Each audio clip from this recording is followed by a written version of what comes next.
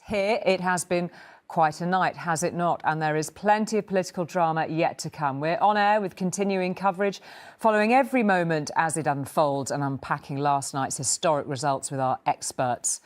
Sir Keir Starmer will shortly become the UK's new Prime Minister after leading the Labour Party to a landslide victory. Hundreds of seats have changed hands overnight, giving him a colossal mandate. You campaigned for it, you fought for it, you voted for it, and now it has arrived. Change begins now. A very different picture for the Conservatives, of course. The election called in a downpour has ended in a Tory wipeout. There have been such heavy losses, including a former Prime Minister.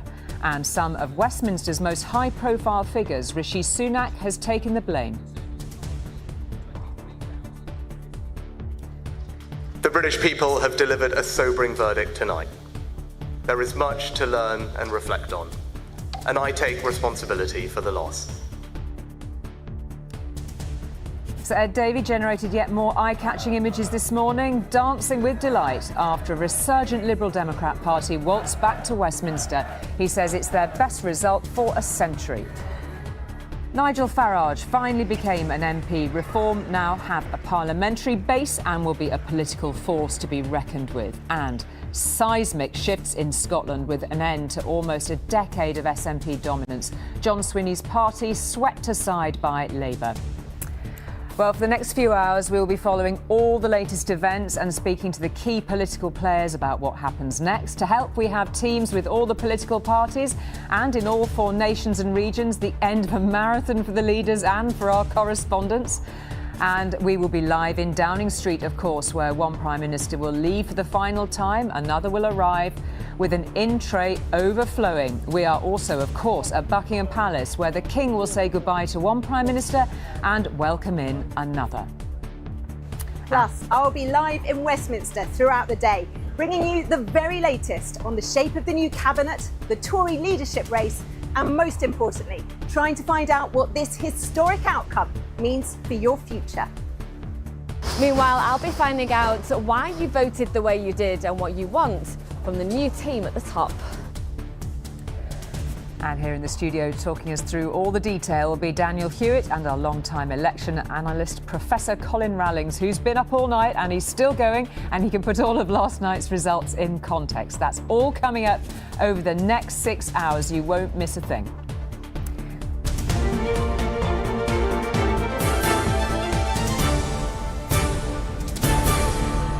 OK, in that spirit of not missing a thing, we are going to take you straight to Downing Street because all eyes are actually there. We're waiting, of course, at some point a bit later this morning that we'll hear from Rishi Sunak as he prepares to go to resign to meet the King. But we also know that Jeremy Hunt, the outgoing Chancellor who managed to hold on to his seat in Godalming so narrowly overnight. We saw images a little earlier of him arriving there at number 11 with his rucksack on, ready to pack up and move his family out of there. He said to his supporters who saw him manage to cling on his seat, there he is. And we can see Jeremy Hunt with his family, with his young children and with their dog by the looks of it. We know there have been a couple of pets in Downing Street keeping Larry company over the last few years, but the images there of Jeremy Hunt. Let's just have a listen in.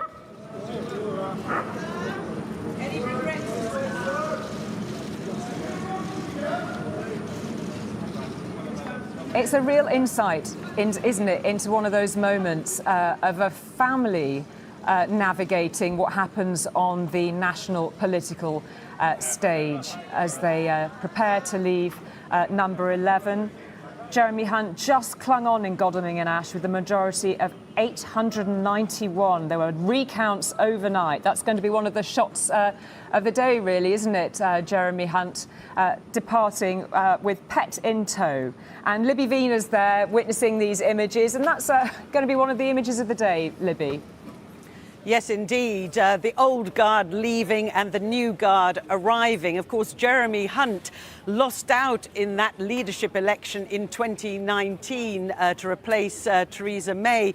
He lost out to Boris Johnson, but his career was resurrected after that disastrous mini-budget that Liz Truss brought in, and she was forced to look for other candidates to help her in that role in number 11, and she chose Jeremy Hunt. And I think many observers feel that he was dealt a very, very difficult hand to play, but did stabilise things to a considerable extent. And of course, when Rishi Sunak called this election 6 weeks ago, he was boasting of the fact that inflation was down to 2.3%.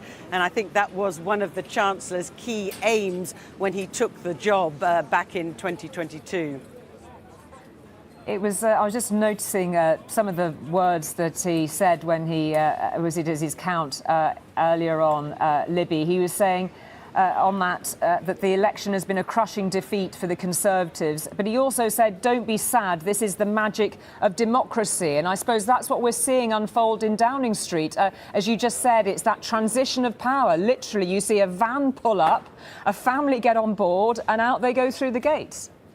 Yes, I think few countries in the world have such a swift handover of power. Effectively, Rishi Sunak is still Prime Minister until he hands in his resignation to the King at Buckingham Palace. There will be a very short interlude of around 45 minutes before Keir Starmer accepts the offer to become Prime Minister. So there is that brief period between the two men being in charge, but we will see Keir Starmer coming back after that visit to Buckingham Palace, and he will be Prime Minister and wanting to get down to business immediately. We're expecting him to start appointing his cabinet early this afternoon.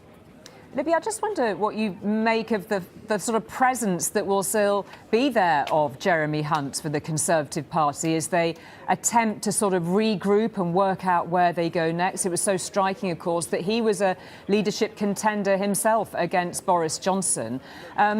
When the Conservative Party sits down in the aftermath of the sort of wreckage of the overnight, I mean, do you think it's possible that he could emerge again? Well, he did try to become leader, as I said, and failed. But I think the big question is whether the Conservatives can put the infighting over Brexit behind them. Whatever you think of Brexit, it does seem to have been instrumental in the self-destruction of the Conservative Party. They've been fighting about it for years. Even after that referendum 8 years ago, they didn't seem to be able to decide what sort of Brexit they wanted, what it actually meant for the country. And we've seen 3 prime ministers since the last election. I think that's an extraordinary tally, which is one reason the public was so emphatic in their decision to look elsewhere for leadership. But it is possible that Jeremy Hunt will want to throw his hat in the ring. But the fact is he did lose last time, and the membership was still very much in favour of a man who had led the Leave campaign, Boris Johnson. It really is a question of whether they are beginning to have second thoughts as to whether, I think, Jeremy Hunt could actually emerge as a potential candidate. OK, Libby, and forgive me for slightly repeating one of the points that you've made there. It was a little bit chaotic as we scrambled to get everything sorted here in the studio. We'll check in with you again a bit later on. So let's recap on the statistics of the night and see how many seats the parties have ended up with so far. With just a handful of seats yet to declare, Labour are on where's the latest figure? 411 seats. The Conservatives lost almost 250. They stand on 119. The Liberal Democrats, delighted, have 71. Reform picked up 4 seats. The Greens are also on 4. While the SNP have 9 seats, one of the big stories of the night, of course. It's also worth mentioning that turnout was heavily down at around 60%. So let's see what the parties are up to this morning. Ranveer Singh is at Conservative headquarters. Rebecca Barry is at Labour HQ in London. First of all, before we talk to Rebecca a bit further, let's listen to what Sir Keir Starmer had to say this morning. You campaigned for it, you fought for it, you voted for it, and now it has arrived. Change begins now.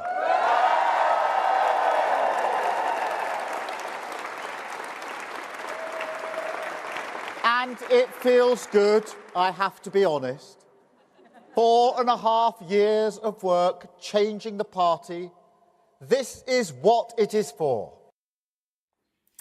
Rebecca, a quite astonishing night for Sir Keir Starmer. What is happening there this morning? There's a light drizzle, not a great deal of activity behind you, but perhaps you can tell us a bit more.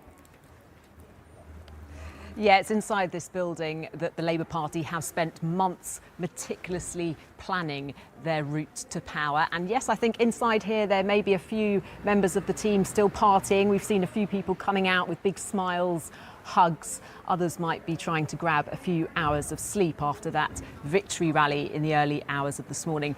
Keir Starmer's not here. We know that he is preparing to head to Buckingham Palace, where he will be formally asked by the King to form a government. Then he'll go straight to Downing Street, where he'll give a speech.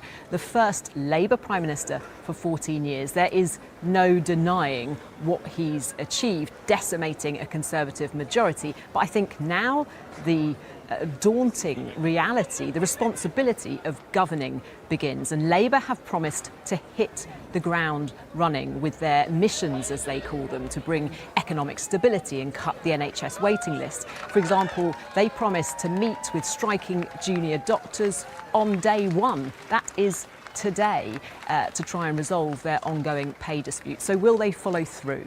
I think that the British public have delivered a clear mandate for Labour, and the British public will now be waiting to see if they can deliver on their promises.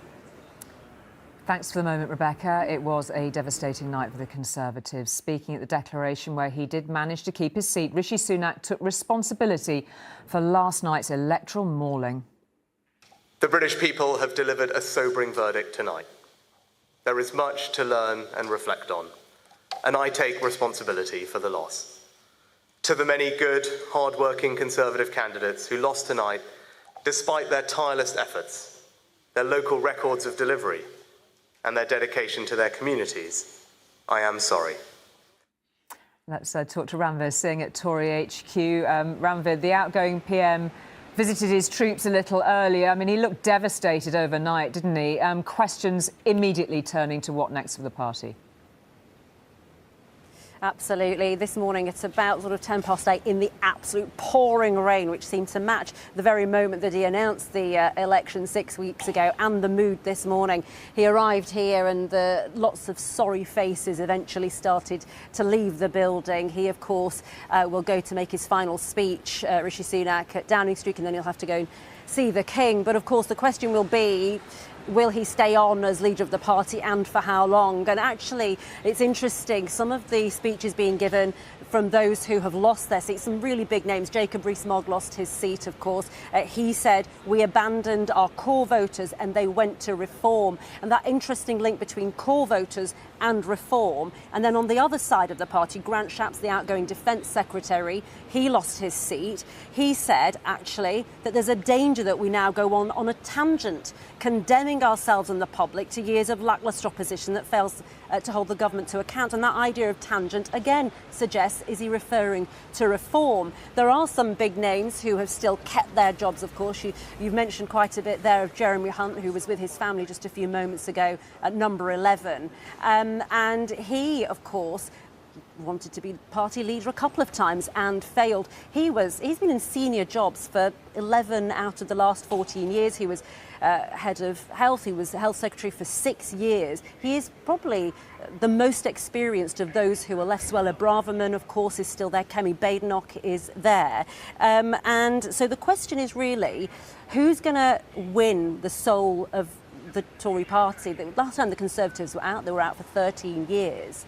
And of course, the natural inclination can be then to lurch to those comfort zones. As Labour found under Jeremy Corbyn, you go to those parts of the party that feel like it's more your core. And of course, it led to disaster under Corbyn for Labour. And that, again, I suppose, is the question for the Conservative Party now, under whoever they choose to be their leader. And that will really be telling. Who they choose will really show which way they want to go. Because can they develop a sort of moderate conservatism that appeals to the mass of centre-right voters, or will they try and fight with Farage to see who can be, the cheerleader of the populist right? That's the question, really, that hangs over the party this morning. OK, Ranveer, fascinating. Thank you very much indeed for that. So much going on behind those doors, both for Rebecca and for Ranveer there. Oh, to be a fly on the wall. Let's come back to our studio whilst we wait for some more intel. I'm joined throughout the morning by Daniel Hewitt, who's our investigations editor, but knows politics inside out and can take us through all sorts of the stories that we've witnessed overnight. And, of course, our election analyst, Professor Colin Rallings, who, frankly, needs a medal for still being with us. I mean, Colin, I'll just come to you first because, we've just had our first glimpse of statistics for those who've just joined us for this programming this morning. But, I mean, apart from this astonishing landslide for Labour, and we just have to remember that is the umbrella story and perhaps a fitting sort of metaphor for today. But so many fascinating gear changes and moves beneath that. It was not a roller coaster night, but it was a night seat after seat after seat kept coming in, and mainly it was wins for Labour or for the Liberal Democrats. But frankly, Sir Keir Starmer, he wouldn't like this thought, I don't think, needs to raise a toast to Nigel Farage, because it's really the intervention of reform and the numbers of votes that reform got that has helped Labour push through and win in so many seats and come out with this huge majority on what is actually, and people will find this hard to believe, a share of the vote that really isn't all that much larger than the case in 2019. So the Conservative vote completely collapsed. This was the worst Conservative result in British democratic history. That is back to 1832, nearly 200 years, which is quite extraordinary. But where the Conservative vote collapsed, yes, often it went to Labour, but similarly also too went to Reform. And the collapse of the Conservative vote meant that Labour could often slip through the middle in some places, and in others it enabled the Liberal Democrats to come through. And the other brief point, I'm sure we'll come back to other questions as the morning goes on, the other interesting point is that the Liberal Democrats got 70 seats on about 12% of the vote. Reform got 4 seats on 14% of the vote. Watch for Nigel Farage to start talking about that today and in the future as well. Yes, I already heard Richard Tice. That was the first thing sure he was talking about this morning. I mean, I think it's worked out something like 1 million votes per seat for Reform. It is one of those big questions which will spool straight out of this election result. It certainly will. Okay. The vote seats thing is always a controversial aspect in Britain, and when you get election results like this, it really comes into focus. Yeah, fascinating. Daniel, your initial take, you're with us for many hours, but it was, I mean, we can talk about so many of these moving parts before we even talk about, the SNP, for example, in Scotland, or we talk about how the Lib Dems came back. Just for this moment, Sir Keir Starmer's achievement. I think for a lot of people waking up this morning, there would have been a sense of inevitability about this result. The polls have been broadly right. Colin's fantastic exit poll was pretty much spot on. People going to bed are waking up with what we pretty much expected. But there is absolutely nothing inevitable about this result. 5 years ago, Labour were in the political wilderness. 3 years ago, in 2021, Keir Starmer lost a by-election in Hartlepool and walked into Labour HQ thinking, I might have to resign this morning. Stand down, yeah. He is, 3 years later, walking into Downing Street with a majority almost as big as Tony Blair. And I think it's worth sort of stepping back and realising these are big moments in our kind of country's history. It's only the 4th time we've had a change of governing party in 45 years. Labour, though, have a number of challenges here, and we'll talk about them, I'm sure, throughout the programme, both short-term and long-term. But in many ways, Keir Starmer's also inherited this slightly unstable coalition that Boris Johnson had, which is, in the south, Remain voting seats, with the Lib Dems and the Greens chipping at their heels, and in the north, Leave voting constituencies, with Reform now chomping at their heels. Boris Johnson could not keep that coalition together. The Conservatives clearly couldn't. Big task now for Keir Starmer over the next few years to bring those two groups together, because they're incredibly different sets of voters. Yeah, fascinating, isn't it? How you then manage that number of backbench MPs with all of these different sort of waves moving through them. Lots to talk about that. The Lib Dems have recorded their best results in over a century. The leader, Sir Ed Davey, whose stunts managed to catch the media's attention campaign, many will be crediting some of that recognition for those. He said this as he celebrated a little earlier. Thank you for putting your trust in us. And, trust is a very precious commodity. It's hard won. And sometimes you've lost it, you lose it. And you have to work very hard to win it back. And I want to thank people for trusting us again. We will not let you down. We will honour your trust. And we will keep working so you keep putting your trust in us. And Jasmine Cameron-Shalesi is at the party's headquarters. I mean, it goes without saying, they must be absolutely beyond delighted with last night's results. Jasmine. That's right. So the Lib Dems are clearly jubilant. We've been standing out here for the past hour and you could literally hear the cheers from outside of the building. Now, Sarah Davey has just departed, but he went into this election with around 15 MPs. He's now coming out with more than 70, surpassing their record in 2005. Now, party insiders say that's as a result of a really targeted focus campaign on those so-called blue wall seats. These are seats in predominantly the south of England, where the Lib Dems came second in that 2019 general election. Now, the Lib Dems suspected that the Tory vote in these seats were pretty soft, with people dissatisfied, firstly over things like Brexit, and then lastly about the running of the public services. And they're feeling really vindicated by last night's result, which saw them unseat several ministers, for example, the Education Secretary, Gillian Keegan, the Justice Secretary, the Science Secretary.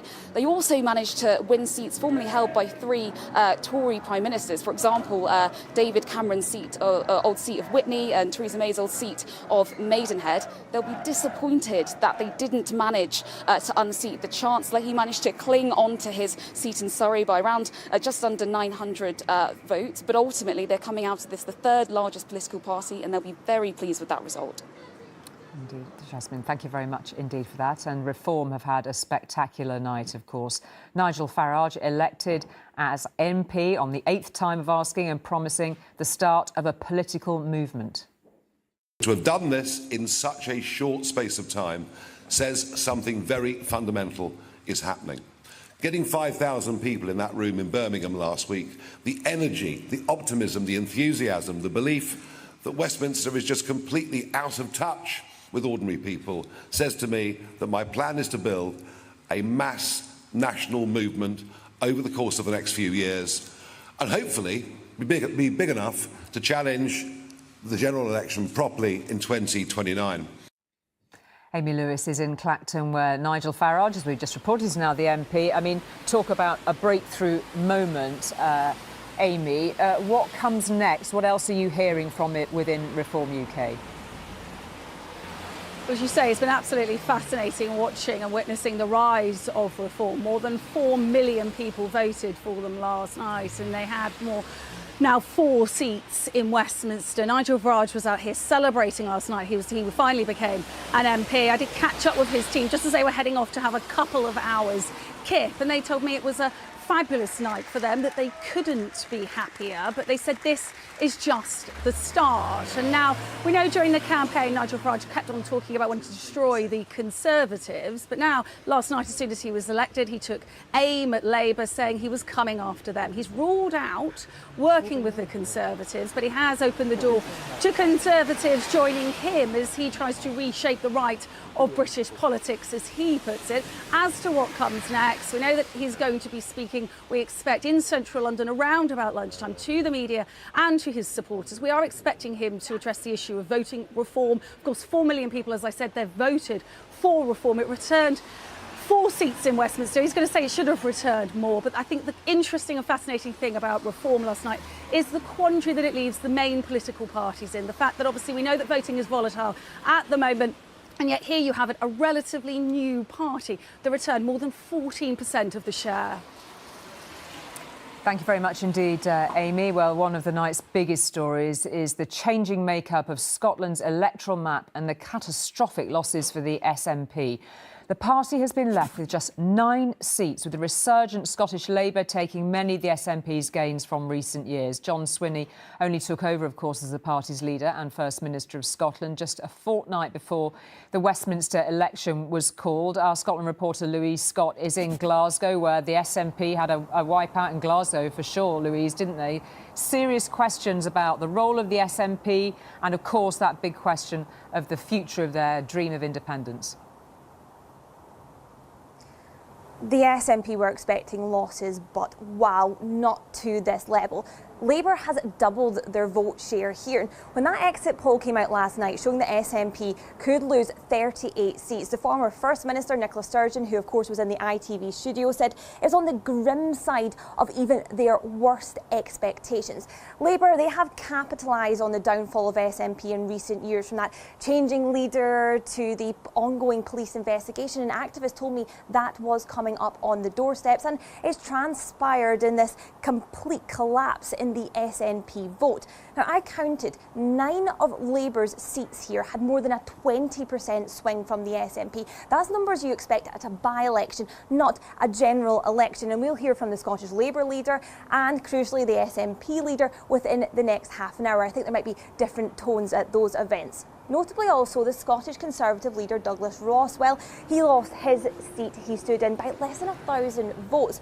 Reform there, they got 14% vote share. That's double the picture across Scotland. But the story, it's Labour resurgence and the decimation of the SNP. Where does this put independents? John Swinney, the current First Minister, said last week to ITV any vote for another party was damaging to the independence cause. Well, I think the Scottish voters have made their message loud and clear. Thank you very much indeed for that, Louise. We'll be back to you a bit later on, coming up after the break. After that disastrous night, the SNP leaders preparing to speak at a press conference in Edinburgh, as Louise was just saying. Also at 10:30, all eyes on Downing Street, where Rishi Sunak will make his leaving speech and leave his home at number 10. He will make his way to Buckingham Palace, where the King will bid him farewell and also welcome in the new Prime Minister. A few people just gathering at gates there. Maybe they know what's about to happen. Don't go anywhere. We'll follow every moment from Westminster too. We'll see you very shortly.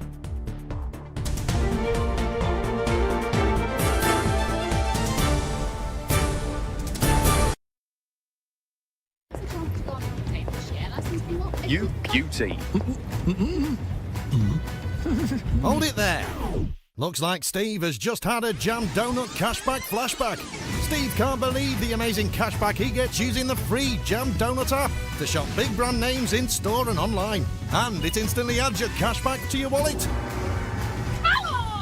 Cashback flashback, Jane. Download the Jam Donut app today. Jam, jam, jam. Jam Donut.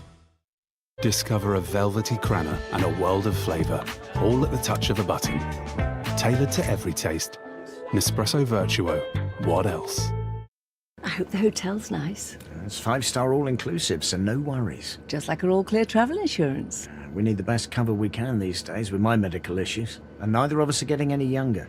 And they gave us loyalty discount for renewing with them. With travel insurance, you need someone you can trust to look after you. Well, it's always been all clear to me. Cabin crew, all clear for takeoff. See? Even he knows. All clear travel insurance. Save 20%. Call 0800 848 8600 or visit our website. You all right? Have you got your club card?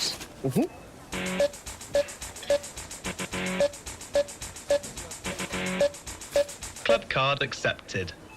I got the power! Have you got any plans later? I got the power! Receipt?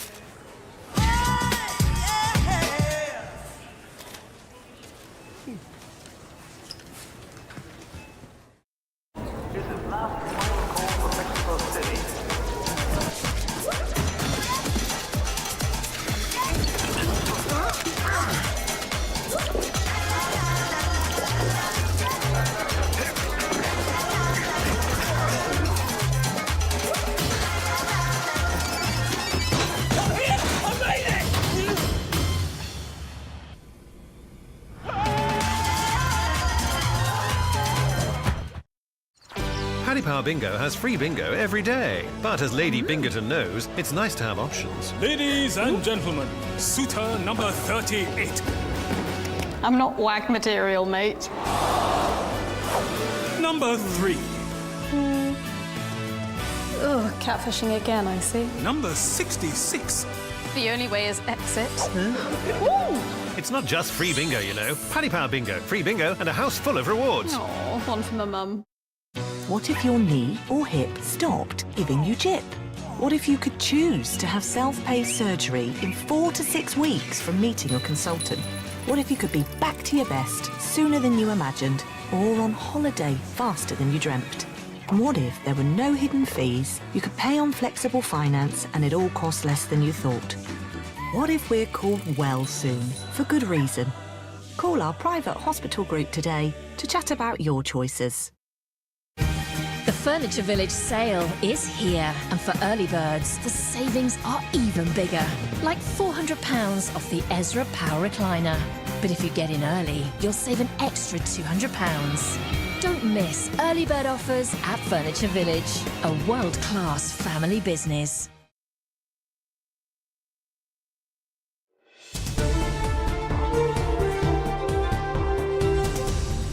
Welcome back to ITV News, continuing coverage of the election results and all of the drama that's about to unfold in number 10 Downing Street and beyond. What can we expect in the coming hours? The SNP leader will be delivering a speech in the next few minutes.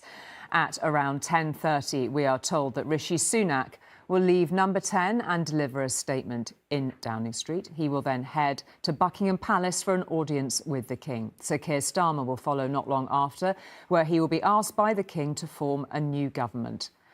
Immediately afterwards, he will make the journey to Downing Street before delivering a statement and then entering number 10 as Prime Minister for the first time. Let's get some more reaction from Westminster, and I'll hand you over to Rachel Younger. Hi, Rachel.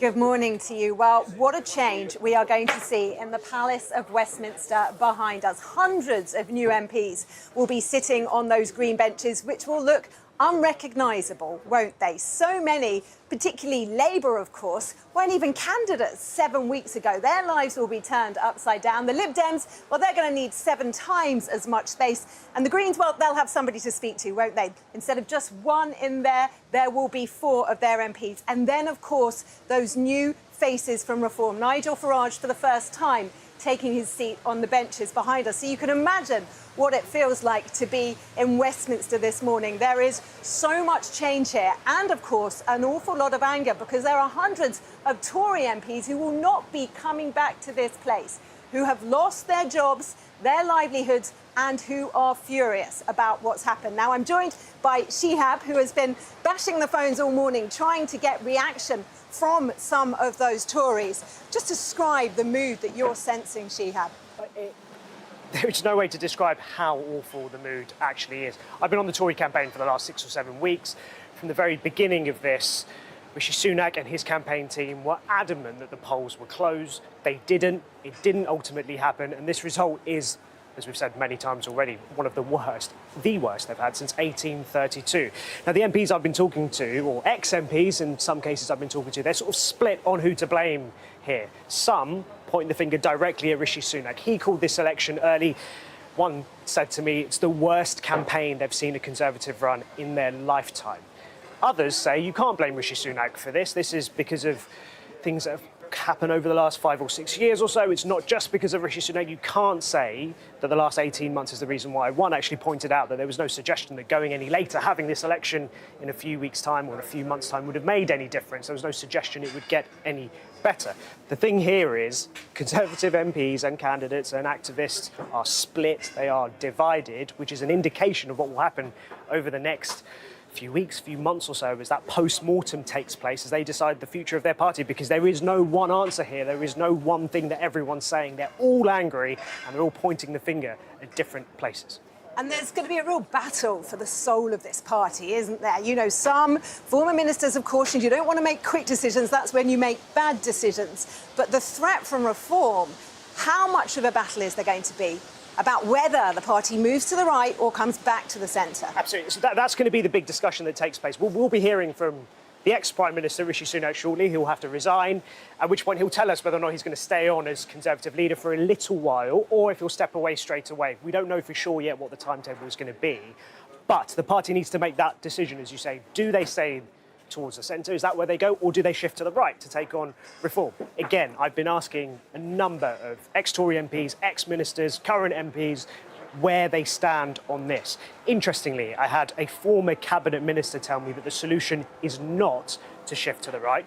They say, look at Keir Starmer, look at David Cameron, look at Tony Blair. These are 3 examples in recent years of prime ministers who've won a majority, and they've done so by being in the middle. On the other side, I've lost count of the number of MPs who have said, look, Reform are taking our votes here. We need to do something. We need to shift to the right. We have to bring it to a halt now. Of course, Rishi Sunak hasn't yet said that he will stand down. If he does, a leadership contest, the rumblings about that will begin very soon here.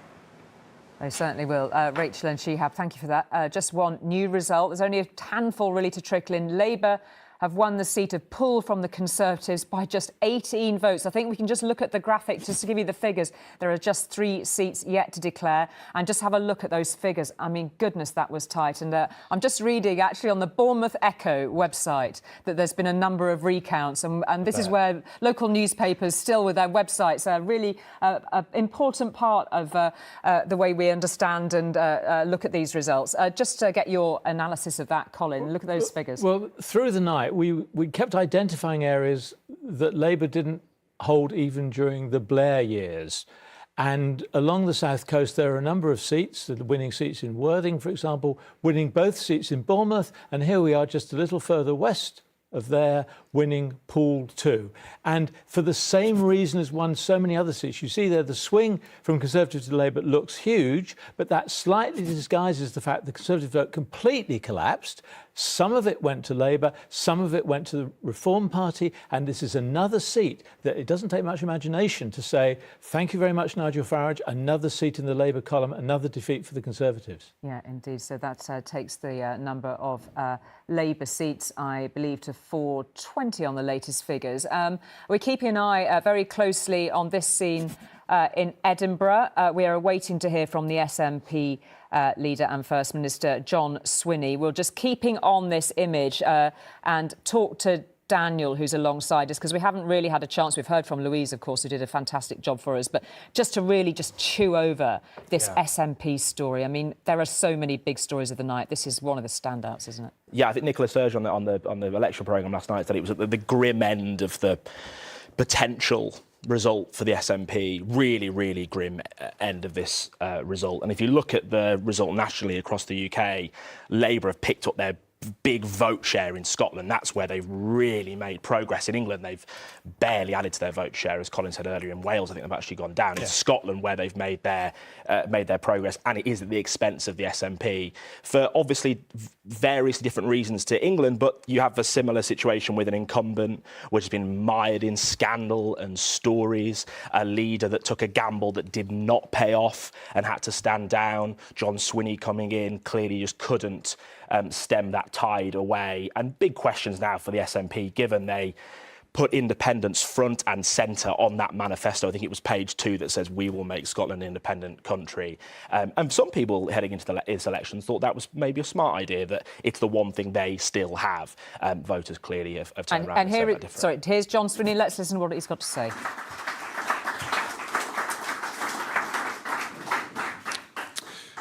Morning, everybody, and thank you very much for being here this morning.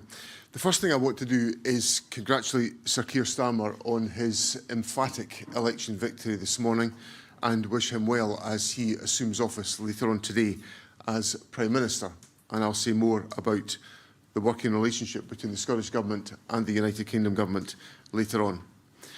It goes without saying that last night was an incredibly tough night for the Scottish National Party. And I am very sorry to be losing so many able members of Parliament and candidates who were unsuccessful, and that so many staff who work so well to support our members of Parliament and parliamentarians will also not be able to serve in the way that they have up until now.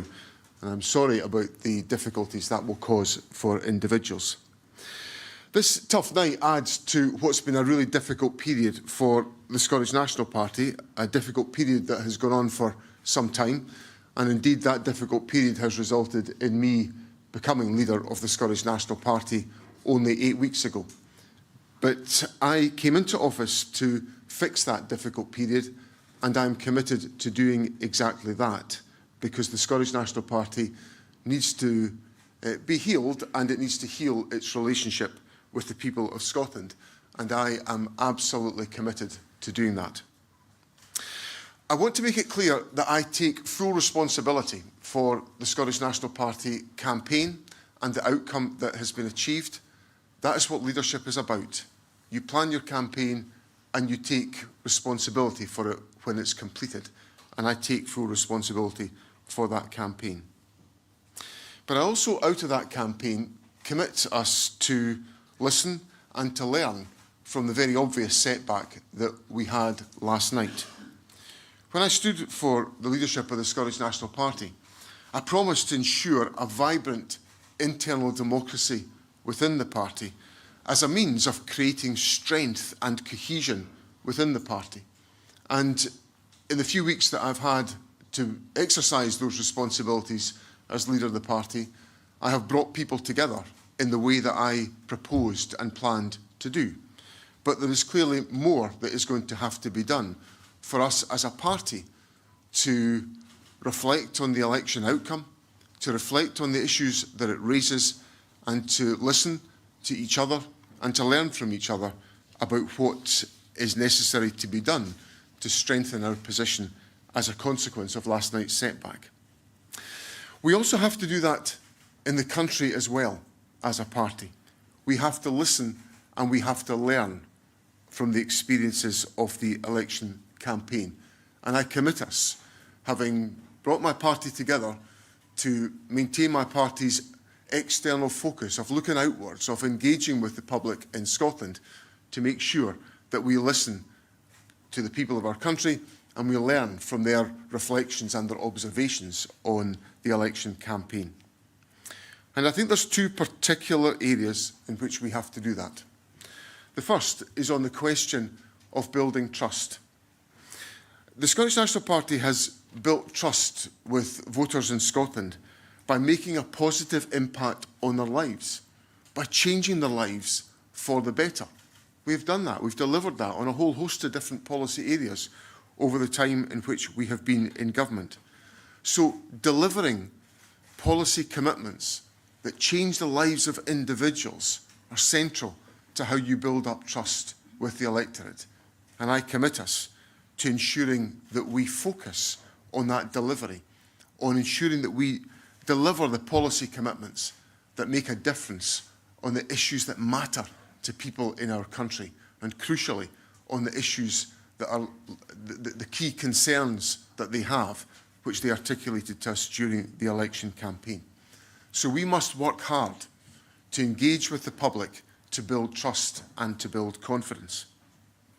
But the second issue and the second area where we have to engage with the public, to listen to them and to learn, is on the question of independence. In 2021, we asked the people of Scotland to give the Scottish Parliament a mandate to hold a referendum on independence, and the public gave that parliamentary mandate to the Scottish Parliament in 2021. It's a matter of record that that mandate has been thwarted. It has not been enacted. Our manifesto for this election said that if we won a majority of seats in Scotland, that would intensify pressure to enact that mandate. Essentially, it would provide us with the opportunity to take forward that policy commitment.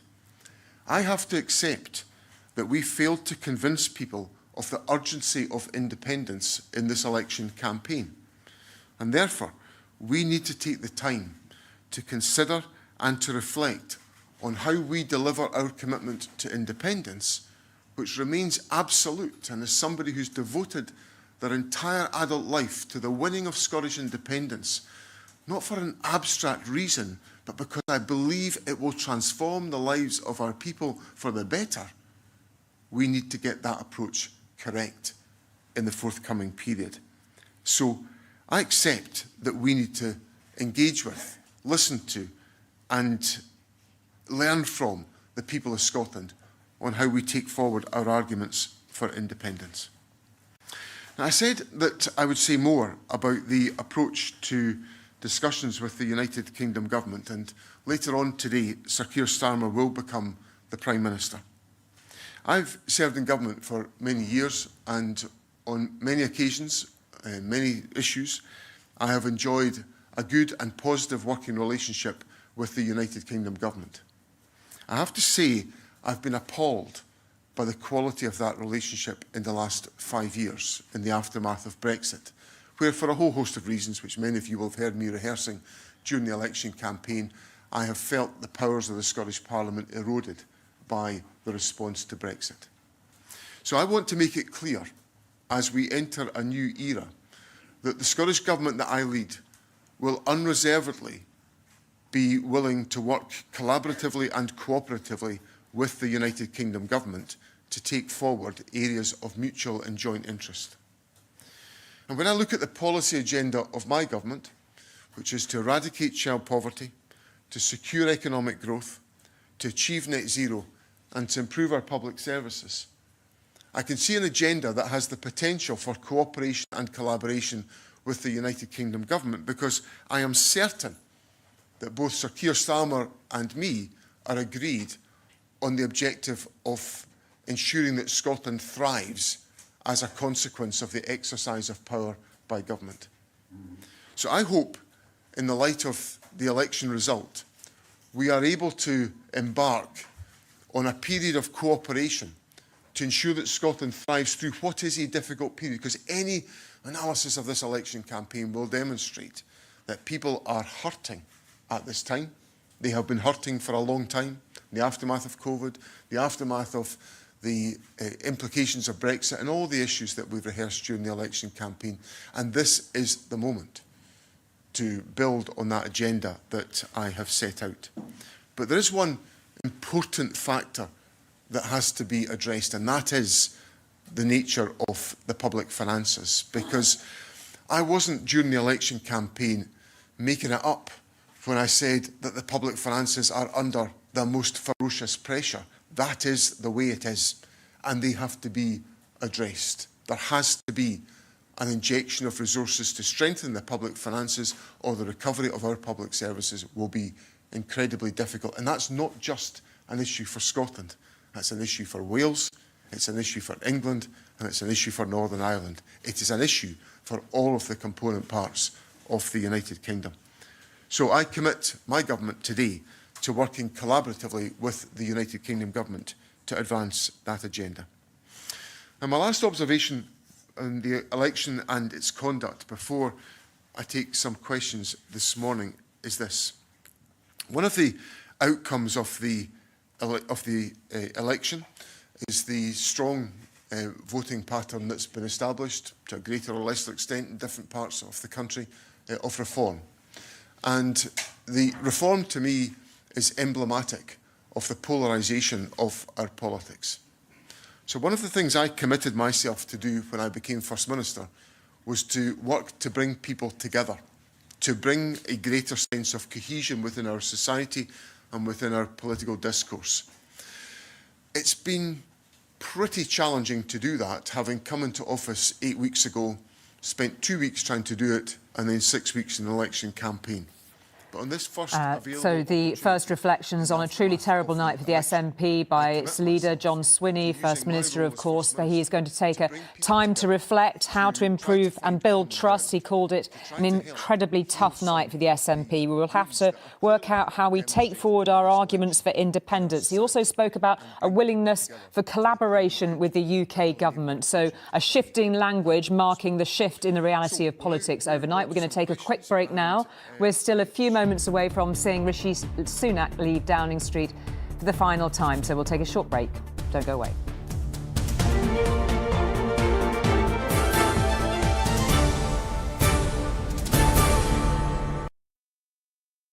In light of recent events, it begs the question, what can we even believe in anymore?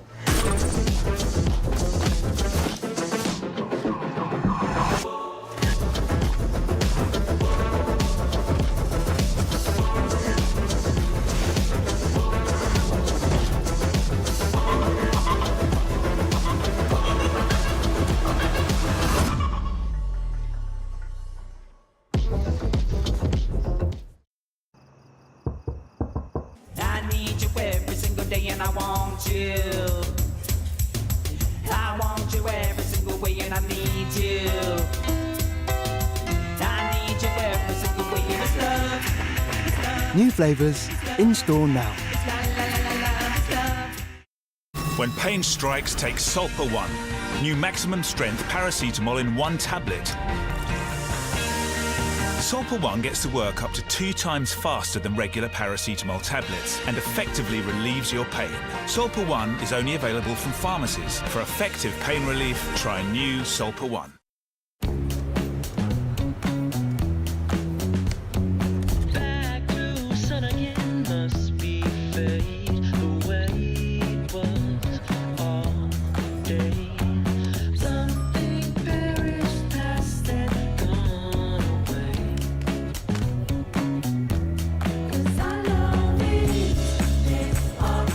You came here for a reason. Go get it.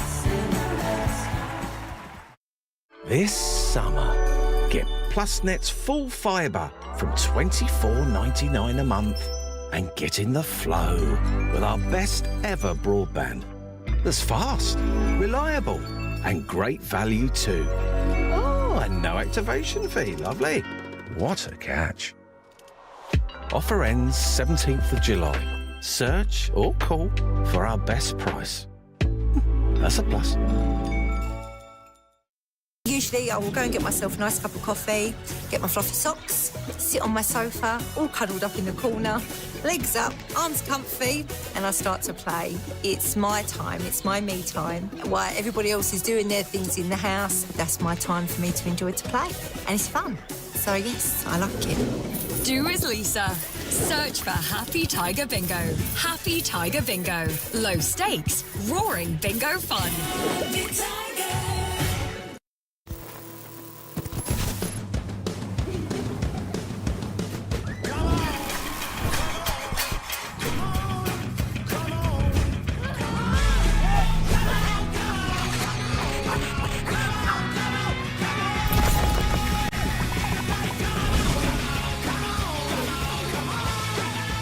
Rebel in the comfort of a home. IKEA, the wonderful everyday. Have you got club card?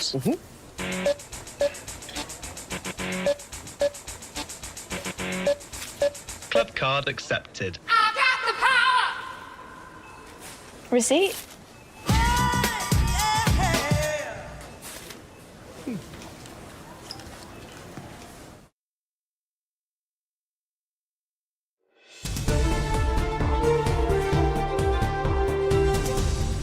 Welcome back to ITV News, continuing coverage of the general election and the results that have come from that overnight. We're keeping a very close eye on that black door. Number 10 Downing Street. We're expecting to see Rishi Sunak around 10:30 come out to make his last remarks before departing Downing Street. We've got Libby Vina there. We've got Chris Shipp at the Palace. So we've got all bases covered and we're keeping a close eye on that door.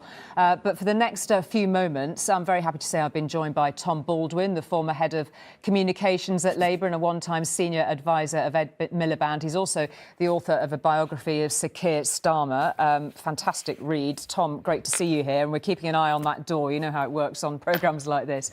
Have you spoken to him? I have. I've seen him a few times over the last 72 hours, and I'd say he's got that focus. He's got kind of relentlessness about him. Several moments, even on the last day of campaigning, so I'm just taking some time out just to be with himself, find some space in his own head, because he's always looking at the next challenge, the next thing to overcome. Yeah. Is he permitting himself any sense? I mean, he did have a sort of moment of celebration overnight, but he doesn't seem terribly given to those great rash moments of emotion, but you might think he might be permitted one in the next few hours. I think he's probably had it. I think he's already preparing to make a series of announcements about the cabinet and other things. He said that British people will expect to see him at work, sleeves rolled up, at his desk by lunchtime, and that's where he intends to be. Who are we going to get in Downing Street now? I mean, you covered him in such detail in that biography. He has made some strides within this campaign to introduce himself, let's face it, to the British public. He came into leadership during lockdown, was sort of on Zoom calls for the first part of it. Who are we going to get in number 10? I think you're going to find someone very methodical who isn't interested in sort of charge of the light brigade. sometimes his style looks confusing or inelegant. You know, it's one step forward, it's one step to the side, it's one step backwards, another step forward. What he's doing is crossing a minefield. And that, I think, explains his political character. He's working out the best way to reach his objective. And it's not necessarily the most charismatic politics, but it is the best way to achieve a result. And he said something very interesting in his speech last night, I thought. It's a line which hasn't been picked up enough. It was that the fight for trust is what defines our age. And he says the way to rebuild trust is to show that politics can get something done. He's always said he wants to do his talking on the pitch. He likes a football metaphor. Oh, yeah. But it's that sense of, it's not the big speeches you make in opposition. It's not the posture. It's not the three-word slogan. It's actually showing that that politics can get some things fixed. Not fix everything immediately, but get some things fixed. And I think that if you can do that, that'll do more to restore trust in politics, in democracy, than any fancy speech. But this is an impatient public. It has given, some might argue, Labour the benefit of the doubt in this moment. Many will have voted in the spirit of just simply wanting the Tories out of office. It's going to be the biggest challenge, isn't it? Trying to effect some change that actually the rubber hits the road fast enough for the public to give him some benefit of the doubt. Yeah, and he's now engaged in this game of sort of three-dimensional chess with a far right, led by Reform and Nigel Farage, and factions on the left too. This fight for trust, though, is really important because how are you going to win it? It's not by widening divisions. It's not by exploiting anger. It's about trying to bring people together, and that's the choice now. About do you try and bring people together, or do you want bigger divisions, more polarisation, more anger? We're just keeping an eye, as you can see, Tom, on Downing Street. That, I can tell by your face. I am listening to you, honest, but I'm also keeping an eye on the fact that podium, which is pretty well worn, isn't it, after these last years, apart from the rather unusual one that Liz Truss had. Presumably they're just waiting for the rain to start again. Well, we will see. But you've also been closely embedded with Labour at moments of real kickings and real defeats. And just on a human level, I know you're super tribal, but these are super painful moments for people, aren't they? They are. I hope I'm that was a wry smile. But I'm a laid-back person, but I hope I've written an objective book and a fair book. Look, there's one very special moment last night at the rally. Neil Kinnock, man who missed out 92 when a lot of people thought he was going to win, and he probably represents the sort of soul of the Labour Party, and he was there just as Keir Starmer was walking off stage, and that was the biggest hug I saw Keir give on the night, and he got the biggest cheer.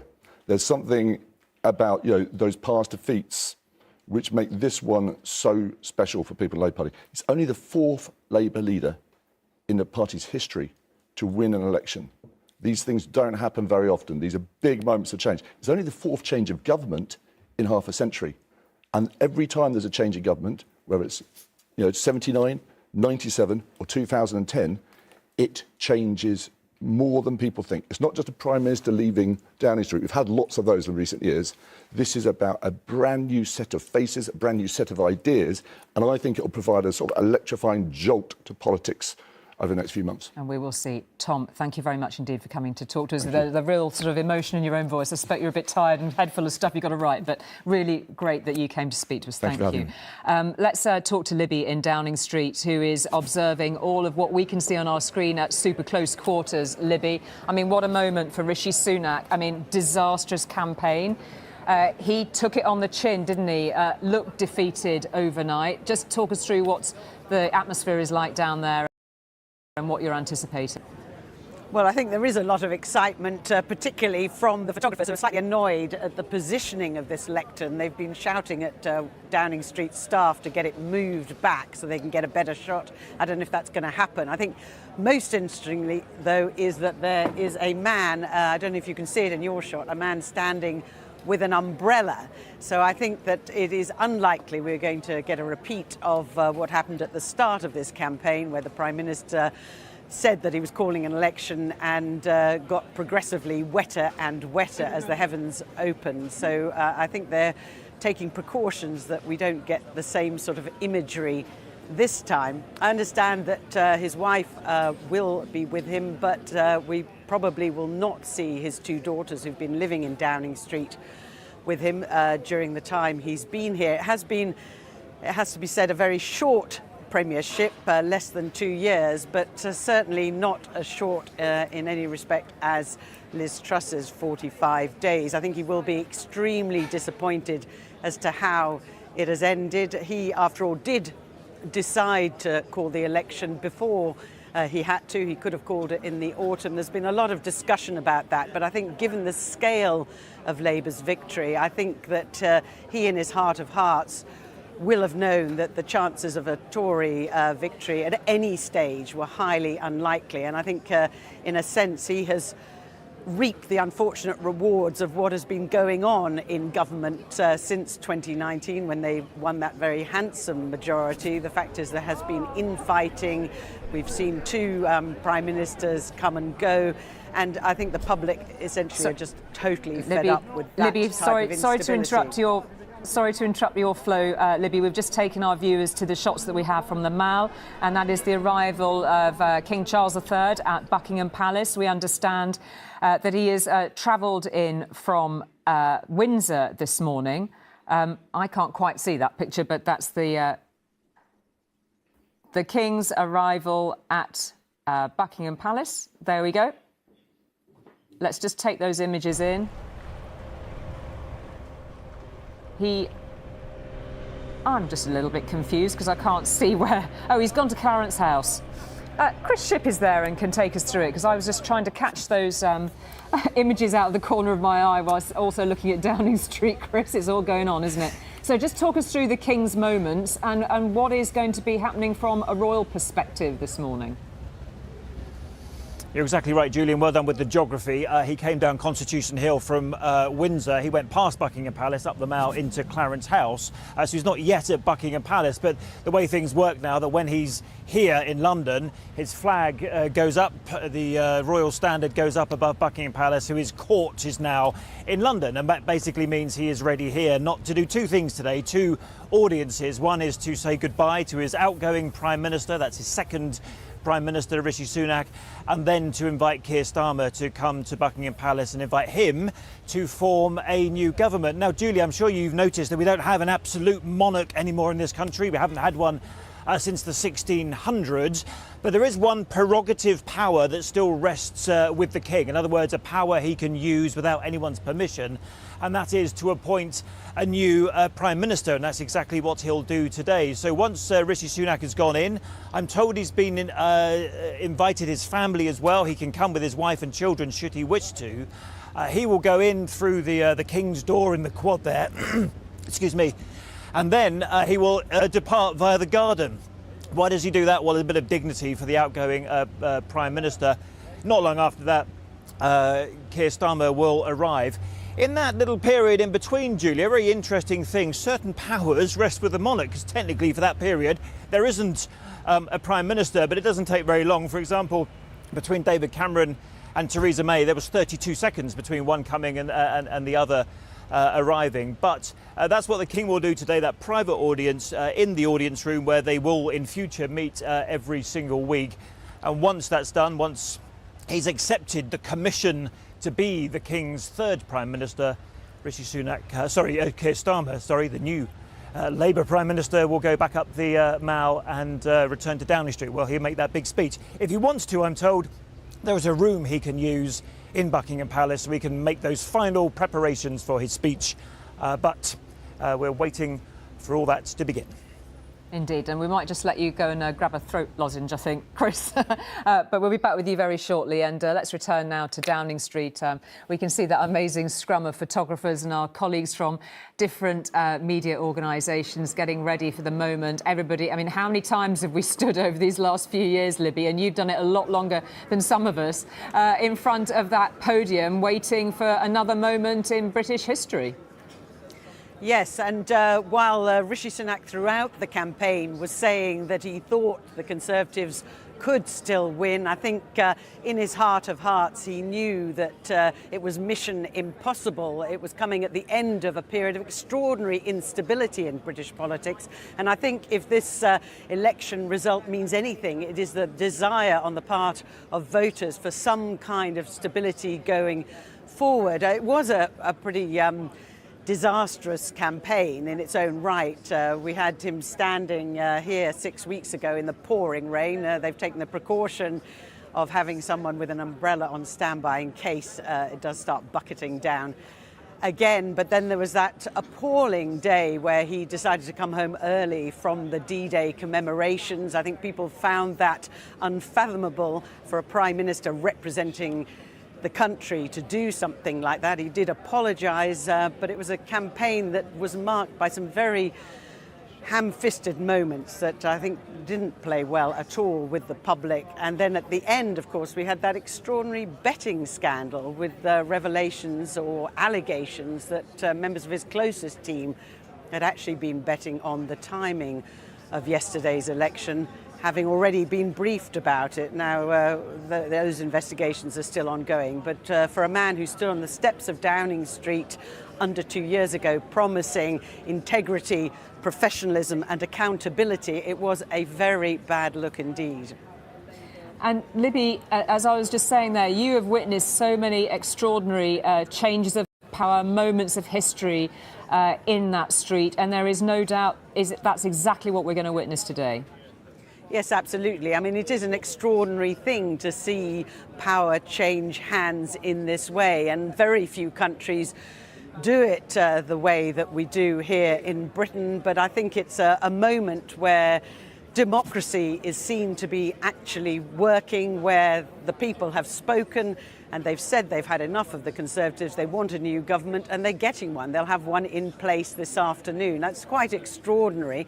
And for all the pageant of the occasion of going to Buckingham Palace and offering his resignation, Rishi Sunak will be gone by this afternoon. We don't know whether he's going to stay on as party leader for an interregnum period. We've yet to hear about that, and perhaps he'll let us know when he comes out and makes his statement in a few minutes' time. But as someone has already commented, while he may have poked fun at Keir Starmer's decisions to keep Friday evenings for his family, tonight Rishi Sunak will have his evening with his family. OK, thanks for the moment, Libby. We'll be back with you very shortly. We won't leave these pictures as everybody's waiting for that door to open. Alongside me in the studio, Daniel Hewitt, who in 2019 you were standing where Libby was standing, and it feels like a sort of different world, really, doesn't it? It just really helps you to reflect on this extraordinary achievement of Keir Starmer and what the Tories apparently have done to themselves in the intervening years. It really does. It's really hard to fill time. I remember 2019. You did it so brilliantly. In this moment. Keep talking, Dan. Yeah, and I think Tom mentioned it earlier, standing back and seeing this for what it is. It's an enormously important moment in history. This doesn't happen very often. In fact, it was 1997, the last time we had a leader change the day after an election, because obviously in 2010 it was the coalition. So we had 5 days of negotiations before we had the changeover from Gordon Brown to David Cameron. So this does not happen very often. For some people, this will be the first time they've ever seen this happen. And it's brutal. It is so brutal. In the US, this takes months, not hours. And Rishi Sunak will be going to the palace, and then essentially, as Chris said, you can't even use the car on the way back. It's off you go in a taxi. And around the back to the garden door. It's a pretty brutal experience, but this has been a pretty brutal few weeks for him. But as Libby said, he chose this timing. He wasn't forced into this election. He chose to do this at this time, and it was, by any measurement, a disaster from start to finish. I'm very happy to say that Tom Baldwin has stayed with us just whilst we're looking at these images and talking whilst we wait for the door to move. But it was striking. I was looking back on some YouTube videos of Tony Blair's statement. I mean, they were just sort of crazy scenes, weren't they, in '97 when Blair walked up and made that speech in the same spot. I mean, it was interesting looking at the text of Tony Blair's speech. You could actually lift big chunks of that and almost expect to hear that from Keir Starmer today. Trust in politics was a big deal in Tony Blair's speech. He was saying, we are going to rule as we have promised we would. What do you think we might expect? What are we anticipating, do you think? And we've got to hear from Rishi Sunak first, but it won't be long before we'll be hearing from Keir Starmer. I think some of the words about trust and hope will be there, but it's a very, very different inheritance. In 1997, you had a growing economy, you had a pretty benign international picture, you had peace in Europe, it looked like liberal democracy had won around the world. And now, you've got dark clouds scudding across the global skies. I mean, this is a really, really scary time to become, Prime Minister, I think, for anybody. You have some sympathy with Sunak for what he's had to navigate. Well, I mean, a lot of people might say he helped cause it as well. In terms of what's happened to the economy, what's happened to public services. He's been part of this. He was Boris Johnson's Chancellor. He's then been Prime Minister. And he hasn't fixed things, he's made them worse. Now, he's left behind a pretty rotten inheritance. There's a rotten lettuce in the fridge in Downing Street, to tell you. There's something quite smelly in that sort of salad drawer, I suspect, right? And this is not 1997. There isn't money to spend. He knows that. It's going to be much harder to rebuild trust. There's much lower sort of faith in politics than there was in '97. It's really hard to compare sort of popularity of different leaders now. People just don't have faith in politics. That trust thing is really important. So Tony Blair was talking about in '97. In the intervening years, it's got a lot worse, and this is a much bigger challenge for any incoming Prime Minister.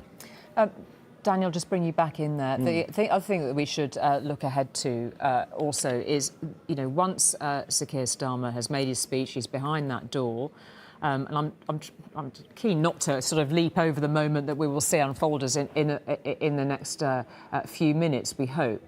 But then it is the appointment of the cabinet, and the key person, Rachel Reeves. This country's first female Chancellor. There are going to be moments of history that people will be talking about generations after we're long gone from here. Yeah, and she has been pretty clear that it's a job she's wanted since she was a child.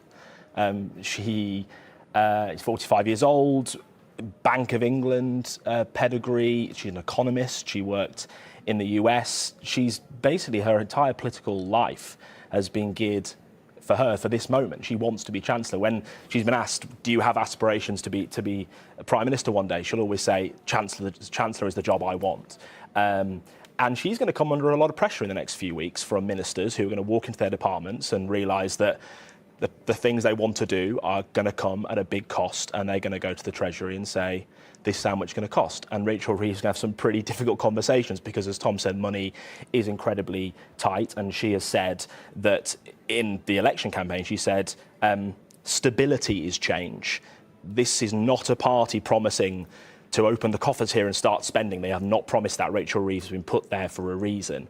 And she is not going to be a Chancellor that is going to spend lots and lots of money quickly. And that will not make her popular, I don't think, with some of her own MPs. I was hearing a little bit of intel, and Tom, you might even know whether this is entirely accurate, that those passing at Tate Modern overnight were given a token for one free drink, and this was the fiscal tightness that Rachel Reeves was already putting in place. Is that true? It is true. It's true. It was going to be 5 drinks, and then someone said, now we're back to work tomorrow. Back to work tomorrow. Yeah, so one token, one drink. I've still got mine. I never used it. We might let you out to just go cash it in a bit later, Tom. I'm conscious that we've got all the expertise of Colin Ralling sitting alongside us too. And as we wait for these images of Rishi Sunak to emerge, I mean, the sort of seismic moment, I mean, there were so many disastrous moments that were unbidded of his own choosing. But that moment when Nigel Farage came into play was what has brought us to effectively a lot of what we're going to witness. It was, and what, of course, Mr Farage always brings, he brings the attention. He's got a bit of a gift for public razzmatazz, might we say. The cameras follow him around. Not everyone likes him, not everybody approves of it, but he's rallying people to his side. And I think if, for example, Richard Tice had remained leader of Reform wouldn't have done as well. They wouldn't have had as much publicity. It just would have been a different kind of feel to the election, but they still would have helped Labour win seats from the Conservatives, I think. But Farage is, as I said earlier, Farage should really privately be the toast of Keir Starmer, giving him this big majority, for giving him the big majority. Oh, Tom's really shaking his head there. Absolutely not. The big majority would not have existed without reform. I think absolutely. You look at the results as they've come in. There's really no question about that, I think. Well, look, Labour had a big lead over the Conservatives as they went into this election. I think what you've seen is reform actually take quite a lot of votes from Labour as well. And last night I was talking to Labour strategists. They know this battleground has shifted now. You've got reform in second place across those red wall seats. They don't welcome reforms entry. Anybody on the Labour Party saying, isn't it great that Nigel Farage came back in with his populist, shrill, nasty style, divisive style of politics, is talking through their hat. For this moment going forward, absolutely. But in terms of presenting those results last night, it's constituency after constituency the Conservatives would have retained without the intervention of reform. You can add up the numbers in different ways. They took Labour votes too. Yeah, sure. And Labour also has a problem on the left. They did pretty poorly in seats with large numbers of Muslim voters, which has to be addressed. Jeremy Corbyn, of course, won his seat in Islington. Again, the big majority means that that's fine, but there'll be noises within the party, criticism from the off, I think, that Keir will have to deal with. Look, there's a new challenge added to the ever-lengthening list of challenges they've got. And one of that is, this populist style of politics on both the left and the right, and it's a question of whether sensible, grown-up politics can hold. That's a big challenge. Yeah, and the other challenge is that the Labour share of the vote is really not very impressive. Only a couple of points. OK, let's leave it there. Sorry, gentlemen, let's leave it there. We can hear from Rishi Sunak, his wife Akshata, alongside him. Good morning. I will shortly be seeing His Majesty the King to offer my resignation as Prime Minister. To the country, I would like to say first and foremost, I am sorry.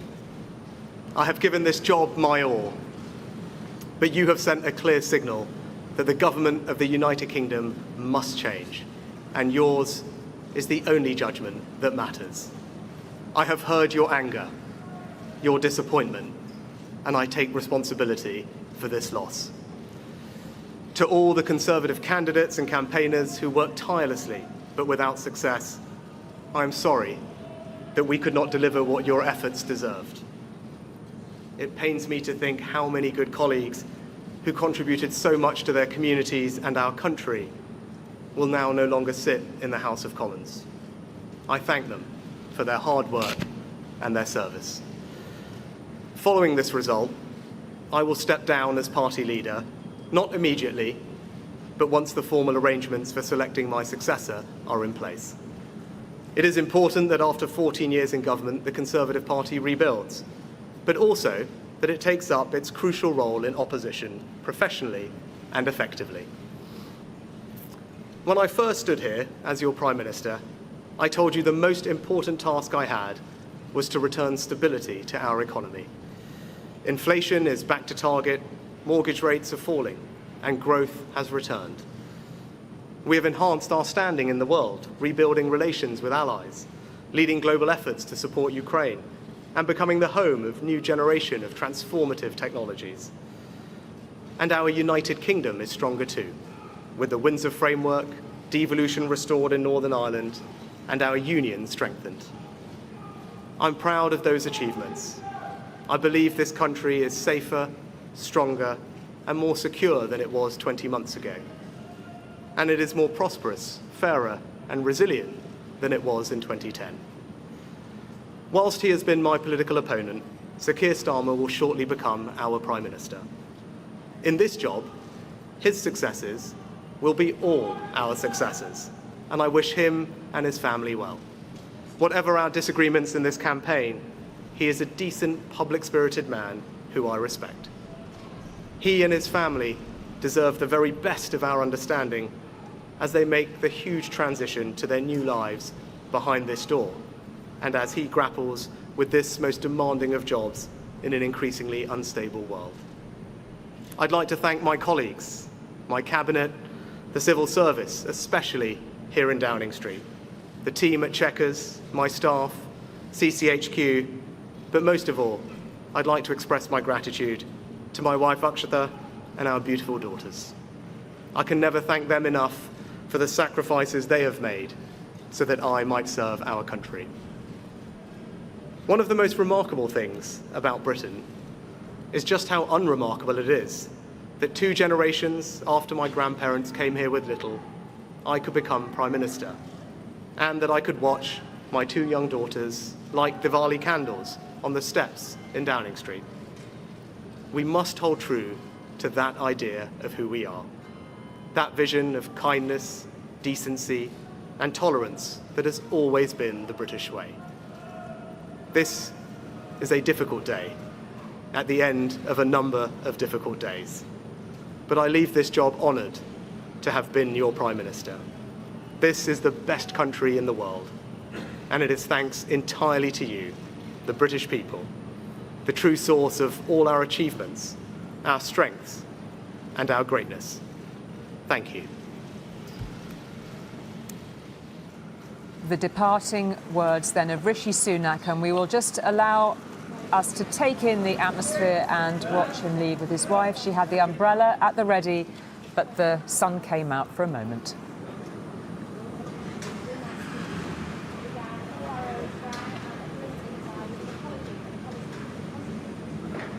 The waiting car to take the outgoing Prime Minister and his wife straight to Buckingham Palace, where this is all coordinated, of course, through Buckingham Palace and the Cabinet Secretary to make sure that the timings are all smooth. And there concludes a moment in British electoral history, the departure of Rishi Sunak. Libby Vina has been witnessing that speech. He looked exhausted. He was keen to say kind words about Keir Starmer. Libby, what did you make of it? Well, it was a very humble speech. It was a very generous one. As you say, he did make very generous remarks about his successor. He said that Keir Starmer, his successors will be all our successes. And I don't think we've heard that kind of tone from a Prime Minister leaving office and handing over to another one before. I think it was quite remarkable in a way. He also talked about British values of kindness, decency and tolerance. I think that he wants people to see that he injected some of those values during his short tenure here in Number 10. I think it was also interesting that he talked about needing to support Keir Starmer or support the incoming government in what he said was the most demanding job in an increasingly unstable world. And I think perhaps one of the reasons that he struck this tone was the fact that he knows that the world is becoming increasingly unstable. We have a war in Europe. There's great questions now about what is going to happen in the Middle East, and of course also how the presidential election in the United States will pan out. And I think that making a nod in that direction to Keir Starmer's in-tray, I think was very interesting, and something that perhaps other people departing from this job have not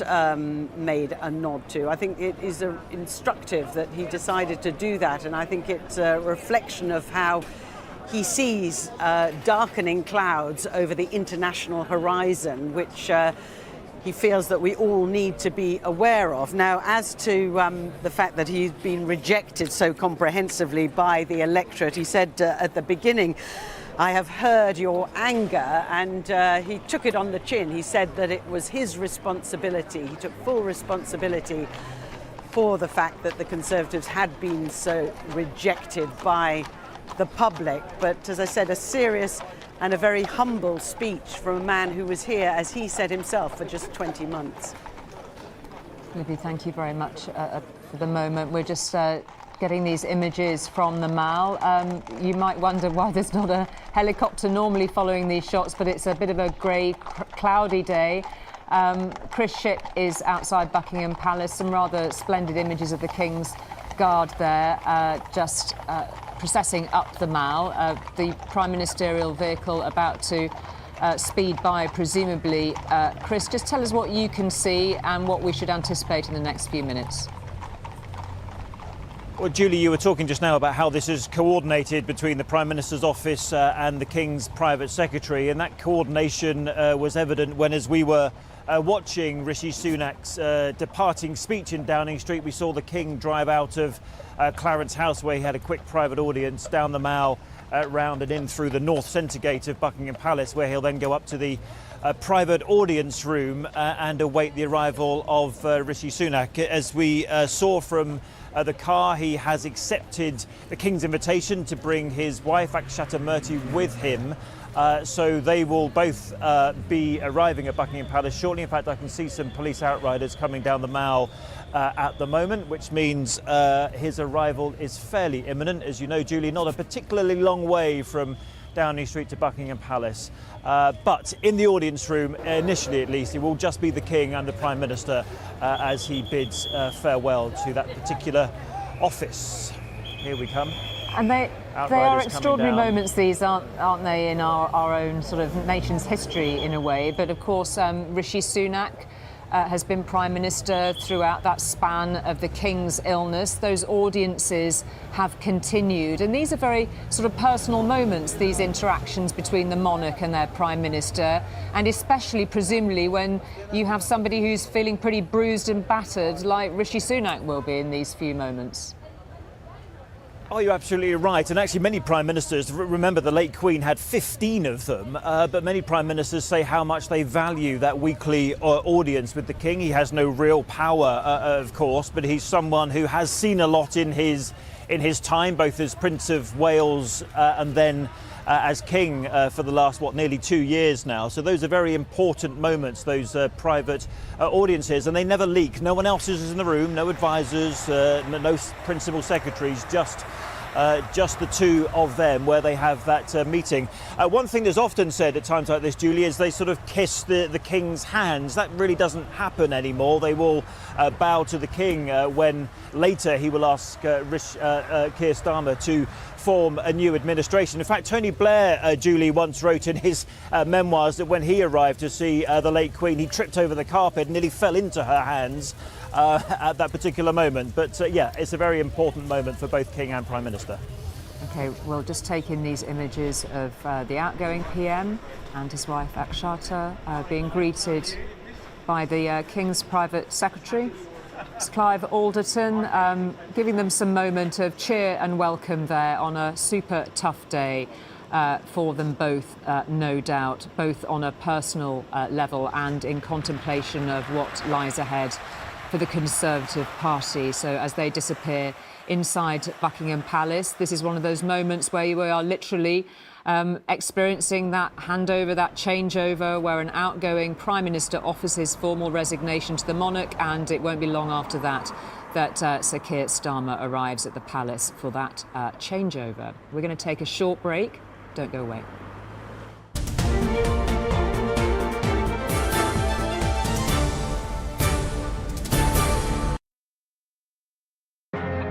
It's time to let your ears down and escape the everyday. See Cambridge from a new perspective. Travel through time as you take in the history of Norwich. Be swept off your feet by the Essex coast.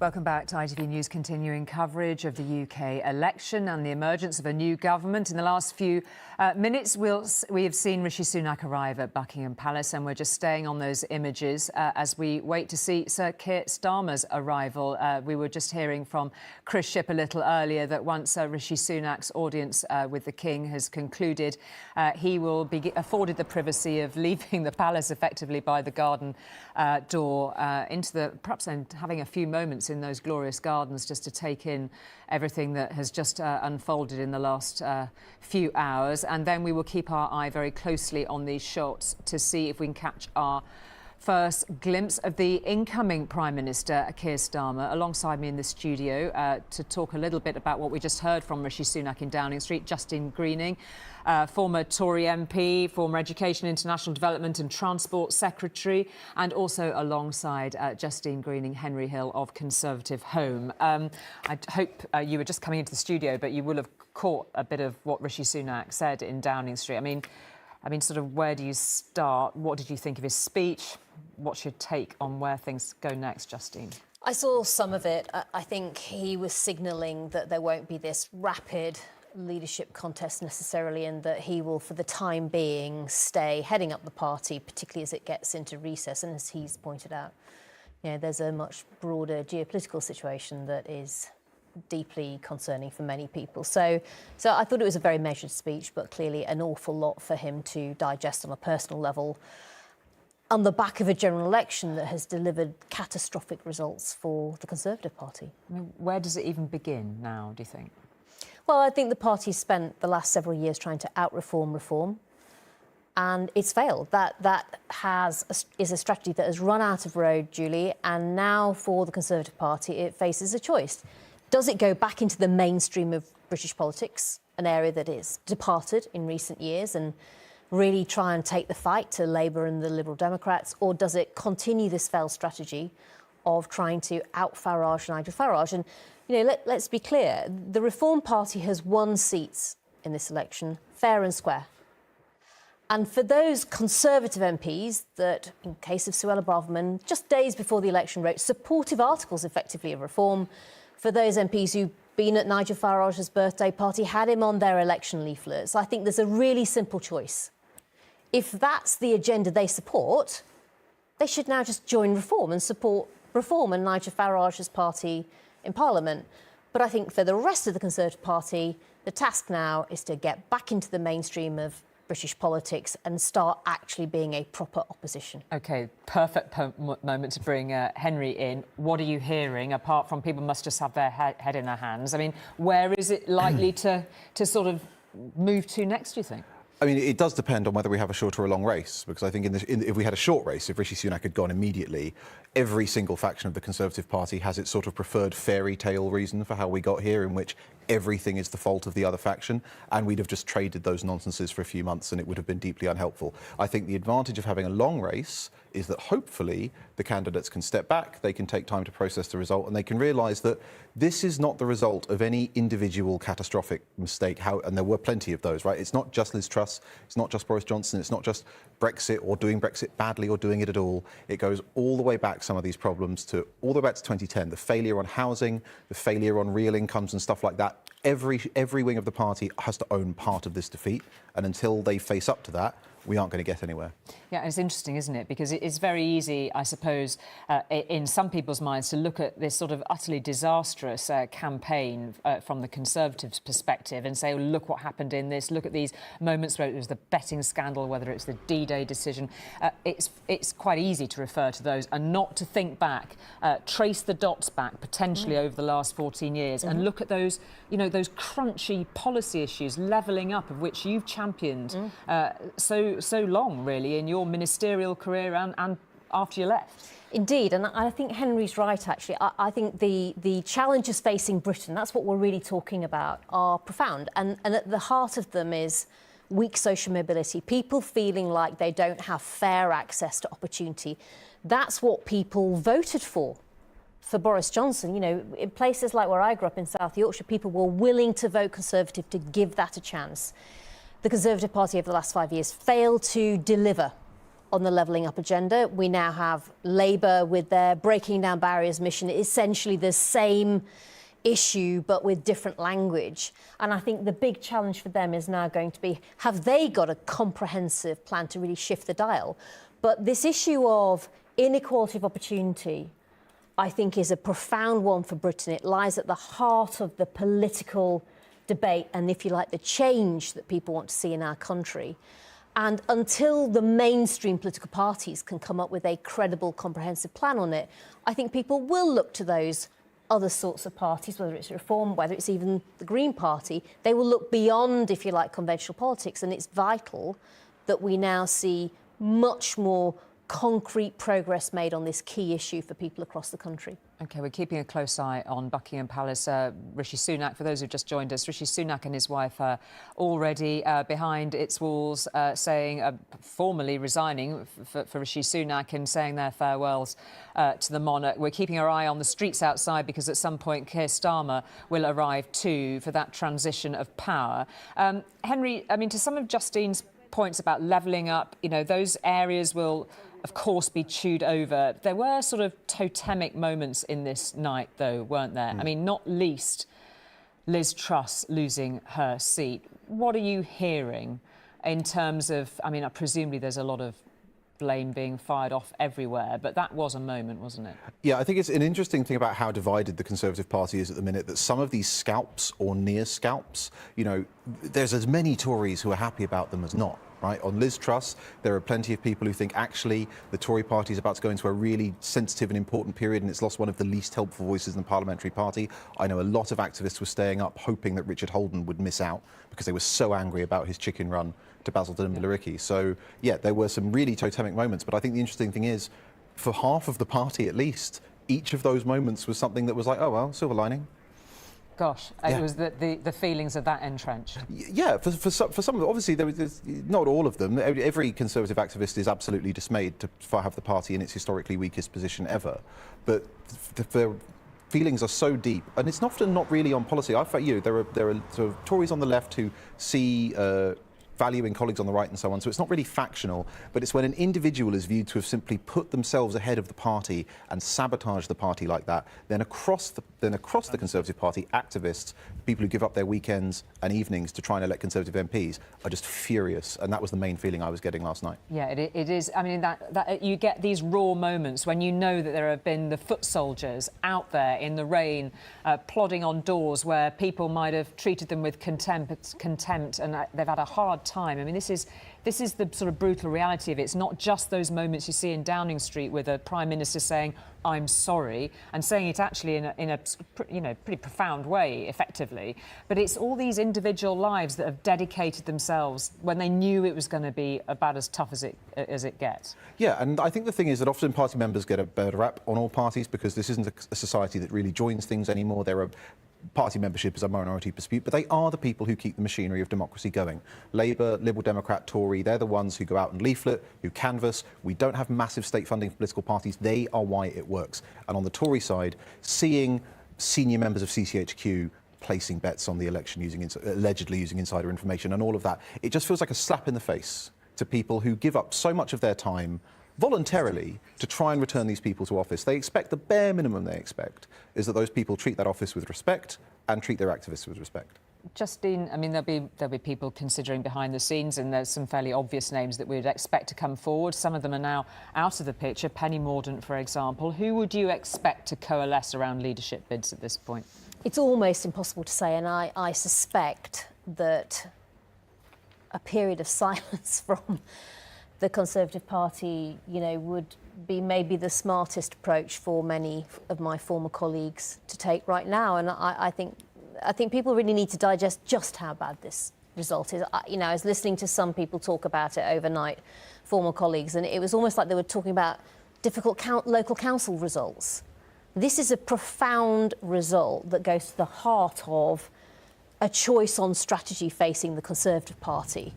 And if it gets that choice wrong and fails to get back to the mainstream, then it faces potentially a very bleak future as it tries to battle with a different political party called Reform that has run against the party just like Labour's run against the party, just like the Lib Dems have. And so I think now, in terms of who takes the party forward, you know, there's almost this more profound question of what's the point of the Conservative Party? What does it want to try and achieve? Can it find some unity on that sense of purpose? Because actually, until it's really resolved that, it's very hard to know which is the best placed person to take the party forward. And how is it that, you know, Conservative Home is a good place to take the temperature? I mean, what's the chat about Nigel Farage? So it's going to be, we are running a special survey over the weekend, which we'll bring out. But it's going to be really interesting to see, because before this campaign, when we did our last month's survey, a majority of members that we surveyed favoured offering him the whip if he were returned to Parliament. But they didn't favour focusing the election campaign on reform, because the bigger threat was Labour and the Liberal Democrats. But what we've seen over this last 6 weeks is that reform has really toxified itself with a lot of Conservatives. A month ago, I would have said that actually the really big cleavage in this leadership election will be, what do we do about Nigel Farage? But now, with the exception of Suella Braverman, every leadership candidate is going, no, we're not going to touch him. So it'll be interesting to see whether that's had an impact on Conservative members as well. Yeah, fascinating. OK, well, really great to hear your perspectives on all of the many challenges awaiting the Conservatives. We'll keep a close eye on Buckingham Palace, but we think we may have a period of calm for a few moments. So we'll take a short break and come back with the best pictures and the best moments for you. Don't go away.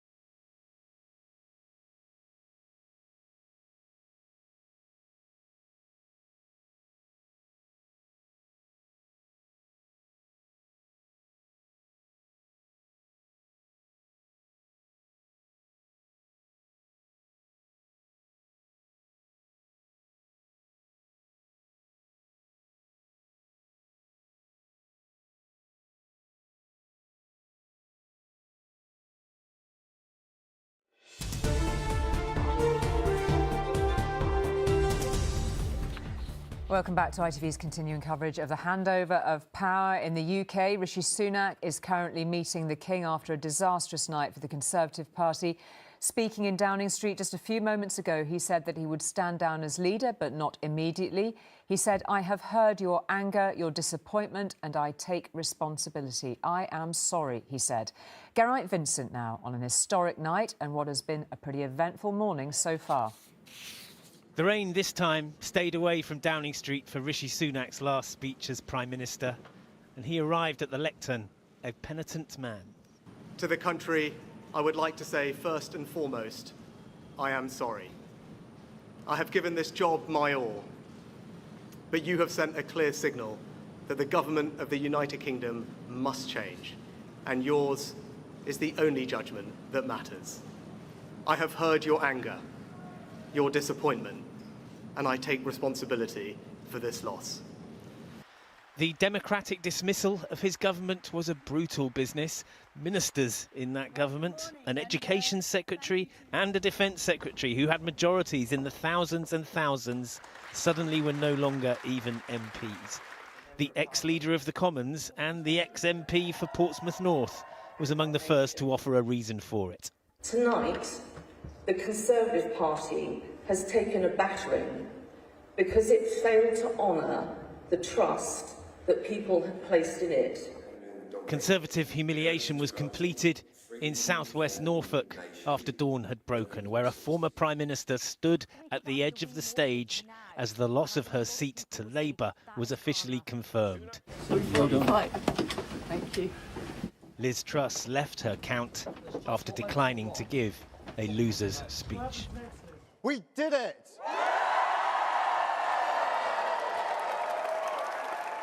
A very different mood at an art gallery in London at 5 a.m, where Labour leaders past and present started to celebrate their spectacular win.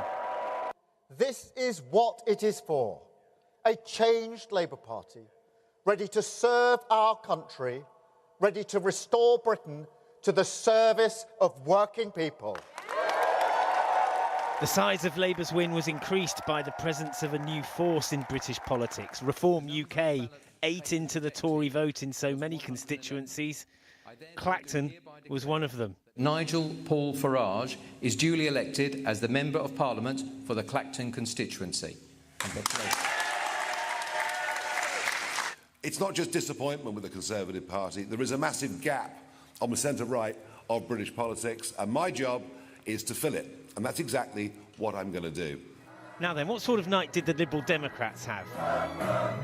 Well, here is their leader at around 4:45 this morning, taking dad dancing to a whole new level. You have helped us get our best results for over 100 years. North of the border, they weren't electing a new Scottish government, of course, but the governing party there suffered loss after loss at the hands of a resurgent Labour Party in what was a terrible night for the SNP. We need to learn some hard lessons from tonight, and I'm committed to doing exactly that. There were some bumps and breaks in Labour's landslide. This is for the people of Gaza. They lost 3 seats to independent candidates protesting against Labour's position on the war in Gaza, and 1 to the Greens, who now have 4 MPs. This was indeed a change election, but as well as the government, it is the political landscape of the UK, which is very different now. Geraint Vincent, ITV News. Indeed it is, and who better to talk to before we allow him to go and get some sleep than Professor Colin Rallings, our election analyst, who's helped chart us through this new landscape overnight. Just give us your departing thoughts. It was an extraordinary night, really, from the moment the exit poll dropped. And the exit poll did pretty well again, I think it's worth saying. But this was the worst result for the Conservative Party in history, and I think you cannot take that away from it. Labour did very well. They've got a huge majority of seats. They didn't do spectacularly well in terms of share of the vote. Little up, really, on what happened in 2019. So you look outside the 2 main parties. It's the lowest share of the vote that the 2 main parties have ever got in an election. You know, there are historical comparisons to be made all down the line. Liberal Democrats, 12% of the vote, 70 seats. Reform, 14% of the vote, 4 seats. That's one of the things that's going to be talked about. I think people ask about the British electoral system, whether it's fit for purpose. This always happens, but it was quite interesting that one of the Labour spokespeople just before the election, when the results were coming out, said, I used to be in favour of electoral reform, now I'm not so sure. Well, after these results, you can hardly expect otherwise, can you?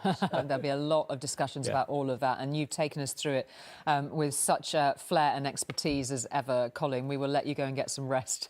Thank you very much Julie. Very indeed good for to see all you of as your always. really Thank great you. to see you here. I feel very lucky that we kept you on well into day 2. We're going to take a chat with Shihab Khan now, who joins us from Westminster. Hi, Shihab. I believe you have some info for us on plans for what will happen with the Conservative leadership race. Word from Sir Graham Brady, I believe. Yeah, I had a brief conversation with the former chair of the 1922 where we discussed what the next steps could potentially be. Rishi Sunak has said that he wants to stay in place as leader of the party until arrangements are made. But how exactly will those arrangements be made? Well, ultimately, it is up to the 1922 committee. That's a powerful group of Conservative backbenchers who sit here in Westminster that often make these decisions. The problem is, we're in new territory here. I'm told that essentially what happens is there is a committee, and those who were members of the committee, if they've been re-elected, they automatically get that place back again, and they will make those big decisions. I've been speaking to those members. There's not many of them left. That's the problem here. Now, I understand that at the moment, one of the preferences is to elect a new chair of the 1922 as quickly as possible. For that to happen, one of the Conservative backbenchers will have to put themselves forward. They need to be proposed by an MP, and they need to have a seconder. So 2 MPs need to endorse them, and then all Conservative MPs will vote. But there are restrictions, and this is what makes it slightly tricky. Anyone who puts themselves forward, if they are elected, they are not allowed to stand as leader. They're also not allowed to serve in any potential shadow cabinet. So that limits the pool ever so slightly. Once there is a leader in place for that 1922, once a chairman is in place, then the timetable will be outlined for how exactly this is going to work in terms of a leadership race. I've been talking to candidates, I've been talking to MPs, I've been talking to ex-MPs throughout the course of last night and this morning, and there is a range of views about how this should be. There are some who think we should take stock as a Conservative Party. That's what they tell me. They want to take stock. They want to think about what's happened before anyone puts themselves forward. Others are saying they need to act quickly to make sure that they can hold Keir Starmer, who will be the Prime Minister, to account. Without a leader in place, if this goes on for quite some time, Rishi Sunak, if he has to carry on, he will have to do Prime Minister's questions. And that will be quite a moment to have a former Prime Minister sitting on the opposition benches asking the new Prime Minister questions. At the moment, we don't know for sure how long this is going to take, but there is a lot of logistical things that have to be sorted out in the interim before any sort of decision can be made. Yeah, I mean, realistically, we may have, a couple more weeks with Westminster. We'll have all those new MPs being sworn in next week. We've got a NATO summit. I mean, there is actually quite a packed schedule. Whilst this, it's not background noise, is it? It's actually a really important, sort of feature of our democracy that there is an opposition to the incoming government. There's a lot of stuff going on all at once, and a lot of new MPs about to arrive in the place behind you, Shihab. Absolutely. And look, I was here in 2019 when there was an influx of new MPs. MPs aren't really told how to do their job when they get here. There's not really a manual that you can read. You come here for your first day, and for a lot of people, you learn it as you go along. And when you've got such major things happening, like that NATO summit, when there's a cost of living crisis, when there's big policy decisions to be made, what you need is an effective opposition. Now, those at CCHQ that I've been talking to say that Rishi Sunak has made it clear he's willing to stay on to try and make that process as quick as possible. The transition of power in the United Kingdom is a very, very quick thing, unlike in other countries like the US, where there is a bit of time for this to happen. Here it happens so unbelievably quickly. Sunak is saying that he's willing to stay on, but it is quite a big thing for a former Prime Minister to stay on as the leader of the opposition. It's not something we see very often. The 1922 will need to get their act together very quickly if they want a leader of the opposition in place. The other big question is, how does the party decide what direction they go in? There's a lot of debate about whether they shift to the right and they take on the fight from reform, or they stay in the middle. So we will have to wait and see what direction the party want to go in first. Thank you very much, Shihab. We've just moved to the shots from the palace of a Range Rover leaving Buckingham Palace. We're not entirely sure who we are seeing on the move there. Somebody Chris Shipp may be able to tell us. Can we... Oh, Chris Shipp's not there at the moment, unfortunately. We do know that these are the moments that Rishi Sunak is meeting the King. Is Chris Shipp there? I'm just waiting to hear from my lovely colleagues. Chris, yeah, hi, can Julie, you just how tell are us you? what we were hi. What were we just seeing there? Can you take us through it? Sorry about the confusion. Not at all. I think what we were just seeing was Rishi Sunak leaving after his audience with the King. You know, I told you earlier that he goes out the sort of garden entrance. I thought that meant that he would use one of the exits, which you can use, as you know, Julie, it's a very big garden at Buckingham Palace, and go out one of the other exits, maybe over by Victoria Station. But it looks like he just came through there and went up Constitution Hill. So we don't ever get camera shots of him, as we were explaining earlier. That preserves a bit of the dignity of the outgoing Prime Minister. If you remember at Balmoral, when Boris Johnson handed over to Liz Truss, we didn't see him exit Balmoral, we just saw him arrive. So that's the kind of thing we think's just happened. Rishi Sunak leaving Buckingham Palace, having said to the King, I have now resigned, please can you call for the leader of the Labour Party, who now has the largest number of MPs, and that process will now get underway. What it actually means, Julie, is this very period at the moment, as I was saying to you earlier, it's a period when there is no Prime Minister, effectively. The King always should have a Prime Minister, but right now, certain executive powers rest over there. It's like being back in the 1600s, but we wait for Keir Starmer to arrive, we think, just before midday. Yes, and we'll just stay with you, Chris, because that is the point. I mean, we've seen Keir Starmer on the most public of platforms in the last 6 weeks in the very sort of great intensity of an election campaign. But this is absolutely the moment, isn't it? I mean, just to imagine for anybody pulling up at the gates of the palace, knowing this is the point that you are appointed Prime Minister of the United Kingdom, where your life shifts in a way that is, for most of us, just frankly unimaginable. You are moving from being that, private citizen into a role that shapes your entire family's life from this point forward, however long you're in office.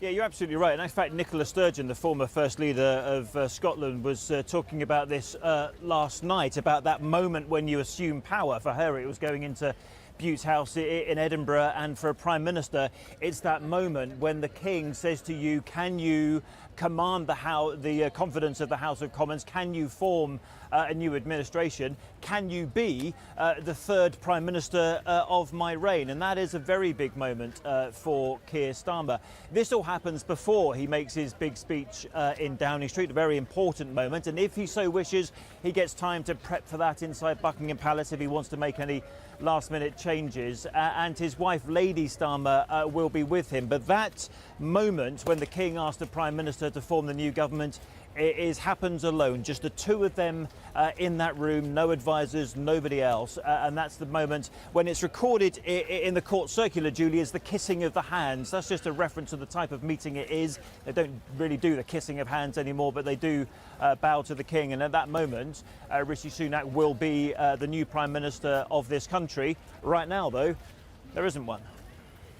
Chris, for the moment, we'll be back to you later. Thank you very much indeed for that. I'm staying in the studio chatting to Dan alongside me, who's been watching these events unfold. I mean, it's so frustrating when there's so much behind closed doors at this moment. We're looking at doors, waiting for people to come out, waiting for people to emerge. You're very good at spotting the cars. I don't know what you're looking at most of the time, so well done.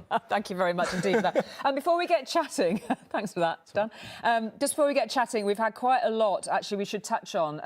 And this is one of the features for an incoming Prime Minister. We've had messages from world leaders. I think the first out of the traps, actually, was President Zelensky congratulated Sir Keir Starmer and his country, and the UK would continue to be reliable allies through thick and thin. He also made sure to thank Rishi Sunak. We've heard from Justin Trudeau congratulating Starmer on a historic victory. Lots of work ahead to build a more progressive and fair future for people on both sides of the Atlantic. Let's get to it, my friend.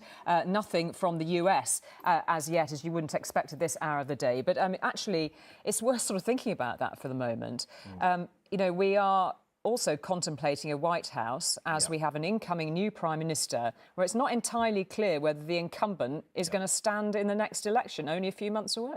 The domestic challenges for Keir Starmer are going to pile up very quickly. But it's important to notice as well, the international stage is going to be a real challenge of him in the coming months. We potentially have a right-wing government in France, and there's a lot of talk about the Starmer government working with France over the boats issue, over migrant crossings. We know he's going to scrap the Rwanda plan, and Labour have placed a lot of weight on that relationship with the French government. That government may be about to change quite considerably. And then you have the prospect later in the year of a Trump presidency. By the end of this year, you have a left-of-centre government in the UK trying to deal with its two biggest allies, really, France and the US. Very, very different political makeup. And I think the difficulty for Starmer will be, and there's been a lot of echoes and a lot of comparisons to 1997 and Tony Blair and the international stage that he inherited and the landscape he inherited. Very, very different for Keir Starmer. He's dealing with very tricky characters here, especially in France, where the challenges are so close, so on our border, and are so linked to promises that they've made over reducing migrant numbers. OK. We're just hearing, I think, from my colleagues in the gallery that we're just reading and learning that Rishi Sunak has officially resigned. There is that moment when he has met the monarch, and as Chris Shipp was outlining to us there is that moment where we are now effectively in that period without a Prime Minister until Sir Keir Starmer puts it up to Buckingham Palace. We're keeping a close eye there. We're going to take a short break and we won't miss any of those images of Sir Keir Starmer.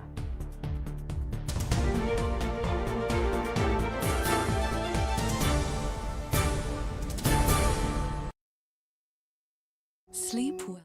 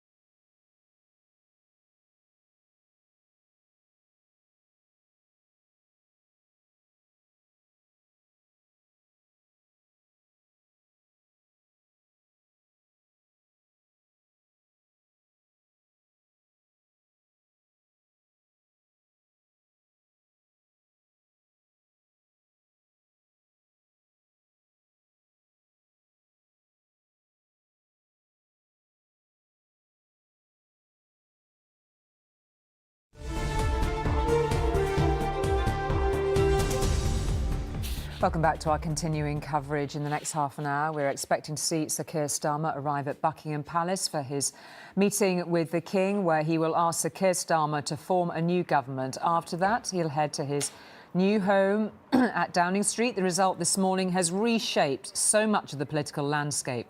And across the country, voters woke up to a changed Britain. Our North of England reporter, Kelly Foran, is at Bury Market in the Bury North constituency.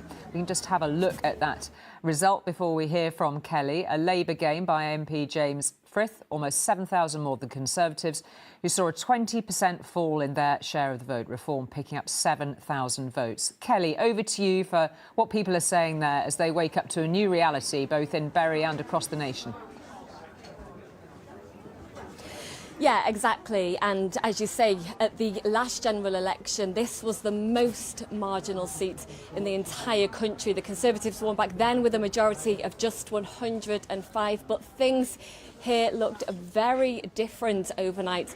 Labour are back here now. And at Harry Muffins this morning to you, Joanne, there's actually a picture on the wall of you and David Cameron. And I have to say, this isn't here for our sake. It's been here for years. How do you feel that there is now change here? In Bury, I'm a bit sad for James Daly. He did a lot for Bury Market, he did a lot for Gig Lane. I've not really seen much James Frith, so I'm looking forward to speaking to him and see what he's got planned for the market.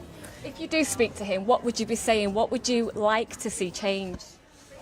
I don't want any change for Bury Market. We're getting a new roof at the end of the year, which we're really, really thankful for. You can see how busy the market is, and we don't want any changes, really. It's the busiest we've ever been at the moment. So do you feel a bit disappointed that Labour are back in? No, I think the whole country was expecting a fresh change. I think there's been the last few years have been really difficult for Conservatives. I think Rishi's done the best he could give. Did like him, but there was just too many things going wrong, and I think Keir deserves a chance. And yeah, a bit optimistic, but future's bright, hopefully. A bit optimistic, I think, is putting it kindly, isn't it? We'll let you get back to your customers, as you say, it's busy. Thank you. Tony, you've had a stall here. It's been in the family since 1865. Yeah, so as a small business owner, how do you feel today that there's this change? I don't think there will be a change actually on the ground. Everybody says they'll change, but I've been voting that long that there's never a change. Somebody comes in, puts right what the last government did, and there's another change. I think it's time for a big change and proportional representation. Then there'd be horse trading, and I think the country would move forward that way. We just heard a few moments ago that Rishi Sunak has now officially resigned. How do you feel about that today? I think he was a great Chancellor, and in the words of somebody on Question Time the other night, very mediocre Prime Minister. So it's just a new face on the new seat. How do you feel that Labour are back in Bury North? I don't think it'll make any difference. I really don't. As I say, I think the two political parties are so adverse to each other that things never change. They just put right what the last ones did, never get a chance to put in their own new views, and it just never changes. I've been voting since I was 18, and I've never seen any great change. What would you want to see if you could ask them for one change as a small business owner here on Bury Market? You've been here for decades. What would you want to see change? Well, our customers are mostly pensioners, and they see things like a living minimum wage of 22,000, yet they're expected to live on half that and survive. I think addressing what people are asking for would help, and the NHS. Which part of the NHS for you? All of it, from arriving to A&E to leaving, hopefully a few days later. All of it needs addressing. And you've mentioned the voting system a few times, and we chatted off air about that. What are your thoughts on how it represents what people here in Bury have voted for? Well, I think they're the same as what I've seen on TV this morning. I think Labour got in with a massive majority, with only a 2% rise in the actual vote. If there was proportional representation, every party would have some seats, and it would make her a lot fairer. But a bit like the continent, a lot of horse trading, people having to put in things they didn't like. OK, thank you so much. You're welcome. A busy day here at Bury Market, as always, so we'll let you get back to your black pudding store. Thank you very much. Having chatted to people here this morning, to say that they are cautiously optimistic, I'm not so sure that they are for change. Kelly, thank you very much indeed for that. Let's recap on the statistics of the night and see how many seats the parties have ended up with so far. Just a handful of seats yet to declare. Labour are on 412. The Conservatives lost 250 seats. They stand on 121. The Liberal Democrats have 71. Reform picked up 4 seats. The Greens are also on 4, while the SNP have just 9 seats. It's almost so worth mentioning that turnout was heavily down, around 60%. As we wait to see Sir Keir Starmer arrive at Buckingham Palace, it's a little way away now, we believe, as the rain starts to fall. Those brollies are up. I'm joined in the studio by Baroness Shami Chakrabarti, Labour peer, and Paul Novak of the TUC. 2 key voices to hear from at this juncture, really. Thank you both for joining us. Shami Chakrabarti, just your thoughts on this, historic achievement for Labour. So, well, you've said it. It's historic. It's incredibly positive, and I can't but feel relief and positivity. However, this opportunity, and it is an enormous opportunity, is also a responsibility. And there are things to consider now, when the party is over, and the party should quickly be over, because now there's a government to run and a country in dire need of attention. I'm concerned about turnout, the relatively low turnout in so many parts of the country. I'm obviously concerned about the rise of reform and some of the chilling words that came from that great shapeshifter in British politics, Nigel Farage. So I think there's... He helped Labour get in, didn't he? Well, this is what I'm concerned about.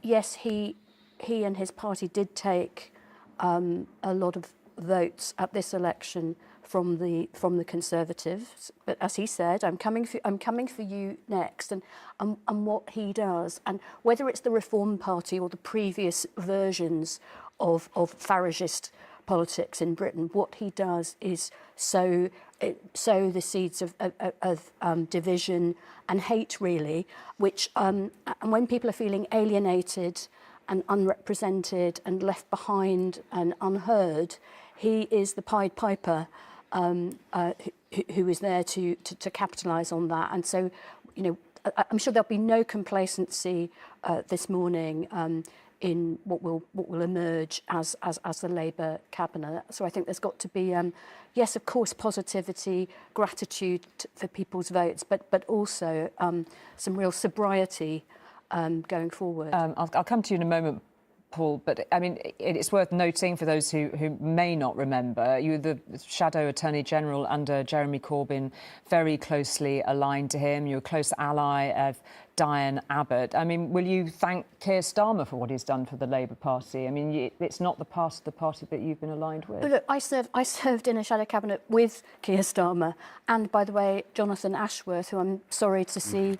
Really sorry to see go, a very talented communicator for the party. So, I don't consider myself a factional person, really. I'm sorry to see Robert Buckland go, actually, because I have respect for people like Robert Buckland, who I consider to be rule of law, one nation Conservatives. And I think that his very passionate speech, his warning to his own party, was one of the important moments of last night. And in the battle for the soul of the Conservative Party, which is coming very soon, I hope that it's people more like Robert Buckland who succeed. Do you think the whip should be restored to Jeremy Corbyn? Well, I suspect that ship has sailed, not least because when you've run as an independent, you have run against a Labour candidate, and so it's really a different. It's really a different environment now. And I heard Sadiq Khan say earlier this morning, well, he's been rewarded as a local MP who served his constituents for 40 odd years. So I don't think that is the main issue today. However, I think underneath your question is a point about unifying exactly that the country, as we've heard from the new Prime Minister. But I think that also means the Labour movement as part of the country as a whole. And Diane Abbott won her seat. There was obviously one of those great controversies that blew up at the start of this campaign. I don't think you've had a chance to talk to her, but just not yet this morning. But yeah, that was not a great week. it was a week. It wasn't the best week of the Labour campaign. Mercifully, it was early on.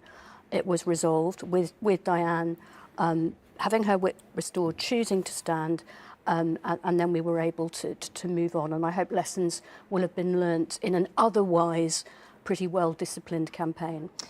Thank you for the moment for that. Paul Novak, I mean, the challenges are going to come thick and fast for this incoming Prime Minister, not least on pay, not least on all sorts of questions over workers' rights, which some parts of the union movement were not comfortable with. What are your thoughts at this? I mean, let's face it, this is, we mustn't lose sight of what an astonishing achievement this is, but those challenges are going to come quickly. Well, it is an astonishing achievement, and casting your mind back to 2019, the idea that Labour could form a government with a 170-seat odd majority, I think would have felt for the birds back in 2019, but that's the majority Keir's got. He's going to face some huge challenges because he's inheriting an absolute mess from the Conservatives, an economic mess. Our economy is effectively stagnant. Wages are no higher now than they were back in 2008, and our public services have been decimated. So no doubt amidst all the excitement and the euphoria, Keir and his cabinet are going to wake up tomorrow morning with a huge list of challenges. I think the whole country wants to get behind the new government. Certainly the trade union movement wants to get behind the government, and let's get moving on some of these big issues, whether it's getting our economy growing again, getting wages growing again, giving people secure, decent work, fixing our public services. I mean, the list goes on. But, you know, we got a hell of a good starting point, I think, for tackling those issues. But, I mean, you've already said that, you know, there's no time to lose. Any party which wins the election will have to settle public sector pay this coming year. I mean... Yeah, well that's a reality. And I hope what will happen, I think we'll see a very different approach from Labour. I mean, we've got a huge staffing crisis in our public services, 300,000 staff vacancies in the NHS. Even though they've underlined time and again in this campaign that there just isn't the wiggle room in the finances. Well, every government has to think about issues around public sector pay, and I expect Labour. I would hope that they'll publish the independent public the pay review body reports as soon as they're available, and I think that they'll use those as a positive starting point for the discussions and negotiations with our unions. We need to fix our public services, and you've got to put staff at the heart of that. So it's going to be a long, hard road, but it's a road that I'm confident Labour's heading in the right direction. Yeah, and as Baroness Chakrabarti pointed to, the loss of Jonathan Ashworth, who was the shadow paymaster general. I mean, that's an immediate pressing problem, isn't it? That was the man that, had he been given that job in cabinet, would have been looking at all these issues, and suddenly there's this immediate dilemma. Absolutely, and Jonathan's going to be a real miss for the cabinet. But you know, we've got to get those issues resolved, and then we've got to get onto a much broader, more positive agenda as well. I mean, you mentioned Labour's New Deal for work, whether it's banning zero hours contracts, ending fire and rehire, giving people day one employment rights. I mean, these were policies actually that were popular with Conservative voters or Conservative voters in 2019, and I think are part of the reason why Labour have won that majority. You were nodding along with some of that. Yes, because this is, to me, this is the hope, and this is how you take on the kind of Farageist politics that we were talking about earlier, by giving people real hope and change in their lives. That's making work pay. Yeah. That's restoring public services. Now, obviously, there's a mountain to climb in terms of delivering on all of that, and you know, nothing can happen overnight. But there is a mountain of expectation that now goes with this thumping majority, and so I know that that Keir Starmer and other colleagues will know there isn't much time to celebrate before delivering. We will see this extraordinary influx of new MPs. I think I was reading, just before I came on air, that the highest number of female MPs ever in this Parliament. And there are little moments that we should just, you know, we should stop and think about that and think about what that means. And that, tied along with the fact we will have an incoming first ever female Chancellor, is a significant point, isn't it? It's a very, very positive step for women, and I think that the Labour movement can be proud of having, over the years, pioneered things like all-women shortlists that weren't in operation this time but paved the way for this kind of change. Also, in terms of other minority, well, women are not a minority, of course, they're an approximate majority, but in terms of other diversity, It's a diverse group in Parliament and something to be proud of. And I think some great working class women and people who bring that experience from the shop floor right into Parliament, which is what we need. Including Angela Rayner. Well, we should absolutely. I mean, Yeah. alongside Rachel Reeves, Angela Rayner, this extraordinary figure within the Labour movement. Absolutely, and someone who has been that champion for the New Deal for workers. And you know, I talked to a group of workers who were on strike just earlier this week in Birkenhead on a picket line, outsourced security guards on the minimum wage. For those workers, a Labour couldn't come soon enough. And I think that New Deal will make a tangible difference to their working lives, and that's the thing that gives people hope. Not just the promises during an election campaign, but seeing that New Deal. Labour have said an employment bill within the first 100 days of a Labour government. I think that would send a really positive, strong message that Labour is serious about change. And you're on their case. Yeah, well, and absolutely, because they're ambitious for working people, and I'm really ambitious for working people. And frankly, it's not only good for the people we represent, it's good for the UK economy as well. Thank you, Paul Novak and Baroness Shamit Chakrabarti. Thank you very much indeed for that. We're just keeping an eye on Downing Street. Quite a lot of umbrellas lining up there. It looks as though, I'm presuming, Libby, if you can hear me, that these are perhaps party workers, party supporters who are being permitted into Downing Street, but that's just my guess, having remembered some of those images from '97, a very different scene, of course. What can you tell us about what's happening? Yes, well, as you say, there are Labour Party officials beginning to arrive here, and they are carrying umbrellas. Noticeably, some of them with umbrellas that are Union Jacks. And I think that is an indication as to how Keir Starmer wants to start his premiership, making a very bold statement that he will be a patriotic Prime Minister. It's very much how he portrayed himself in opposition as someone who put country first rather than party. And I think these umbrellas, which I have to say I didn't expect to see them appearing like this, I think that's an indication of his direction of travel. Yes, it is quite a scene, isn't it? We're keeping also a little bit of an eye on the rainy scene outside Buckingham Palace. Just looking at my watch, we're a few moments away from Sir Keir Starmer arriving. It's not clear at all to us from where Keir Starmer will be travelling to reach that spot. Let's just then return to our images on Downing Street as officials, party workers are being permitted alongside the press on the opposite side. I mean, it's going to be a bit busy in there, isn't it? And I actually, you know, we quite often, don't we, when we see departing prime ministers and their families, or those moments where, you know, there's changeovers, that we do see those permitted to line up. But it's very clear that the Labour Party have wanted to make sure, come rain or shine, that there are those there to greet the incoming Prime Minister. Shami Chakrabarti is still alongside me in the studio. Daniel Hewitt's been here with me all morning. And I suppose for very many of us of a certain age, Shami, you know, we do recall those moments in '97 very clearly. I mean, this couldn't be a more difficult or different backdrop in many ways. What do you think when you see these images? Well, as I sort of intimated earlier, well, apart from anything else, I don't remember being so tired in 1997. But I think maybe a reason for that. There may be a reason for that, Julie. In fact, I was an official in the Home Office in 1997, and I remember the sense of excitement even within Whitehall. Now, of course, civil servants are not partisan, but they're still human. I think that it's very different from 1997.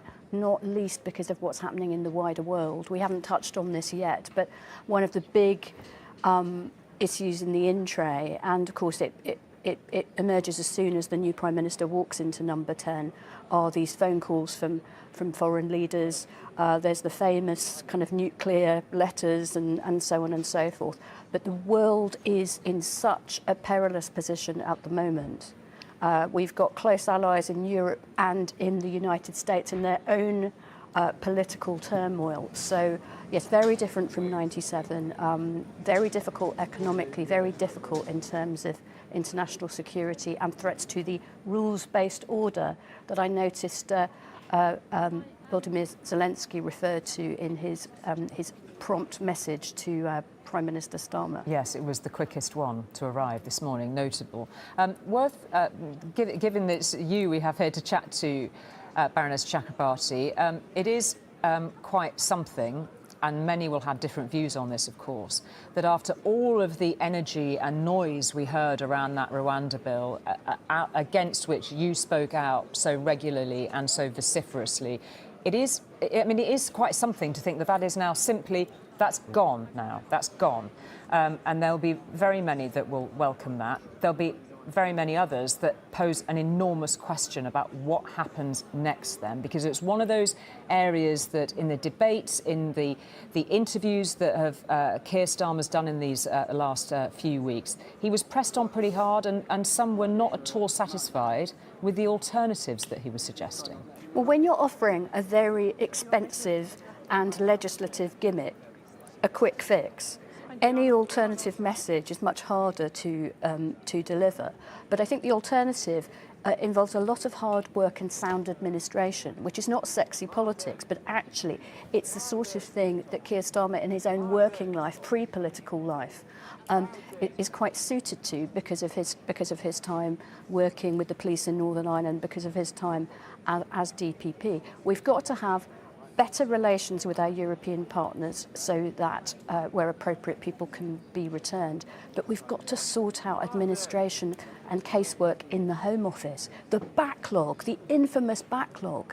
And so what we've seen is actually what Robert Buckland referred to last night as performative politics, the gimmicks, the crueler and crueler discourse, as opposed to just improving administration. There is a casework backlog that must be dealt with in the Home Office. It's not about reneging on international treaties.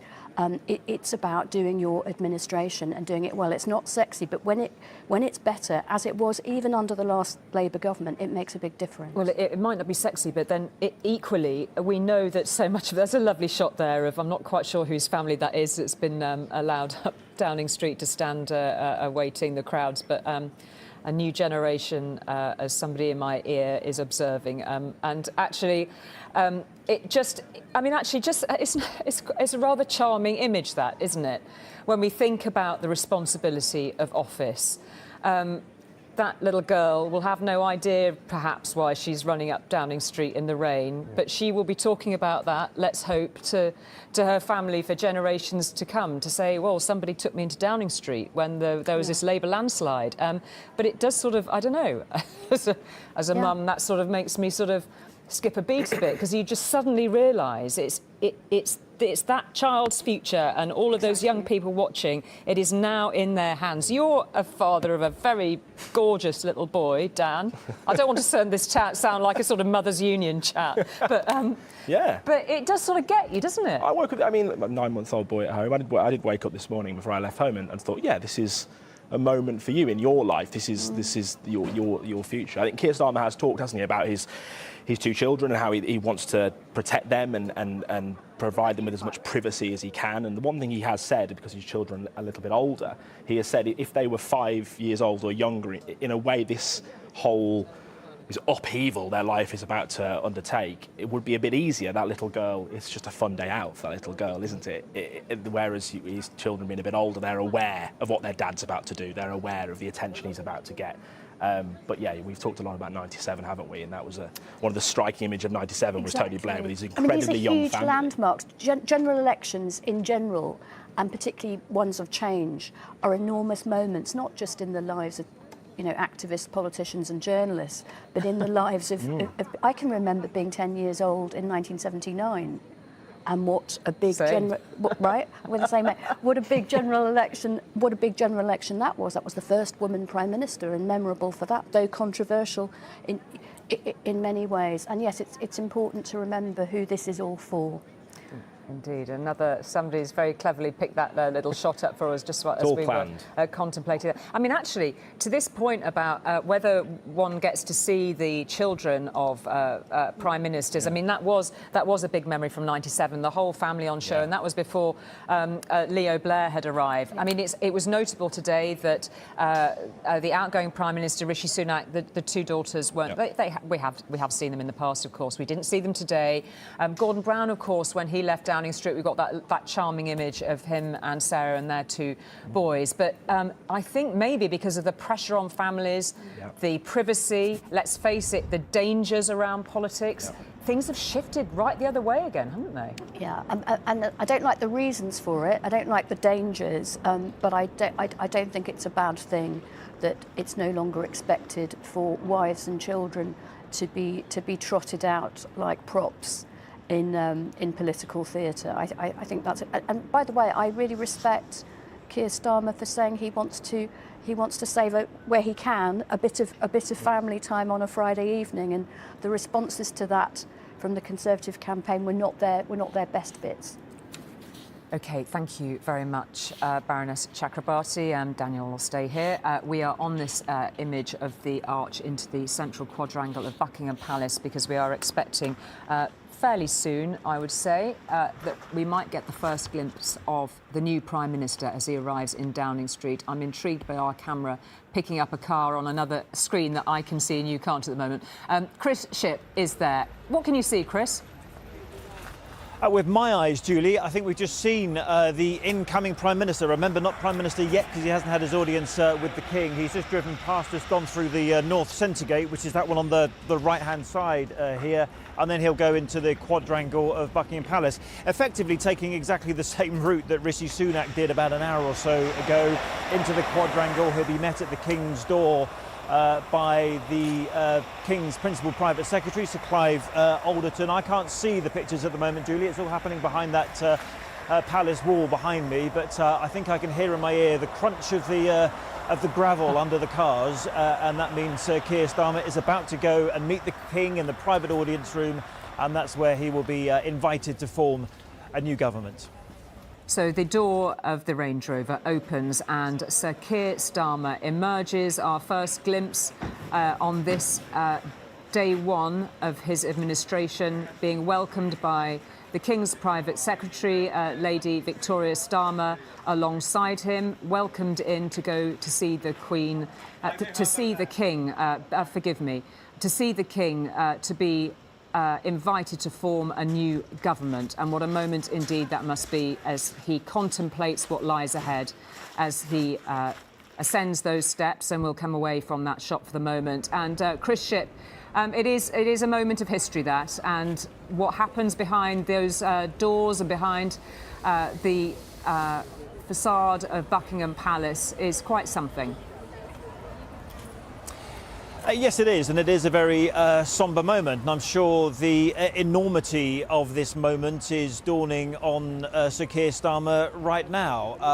As we speak, he's not currently Prime Minister. That power is resting with the King presently, but the King will ask Sir Keir Starmer to see if he can establish a working government. And in other words, do you have a majority in the House of Commons and can form a new government? Well, we had that answer last night. Yes, he certainly can. And that is a very big moment for him. And then he's got that drive back from here, probably around about 5 minutes, perhaps a little bit less, to Downing Street, when he will be chewing over those final script of his speech that he will deliver in Downing Street. A very important moment, because we always go back to those arrival speeches, don't we? We still talk about the one that Margaret Thatcher gave in 1979. So that is a big moment for him, and this will be here too. Remember, this is the King's 3rd Prime Minister of his relatively short reign so far. His mother had 15 Prime Ministers, Winston Churchill being her very first one, but this King,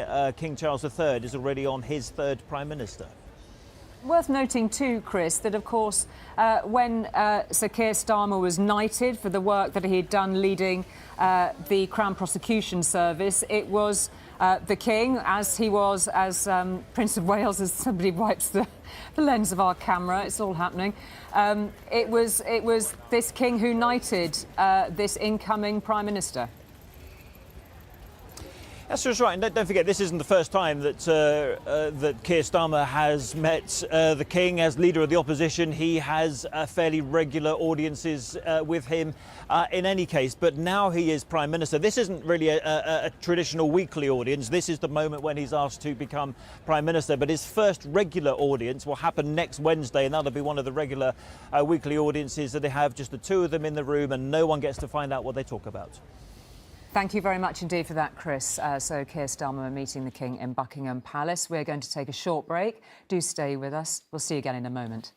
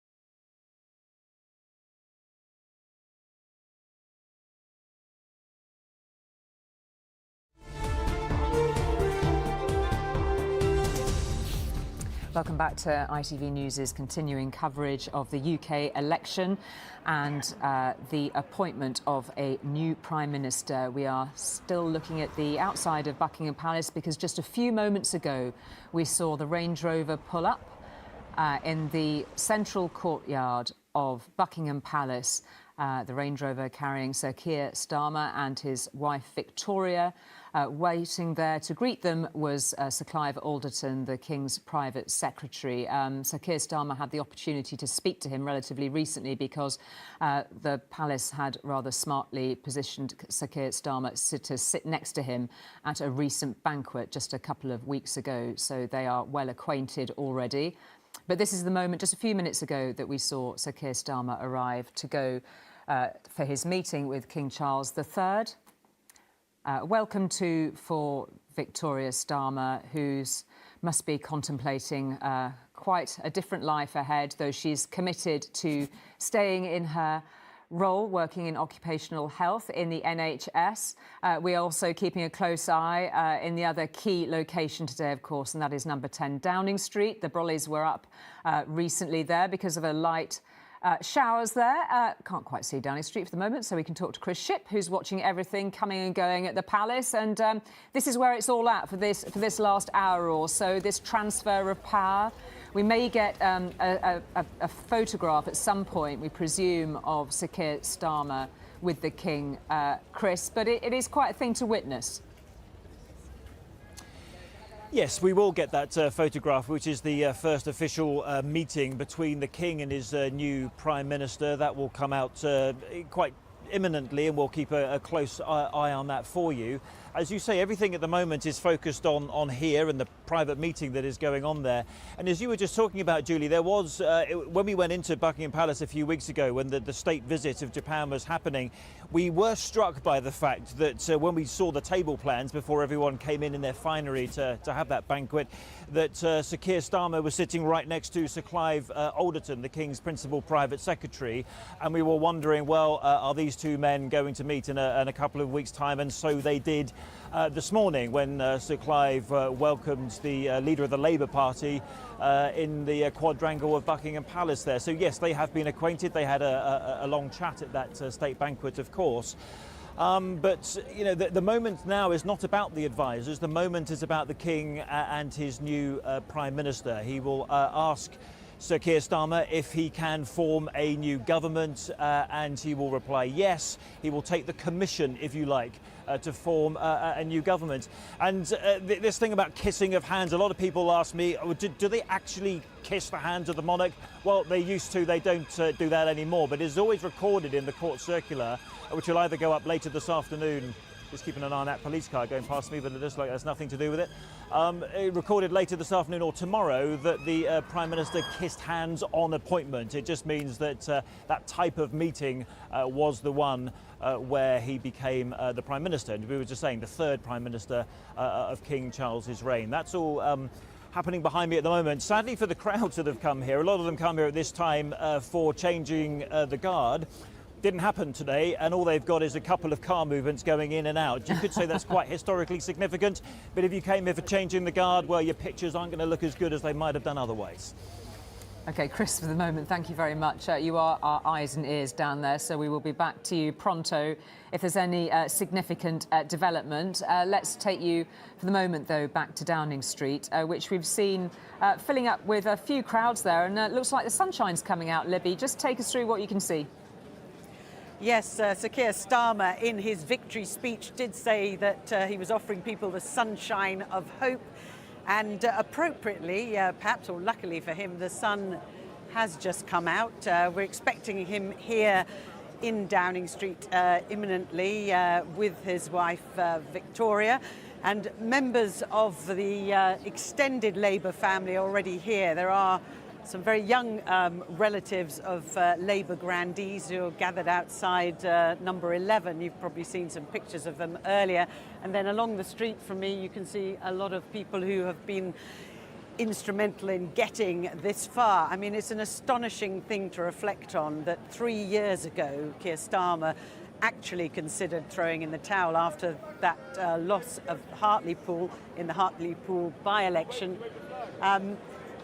Following that, there was another by-election in Batley and Spen in West Yorkshire, which the Labour Party held on to with just 323 votes. I think if they hadn't won that seat, there is a real possibility that Keir Starmer would have stood down. And yet here he is 3 years later on the threshold of power. We're expecting him imminently. As I said, here in Downing Street, he will obviously be saying a few words before he goes in, but he's made quite a lot already of the fact that he wants to roll up his sleeves and get on with the business of governing, and no wonder, given how long Labour has been out of power, 14 years, and of course it's 19 years since they last won an election, so it is an extraordinary day for the Labour Party, and they seem to be enjoying every moment of it. Daniel Hewitt is still alongside me in the studio. I mean, this is a moment of anticipation, especially for those party officials, friends, family of Keir Starmer waiting there in Downing Street. What are you thinking about ahead of the remarks that he's about to make? I think he should enjoy this moment because it's going to get pretty serious pretty quickly for Keir Starmer. We've talked throughout the morning about the challenges ahead and long-term challenges for the country. But in the short term, there are some really key things he needs to do quite quickly. The doctor strikes is going to be first on his agenda. I know we presume the Health Secretary, Wes Streeting, will also be speaking to the British Dental Association. Dentistry is a big issue, which the Labour said it wants to get on pretty quickly. We've got overcrowding in prisons. The issue of funding for local authorities is right at the top of the agenda. The Thames Water, universities, these are not things that they can wait around on. They're going to have to get onto these issues pretty quickly.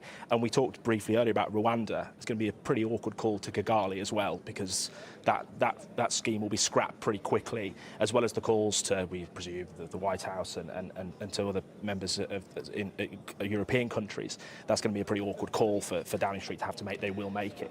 But I think this is clearly, personally for him, an amazing moment as a human being. This is going to be a moment he never forgets. But I think once that door closes, he appoints his cabinet, it's down to work. There's a lot of work to do. There's a lot of work to do, not least in re-engaging with the idea of trust with the public. Absolutely. And when trying to match some of the apathy and anger. I mean, you've been out, reporting so comprehensively on so many of the big policy areas. Yeah. You and Paul Brand have been, listening really closely to how people are feeling. And, frankly, as Paul was reporting a couple of days ago, if there'd been an anger and apathy party, they'd have done pretty well. And if you look at, we call this a landslide, but if you look at because of our voting system, Labour have received around a third of the vote, and that's been interpreted as 2/3 of seats in Parliament. There is also a question here about electoral reform. Now, I know in '97, when Labour came into power, Tony Blair was offering a commission, the Jenkins Commission, looking into electoral reform. It was quietly shelved.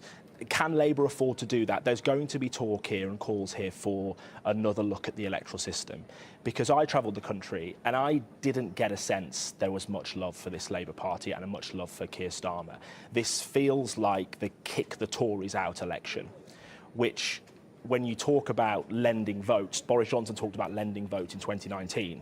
He said that people have lent their votes to us and we have to earn them. They didn't. They gave them straight back to Labour across the Red Wall and across the country. So trust is a massive issue. I think electoral reform will come up. I think the Labour Party will try and kill it as quick as they can. Because with the majority like this, they surely will, won't they? They can.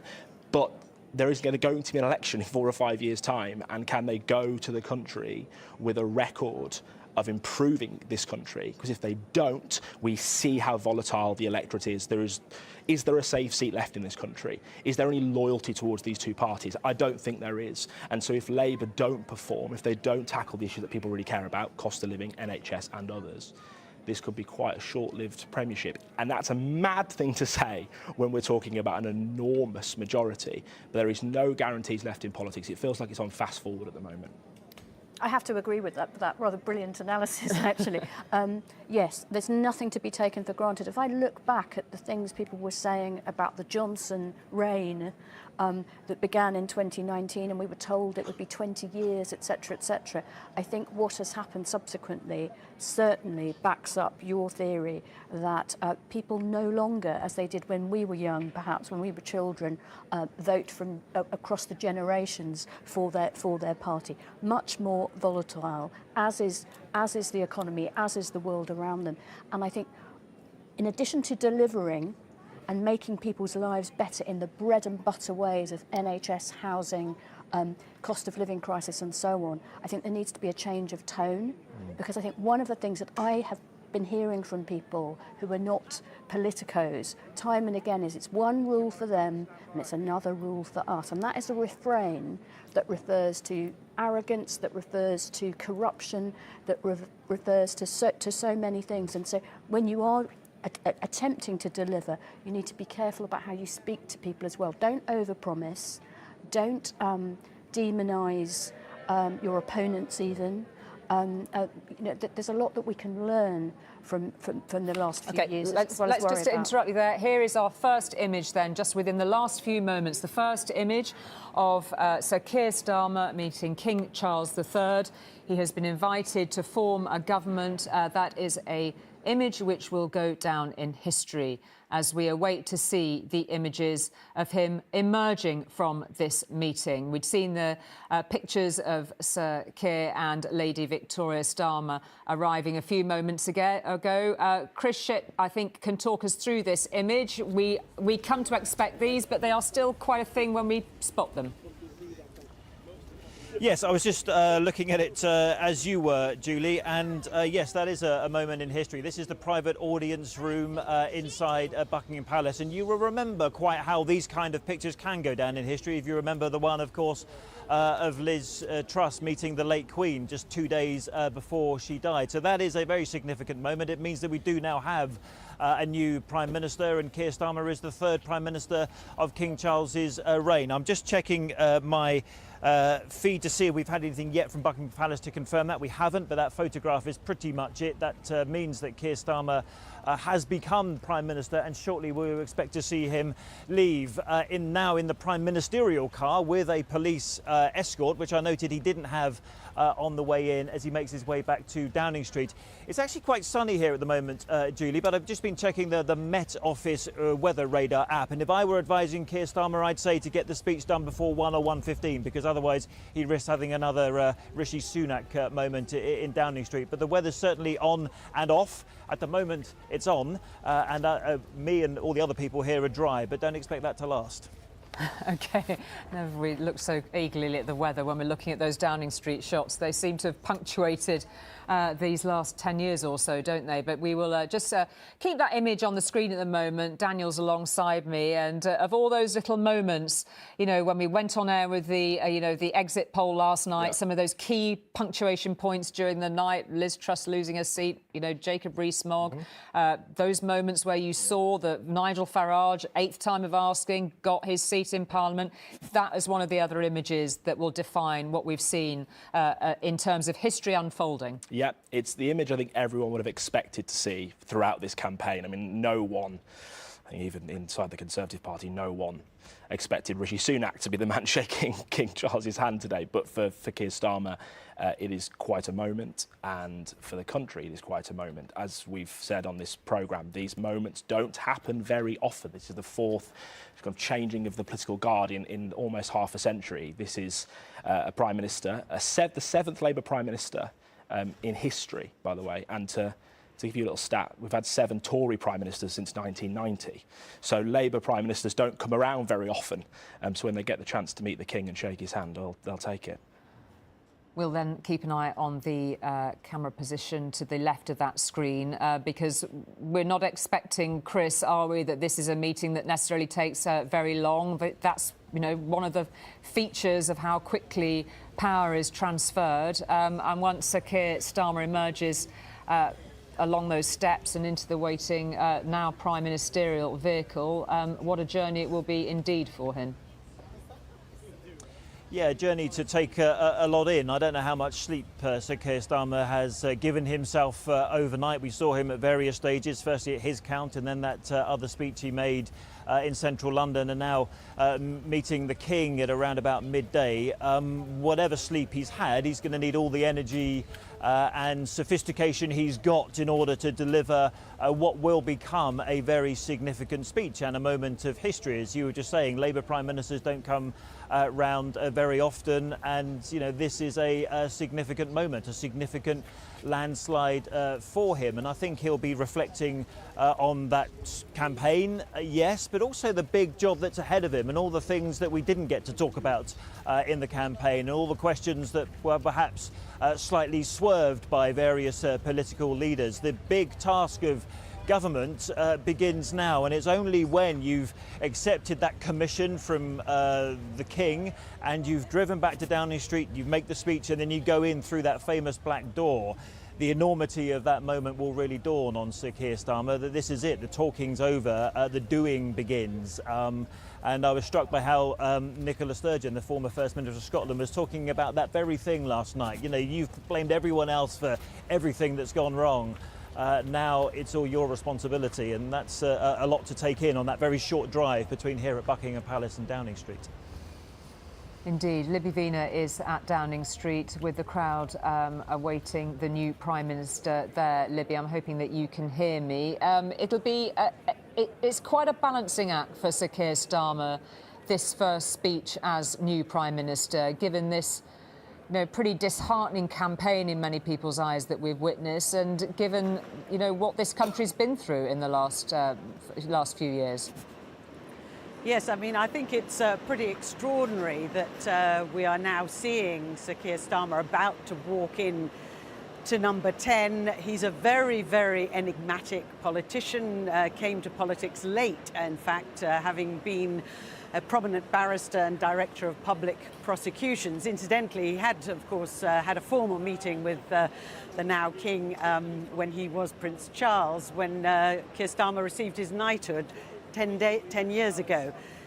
But I think that nevertheless it will be a huge, huge moment for him and for the country. The fact is that this is an incredible endorsement of Labour without people actually knowing a huge amount about what the party now stands for. They know that Keir Starmer has done a lot to change the party since that defeat in 2019. He actually withdrew the whip from the former leader, Jeremy Corbyn, which I think many people see as an indication of just how ruthless Keir Starmer can be when he wants to be, and perhaps a clue as to why he has got here so quickly.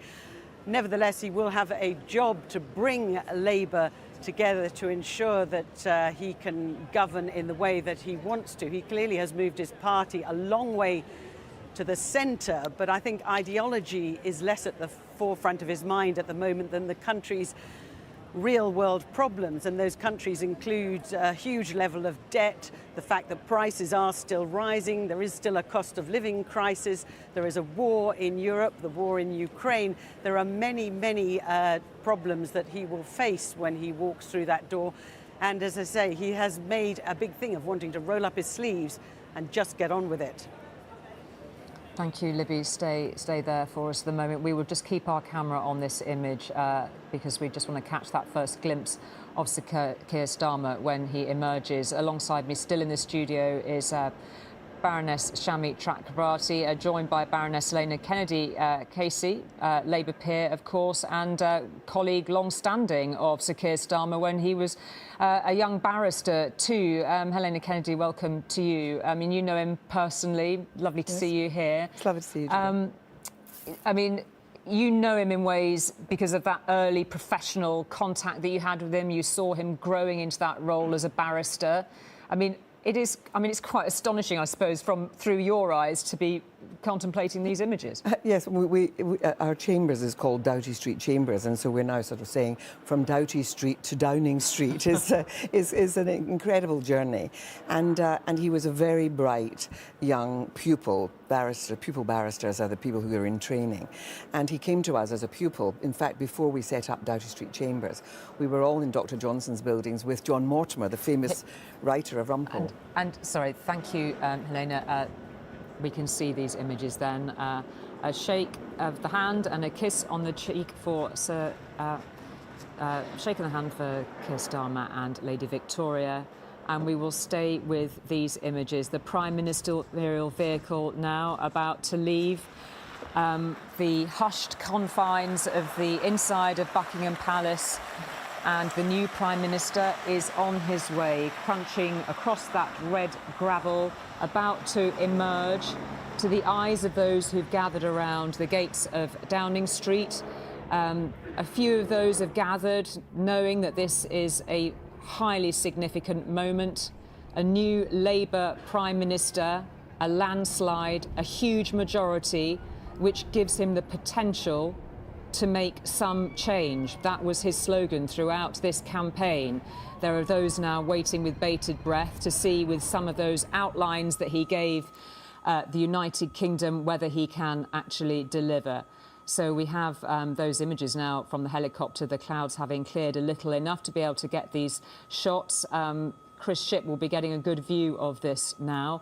But it is only a short journey between Buckingham Palace, of course, about to pass the Queen Victoria Memorial and along the Mall. The site approaching him, Admiralty Arch, away from the palace. And what conversations or thoughts will be being had in the rear seats of the now Prime Ministerial vehicle. When I spoke to Sir Keir Starmer when he arrived for that first debate, which feels like a million years ago, first thing he said was, "I've waited 4.5 years for this." Well, this is where the rubber hits the road. This is where that becomes a reality. As he takes that traditional route, the police escort alongside him, his wife knowing that at this point everything changes, security changes, family life changes. The prospect of maybe just having those moments of relaxation, though he's said that he's going to try to preserve those family moments, suddenly become a bit trickier. His diary will be crowded. There will be civil servants waiting at every turn to advise him on all he needs to know. This is the point where the bonnet lid gets lifted, whether it's the nation's finances, whether it's the nation's security, whether it's those things that only a Prime Minister and his inner circle need to know in terms of the security of this nation. It is quite an extraordinary thing to contemplate. Within the coming days, once he's made his speech, he has a NATO summit, he has a gathering of European political leaders at Blenheim Palace. This afternoon, he'll be appointing that new cabinet. We will have our first female Chancellor. The work of government will begin. Those outlines that he provided during the whole of that campaign now have to be filled in real, in prose, as the saying goes. And as we see the Prime Ministerial car make its way towards the gates of Downing Street, I know that the crowds there will be anticipating this moment after a very long night. There'll be a lot of people with no sleep, including very possibly those travelling in that car. And as we see the car make its approach, we will be hearing very soon from our correspondent, Libby Vina, who is just watching some of these images with us. And it looks as though he is entering through, perhaps walking through. I'm trying to get my geography right here. We're not quite sure where has he arrived. Isn't this the back entrance to Downing Street? Back entrance to Downing Street, perhaps? Well, we don't think that is. No? What do you think? I think, isn't that...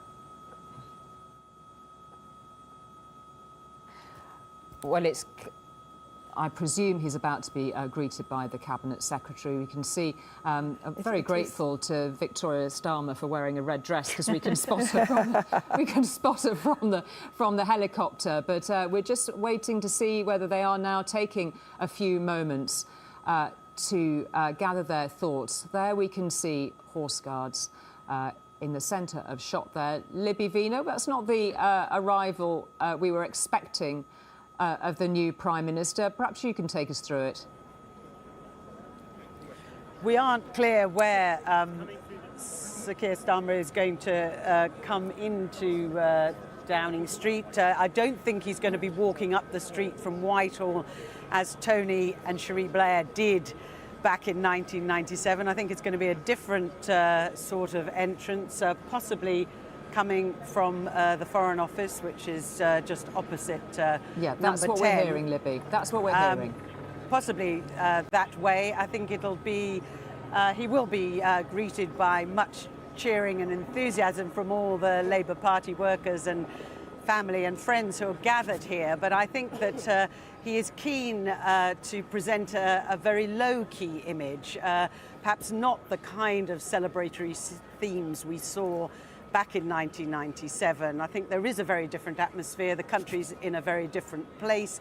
The economy is still in deep trouble, and I think he wants to present himself as a serious man for serious times. So I think while there will be huge jubilation when he actually arrives, I think he will not be trying to emulate what Tony Blair did in 1997 when there was a truly carnival-like atmosphere. I think it is going to be a bit more subdued, but we'll find out fairly soon.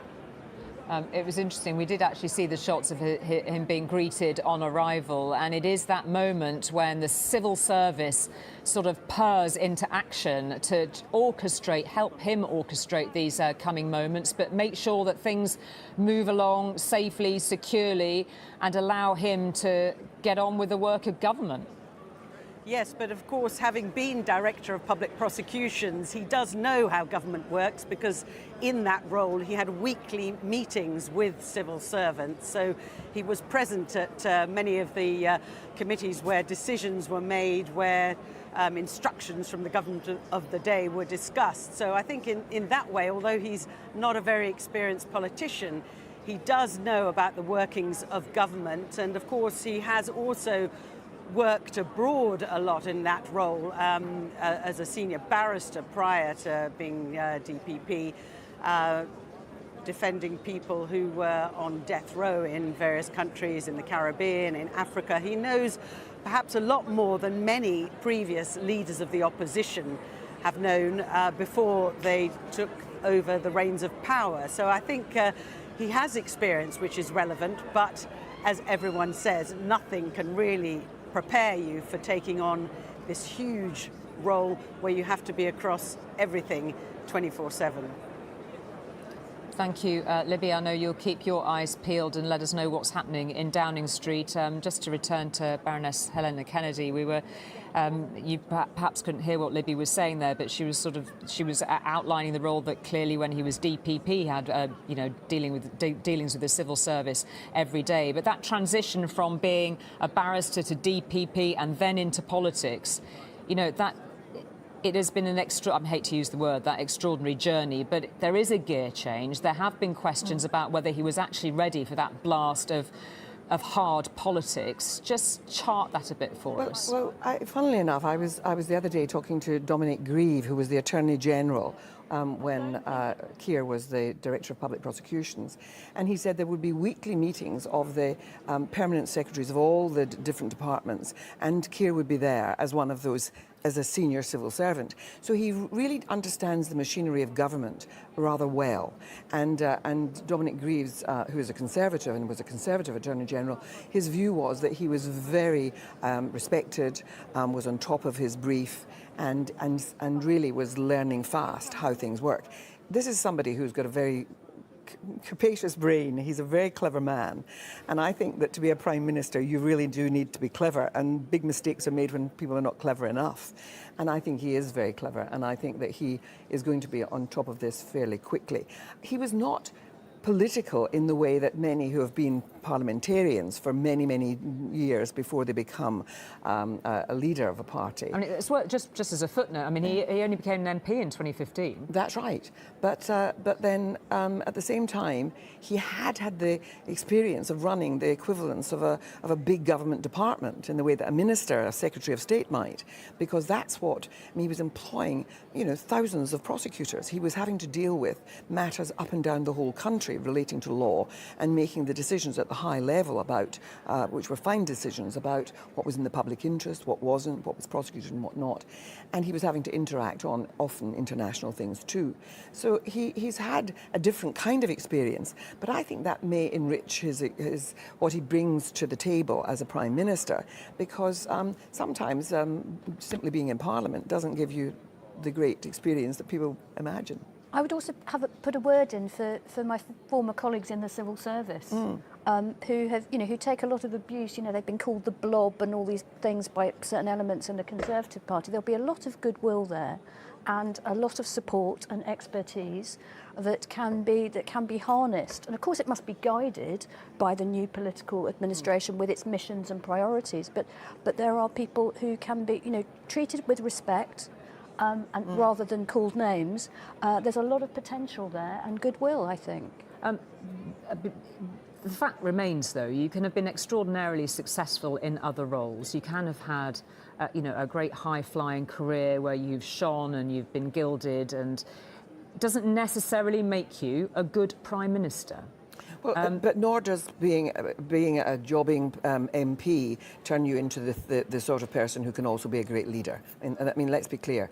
But I think that one of the things that's been missing from politics for a long time is that experience of being something else.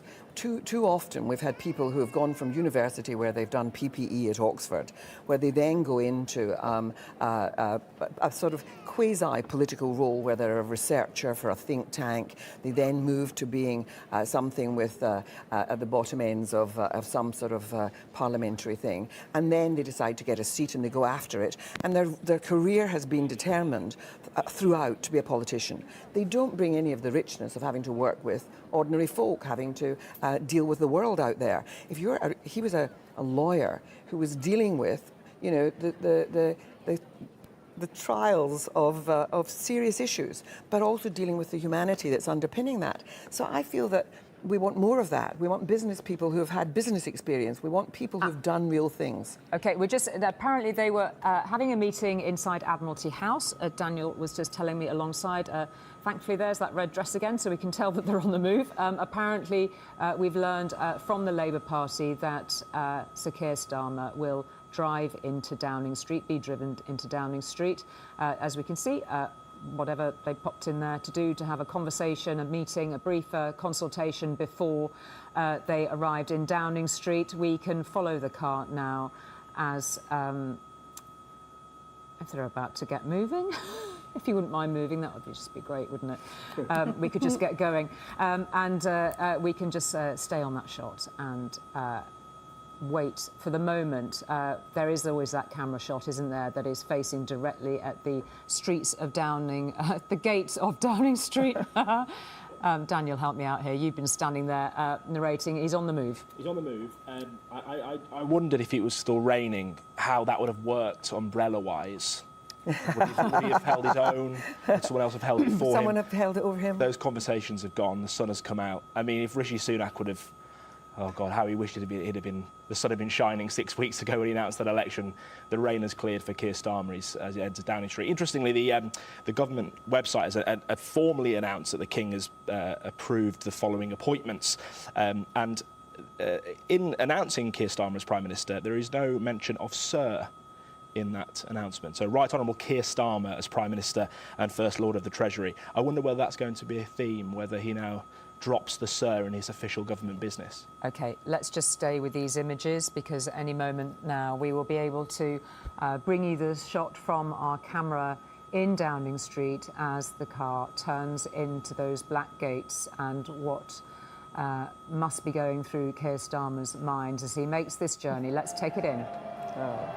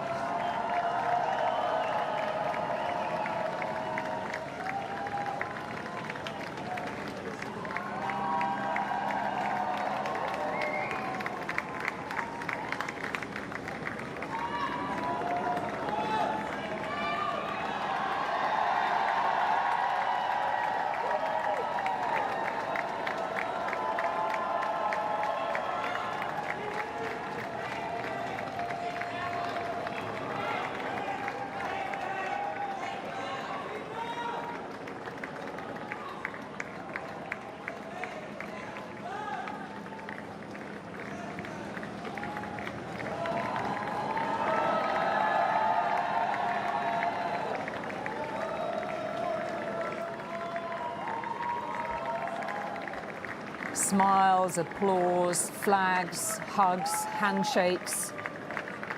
how he must have contemplated this moment in the long 6 weeks we've all just endured as part of this election campaign. Presumably his teenage children will be watching these images, wondering what awaits their family too. Notable too that there are flags there, not just of the United Kingdom, but of Scotland and Wales. And as they approach the door of Downing Street, more crowds are waiting on the other side for him.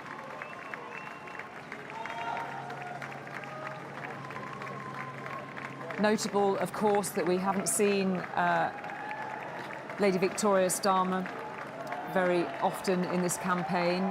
It is an extraordinary moment for her too, because these images not just being shown all over the United Kingdom, of course, but these are the images that will be beamed around the globe as people adjust to the reality of a new Labour Prime Minister of the United Kingdom. When we think of all the tectonic plates that are shifting around the globe, all of those issues that Keir Starmer is going to face, they will be taking those images in. And a few moments to savour too, after an extraordinarily exhausting time for all of his team.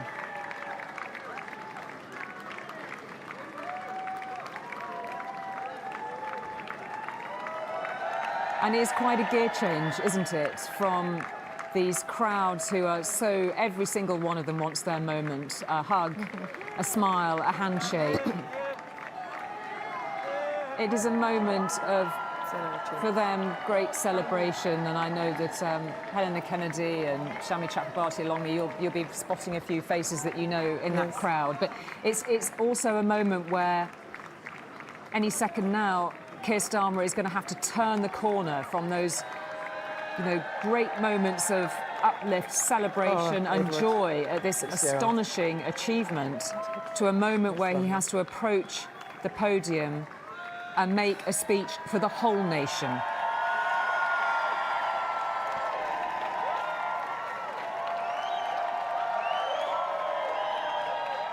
Thank you. Good afternoon. I have just returned from Buckingham Palace, where I accepted an invitation from His Majesty the King to form the next government of this great nation.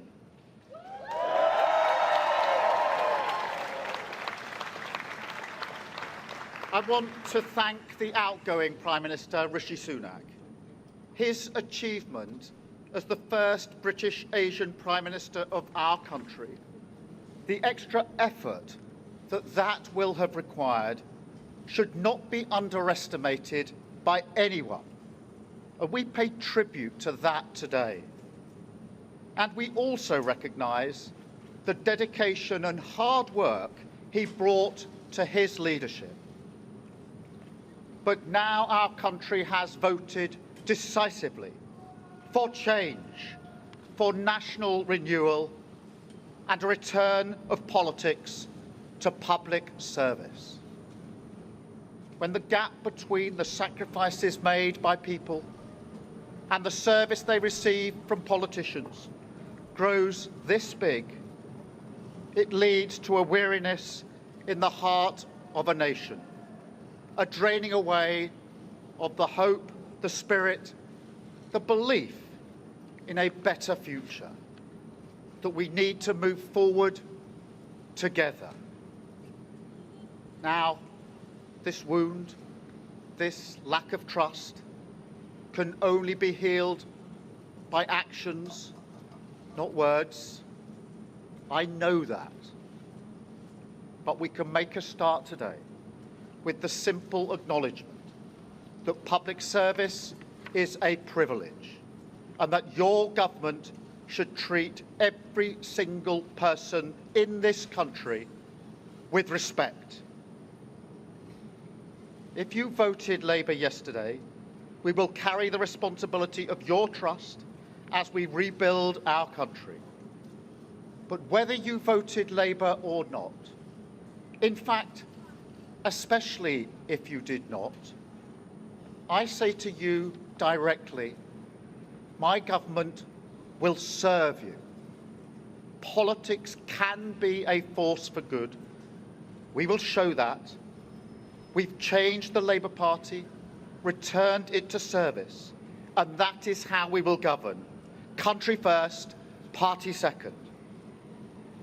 Yet, if I'm honest, service is merely a precondition of hope, and it is surely clear to everyone that our country needs a bigger reset, a rediscovery of who we are, because no matter how fierce the storms of history, one of the great strengths of this nation has always been our ability to navigate a way to calmer waters.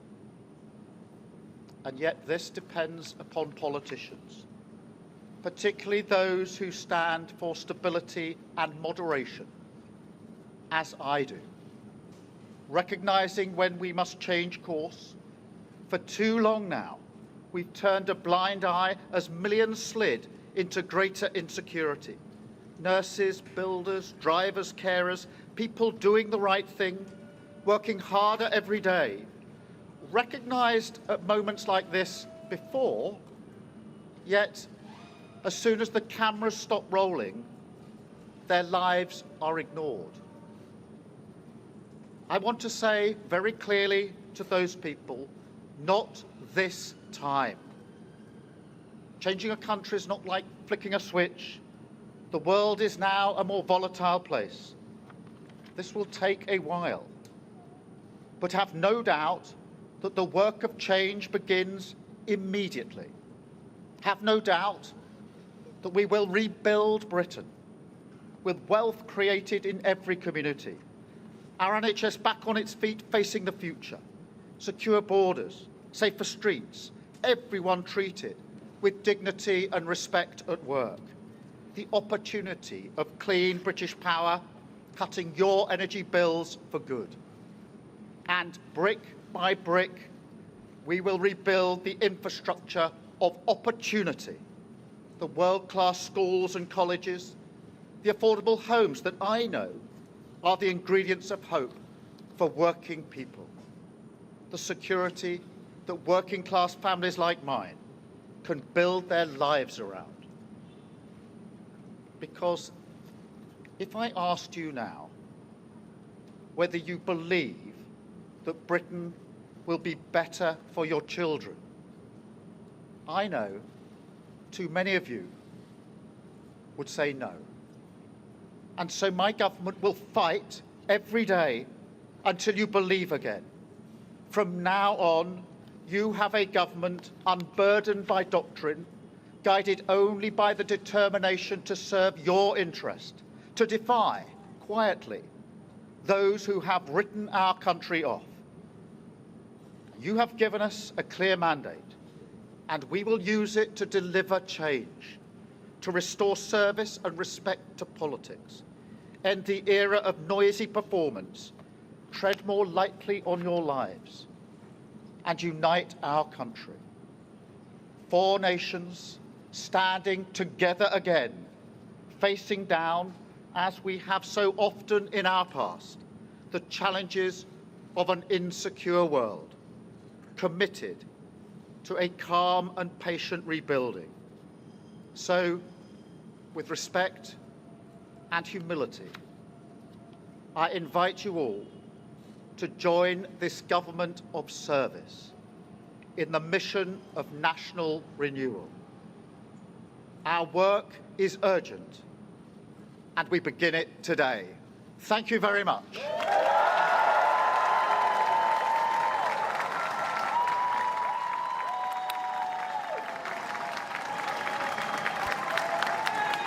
A broad smile and applause from Keir Starmer, all of those who've waited this last hour or so in Downing Street to welcome the new Prime Minister with his extraordinary majority, thanking primarily at the beginning of his speech the outgoing Prime Minister, paying tribute to the extra effort it would have taken him achieving that position as Britain's first Asian Prime Minister.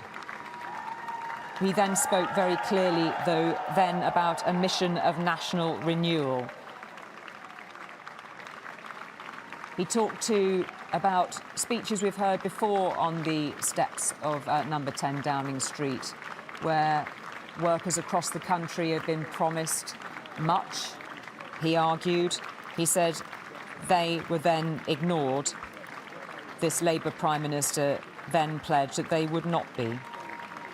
He then said that change will not come like the flicking of a switch, but will take a while.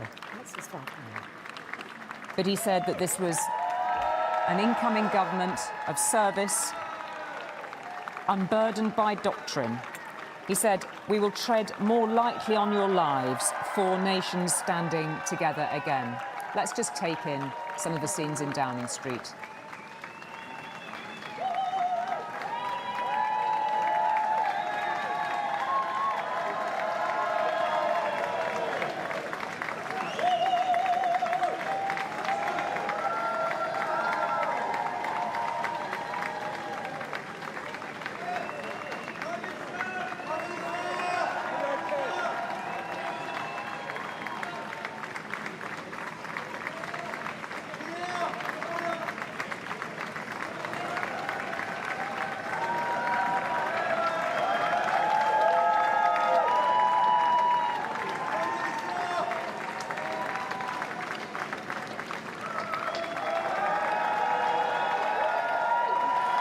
Welcome to your new lives. The civil service, as is tradition, applauding the new Prime Minister and his wife. Welcomed by Cabinet Secretary Simon Case, applauded through the hall of Downing Street to meet his new staff. A little sigh outside, broad smiles. Flags waved as hard as they could be. Daniel's alongside me, having witnessed those. Well, that was quite a moment. It was. And I think it was a nice touch to mention Rishi Sunak at the start of that speech, and the tone of the speech was one of trying to bring the country together. He knows he's going to have to do that.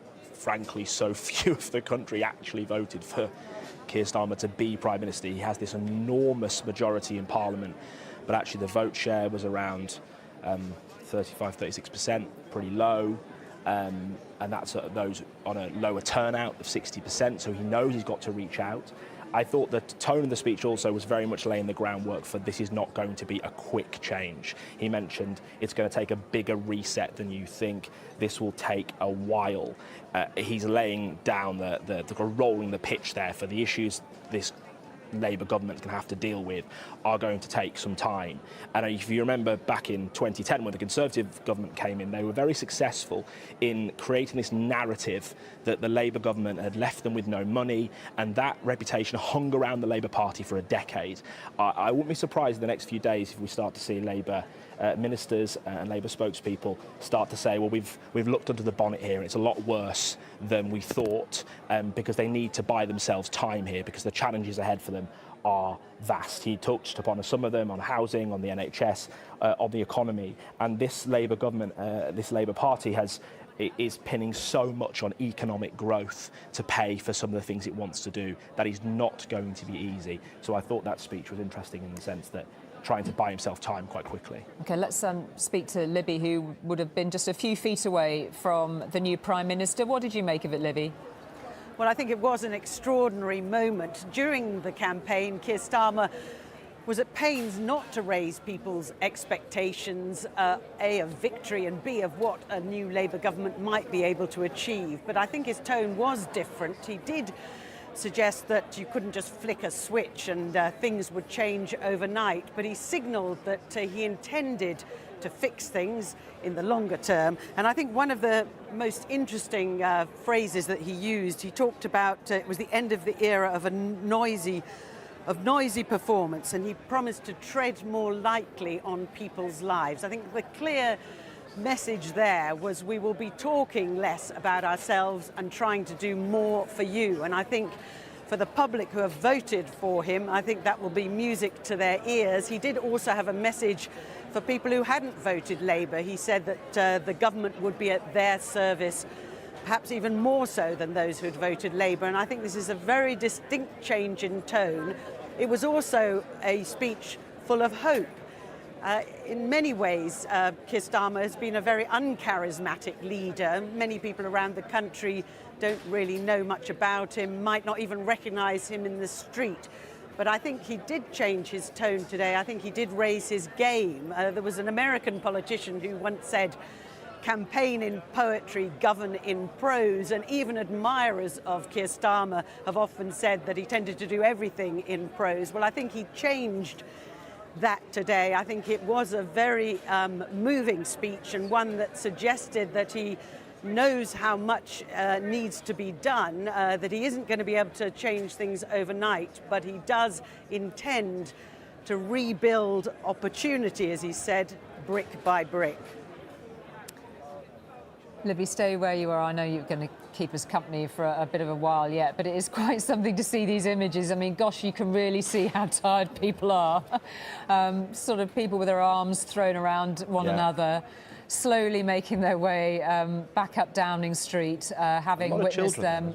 A lot of kids down there, having witnessed that moment of history. And alongside me, still in the studio, Baroness Shami Chakrabarti and Baroness Helena Kennedy. And Helena Kennedy, I mean, you know, I think you had a bit of a tear in your eye there. I had a lump in my throat because I've known him, man and boy, really, and I have a very high regard for him. I know he's a thoroughly decent, good man. It was very nice seeing his family were there.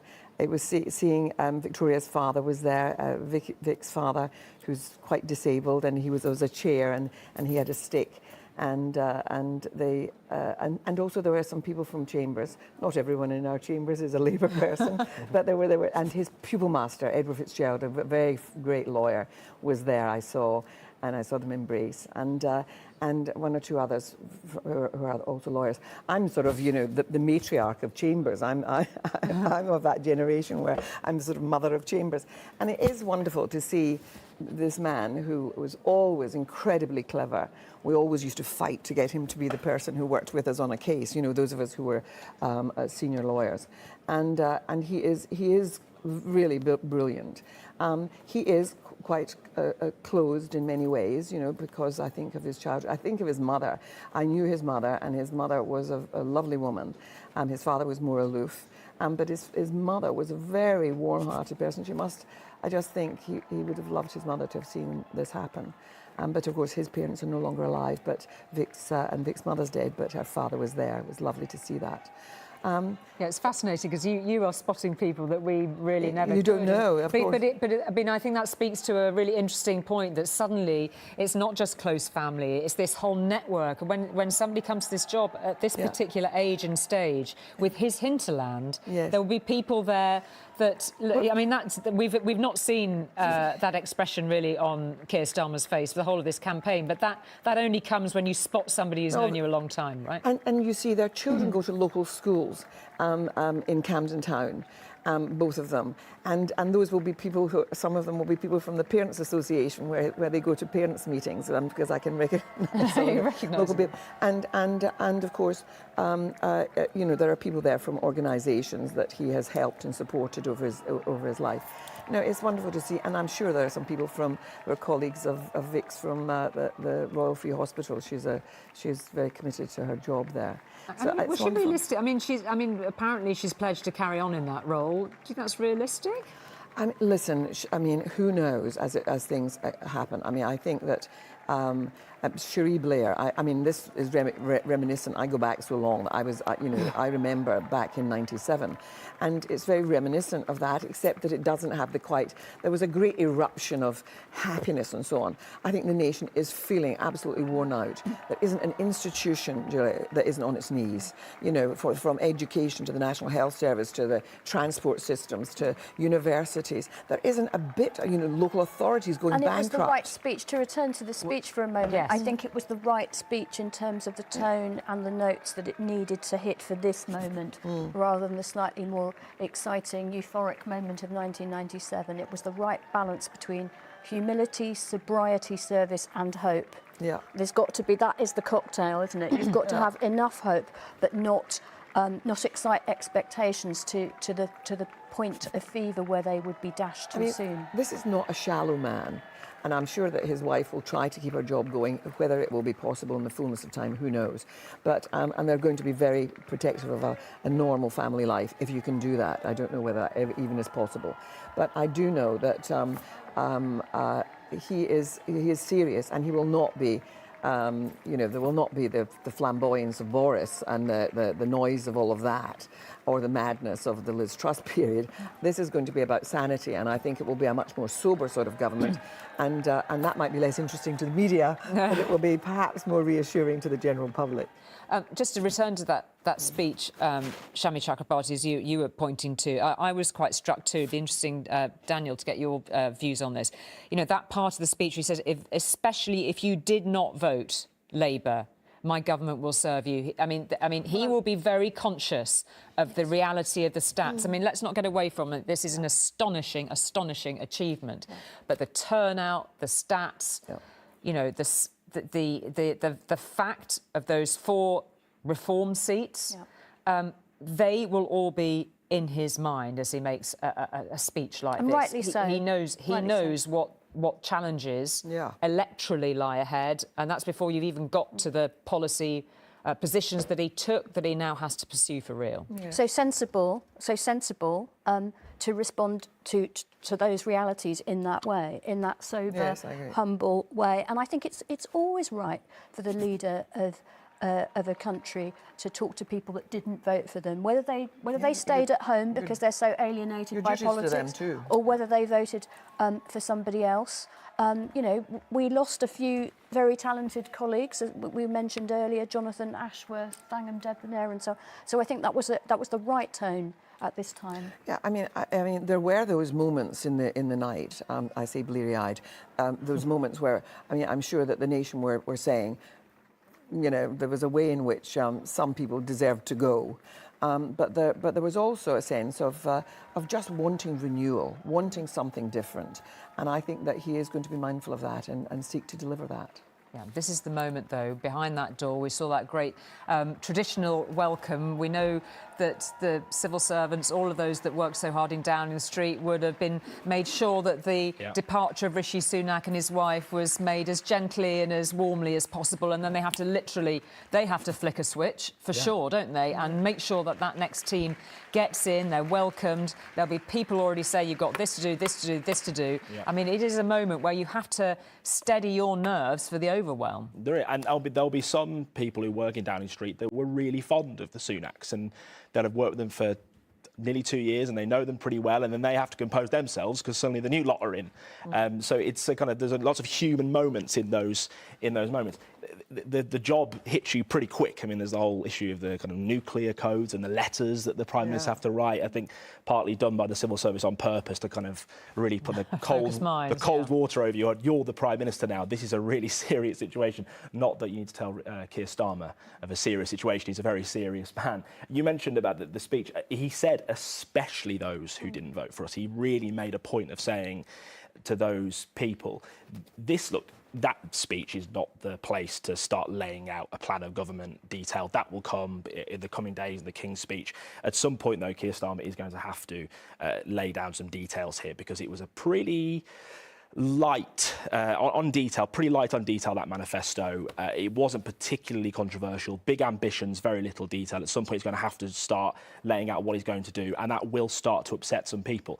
He has this enormous majority. The reality is, in Parliament, he can pretty much do whatever he wants for the next 5 years, but I don't think he can afford to do that going into an election with both Reform on the one side and the Greens and the Lib Dems on the other. Plus, we don't know what the Conservative Party will do in the next few years.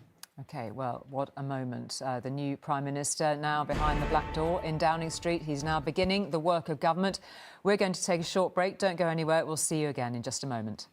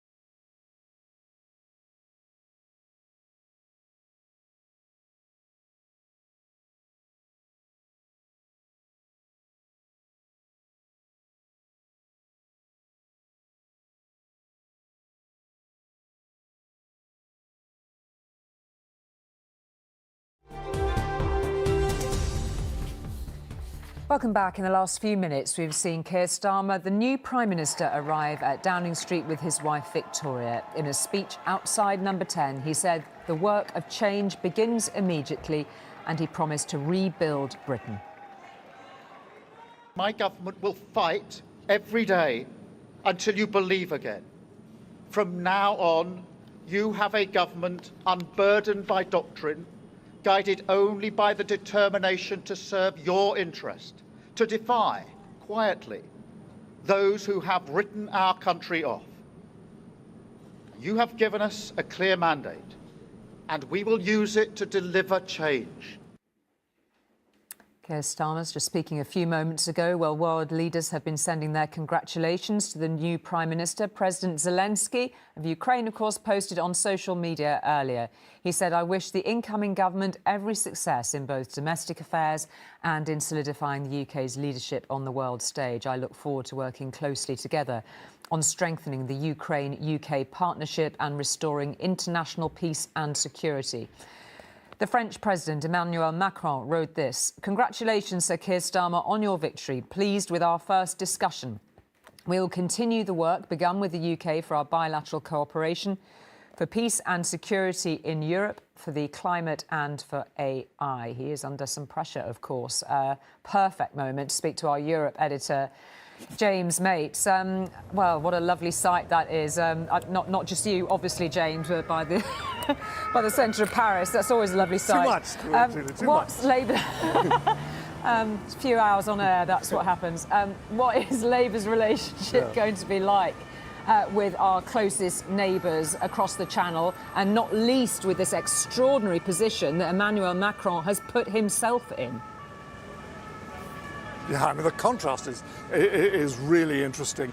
Emmanuel Macron threw everything up in the air, has taken this enormous gamble, looks like going horribly wrong for him on the second round of the election on Sunday, in contrast to Keir Starmer, who's been so disciplined and so steady, working his way towards this big majority in a 5-year mandate. President Macron will swap positions in a heartbeat, I think. I mean, the two men will get on. They're very much from the same sort of background. The big issue is going to be the migration issue. I mean, that's the thing that Keir Starmer is most going to want to talk to the French about. But of course, what we have here probably is a far right coming into the French government for the first time since the war. They are not, if they get into government or some sort of coalition, they are not going to be particularly enthusiastic about either receiving immigrants back from the UK or working even harder to stop them leaving. I mean, they're trying to, in many ways, in their plans, are plans to remove more immigrants from France rather than having any back again. So that may be interesting, and interesting also that in that message that you read out from President Macron, he didn't mention the migration issue. Italian Prime Minister Giorgia Meloni, she not only congratulated Keir Starmer, she also thanked what she called her friend Rishi Sunak. She will miss him, I think, because the two of them were working very closely on how to export asylum seekers and illegal migrants. Sunak, of course, to Rwanda.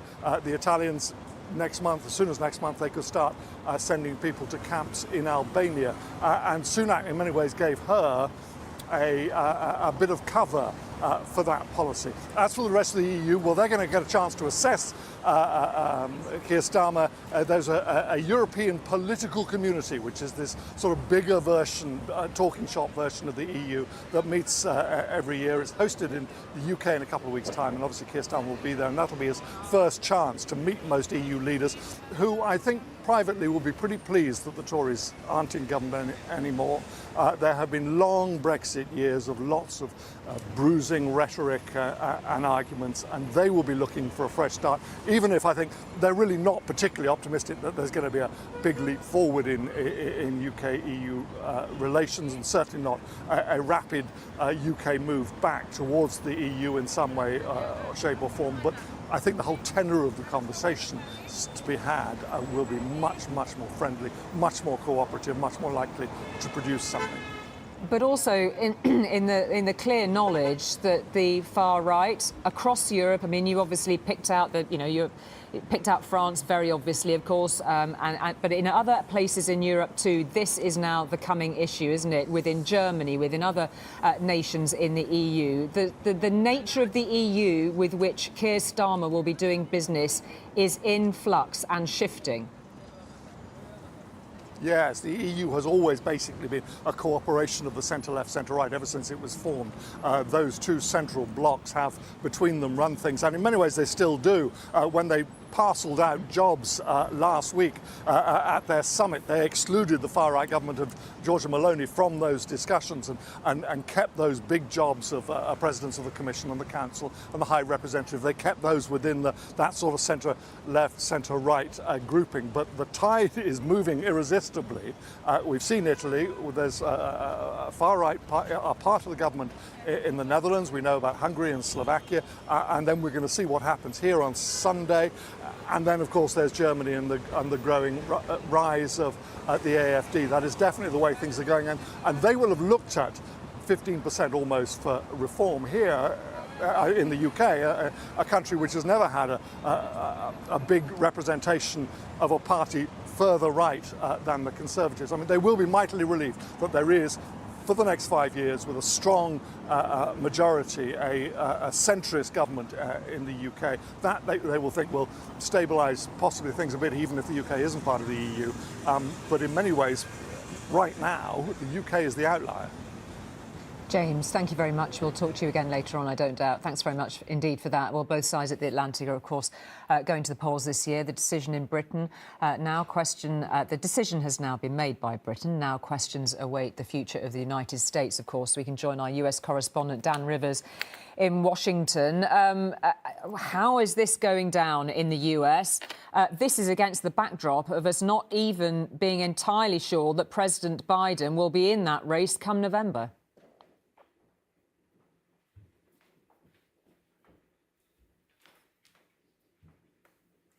Oh, very sadly, we can't hear Dan. I was really keen to hear what he was saying there. We seem to have lost a contact with his sound, even though we could see him. Well, I'm very delighted to say alongside me in the studio now is journalist from Politico, Anne McElvoy, to talk to us really from your vast expertise, Anne, on global affairs, Russia, Germany, the EU. First of all, just your reaction to what you've witnessed overnight.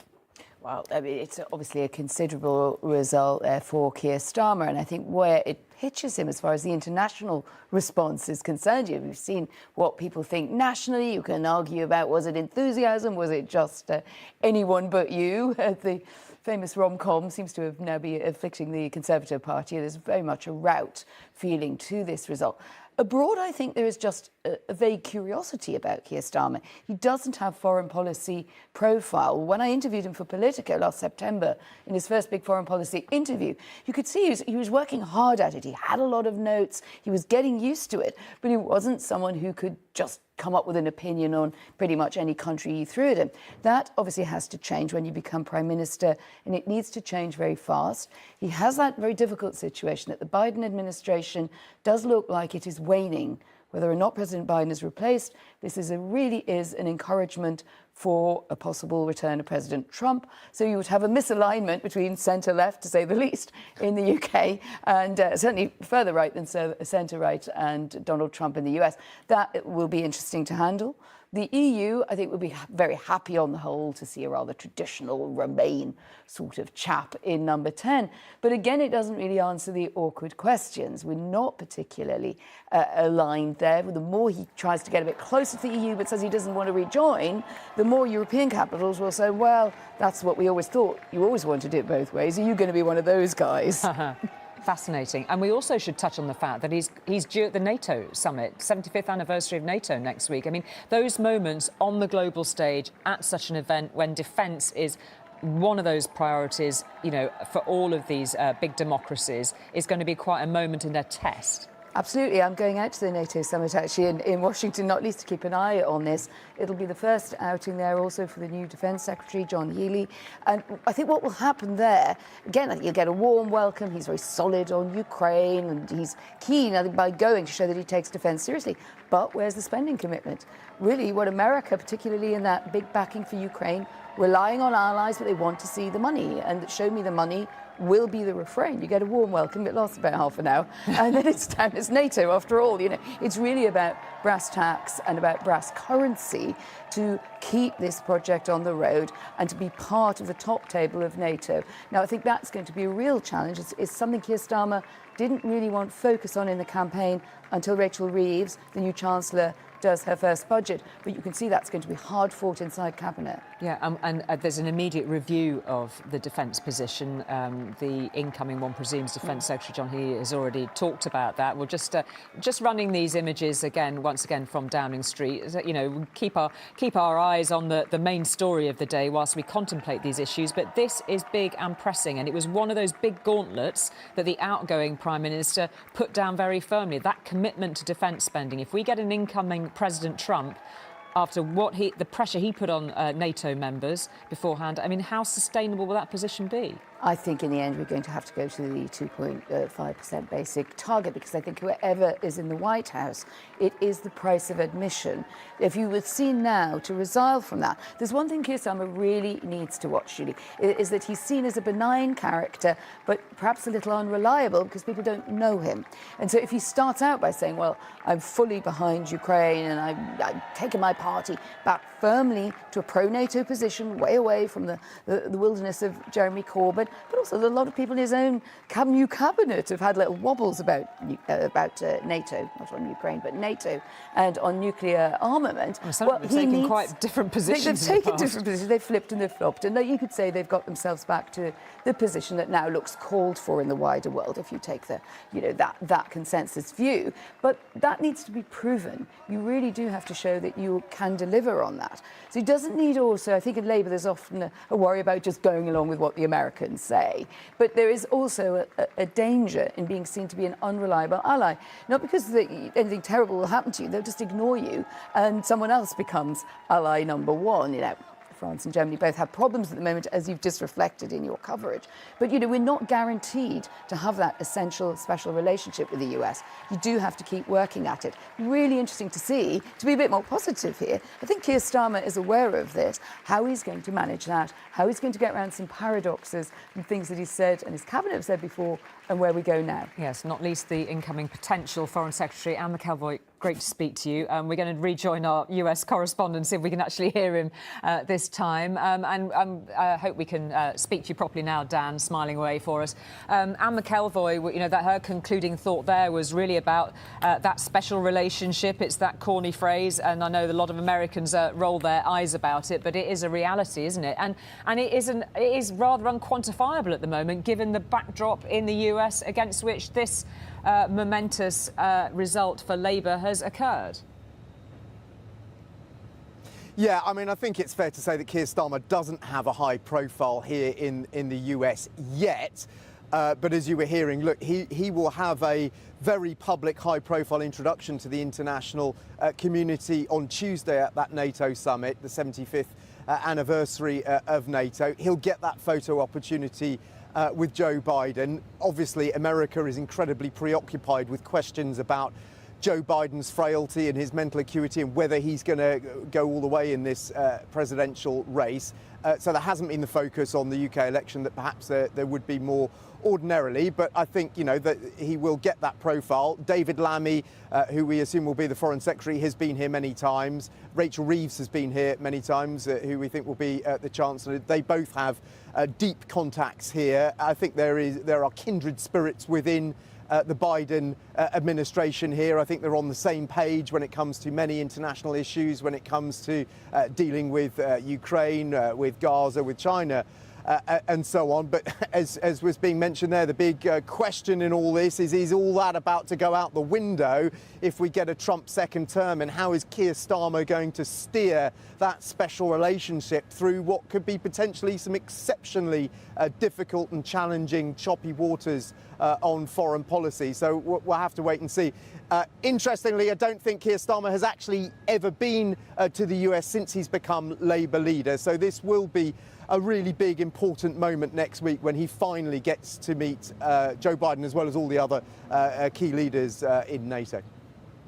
Dan, thank you very much indeed for that. More to come from you, I don't doubt, in the coming hours too. Well, the new Prime Minister is now behind that famous black door, we might presume, already beginning the work of government. So what exactly does that entail as power transfers from one administration to another? Who better to answer that than Dr. Hannah White of the Institute for Government? Thanks so much for coming in to give us your expert guidance on this, because we saw that great sort of rousing applause for the new Prime Minister, but this is where, you know, the work of government begins. The civil service sort of purrs into action, and everything will be coming at this new Prime Minister thick and fast, effectively. Absolutely, and it's pretty overwhelming when you listen to the testimony of previous Prime Ministers, what it feels like when you step into number 10 and you're whisked away by the Cabinet Secretary and given some of those day one briefings, some of the urgent decisions that need to be taken that have been awaiting a new Prime Minister coming into the role, some of the things that have been put on hold, but also some of those intelligence briefings, writing your letters to the commanders of the nuclear submarines, telling them what you'd like them to do if number 10 is taken out in a nuclear attack. All those things pretty sobering and overwhelming for a new Prime Minister. But this is a new Prime Minister that is coming in with this, you know, historic landslide victory, with this enormous majority now in the Commons. How does that affect politics effectively as we see it play out? We know that the new MPs will be sworn in next week. We'll have the King's speech, the legislative programme laid out pretty rapidly afterwards. But when we're looking at, I mean, we've heard that word supermajority bandied around, used politically in certain circumstances, a lot of circumstances. But there will be a question in some people's minds about the level of scrutiny available when the figures are as they are now in the new House of Commons. That's right. And although there is no such formal thing as a supermajority in the UK system, as soon as you have a majority of any sort, really, as the executive within Parliament, you can do pretty much what you like. When you have an official opposition party, as the Conservatives now are, on only just over 100, that does limit the ability of that party to scrutinise, because there are a certain number of roles that have to be filled. As the shadow cabinet, you have to ideally mirror all the roles, all the ministerial roles which the government sets up. There are chairs of select committees to fill and so on. And although the official opposition, with the numbers as they are, will have fewer of those roles because they're proportional to the makeup of the House, it will still be quite challenging for such a small official opposition to even staff those roles. It's interesting. You were previously Secretary to the Committee on Standards in Public Life in the Cabinet Office. I mean, we've had questions about that and then some, haven't we, in the preceding years? And it is one of those commitments that the new Prime Minister has made about public service, scrutiny of public service, standards of public service. He would have argued that, during the campaign, he would move fast if he felt that somebody was even slightly out of line.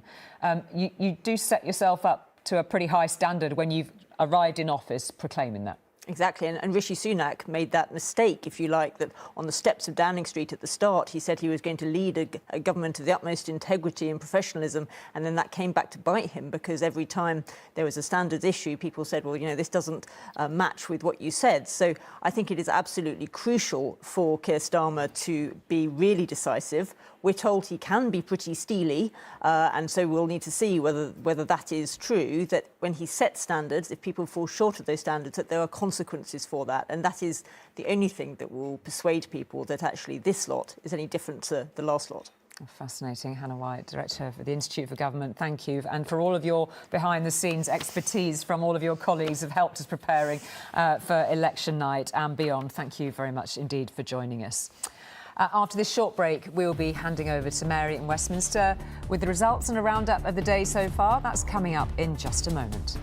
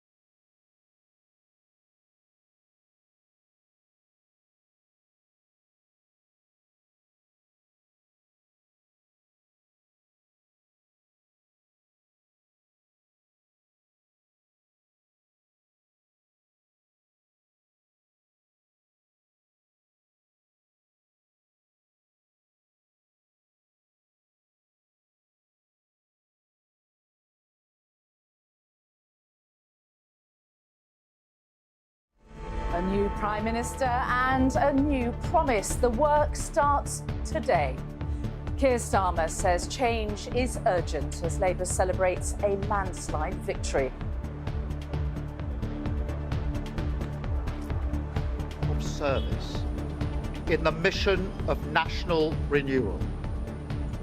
Our work is urgent, and we begin it today. Rishi Sunak says sorry as he leaves Number 10 and reveals he will stand down as Tory leader.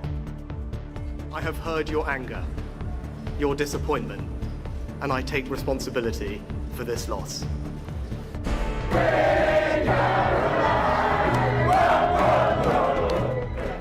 Sweet resurgence. The Liberal Democrats dance back into Westminster with their best result for a century. And eighth-time lucky Nigel Farage becomes an MP, finally, with reform now a political force to be reckoned with.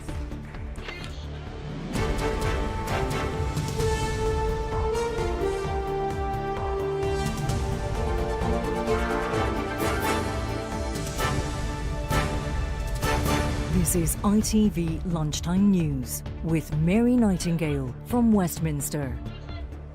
And good afternoon to you from Westminster. Well, they have been waiting 14 years, and today Keir Starmer said they won't wait a moment longer. As he walked into number 10 as the new Prime Minister, Sir Keir promised urgent change starting today. Triumphant after a Labour landslide and a disastrous night for the Conservative Party. With just a couple of seats yet to declare, Labour are on 412. The Conservatives lost 250 seats. They stand on 121. The Liberal Democrats have 71. Reform picked up 4 seats. The Greens are also on 4, while the SNP have 9 seats. It is also worth mentioning that turnout was heavily down at around 60%. Well, we will be getting reaction from our reporters from all the main parties and right across the UK. But first, Geraint Vincent wraps up the event so far this lunchtime. Prime Minister Sir Keir Starmer, his wife Victoria, and the scenes that mark a new political era. Filled quickly here with big promises.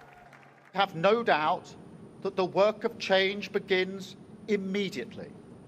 Have no doubt that we will rebuild Britain with wealth created in every community, our NHS back on its feet facing the future, secure borders, safer streets, everyone treated with dignity and respect at work, the opportunity of clean British power cutting your energy bills for good. And brick by brick, we will rebuild the infrastructure of opportunity. Sir Keir was asked to form a government by the King about an hour or so after the defeated Prime Minister approached the Downing Street lectern, a penitent man. To the country, I would like to say first and foremost, I am sorry. I have given this job my all, but you have sent a clear signal that the government of the United Kingdom must change, and yours is the only judgment that matters. I have heard your anger, your disappointment, and I take responsibility for this loss. The democratic dismissal of his government was a brutal business.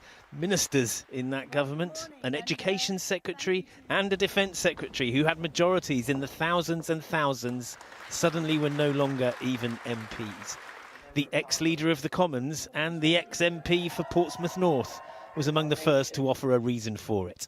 Tonight, the Conservative Party has taken a battering because it failed to honour the trust that people had placed in it. Conservative humiliation was completed in southwest Norfolk after dawn had broken, where a former Prime Minister stood at the edge of the stage as the loss of her seat to Labour was officially confirmed. Well done. Thank you. Liz Truss left her count after declining to give a loser's speech. We did it!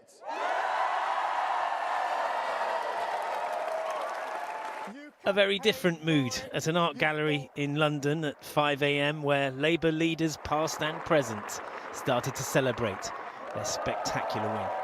And it is a remarkable victory for the whole of Britain, not just for the Labour Party, but for what it can mean for the future.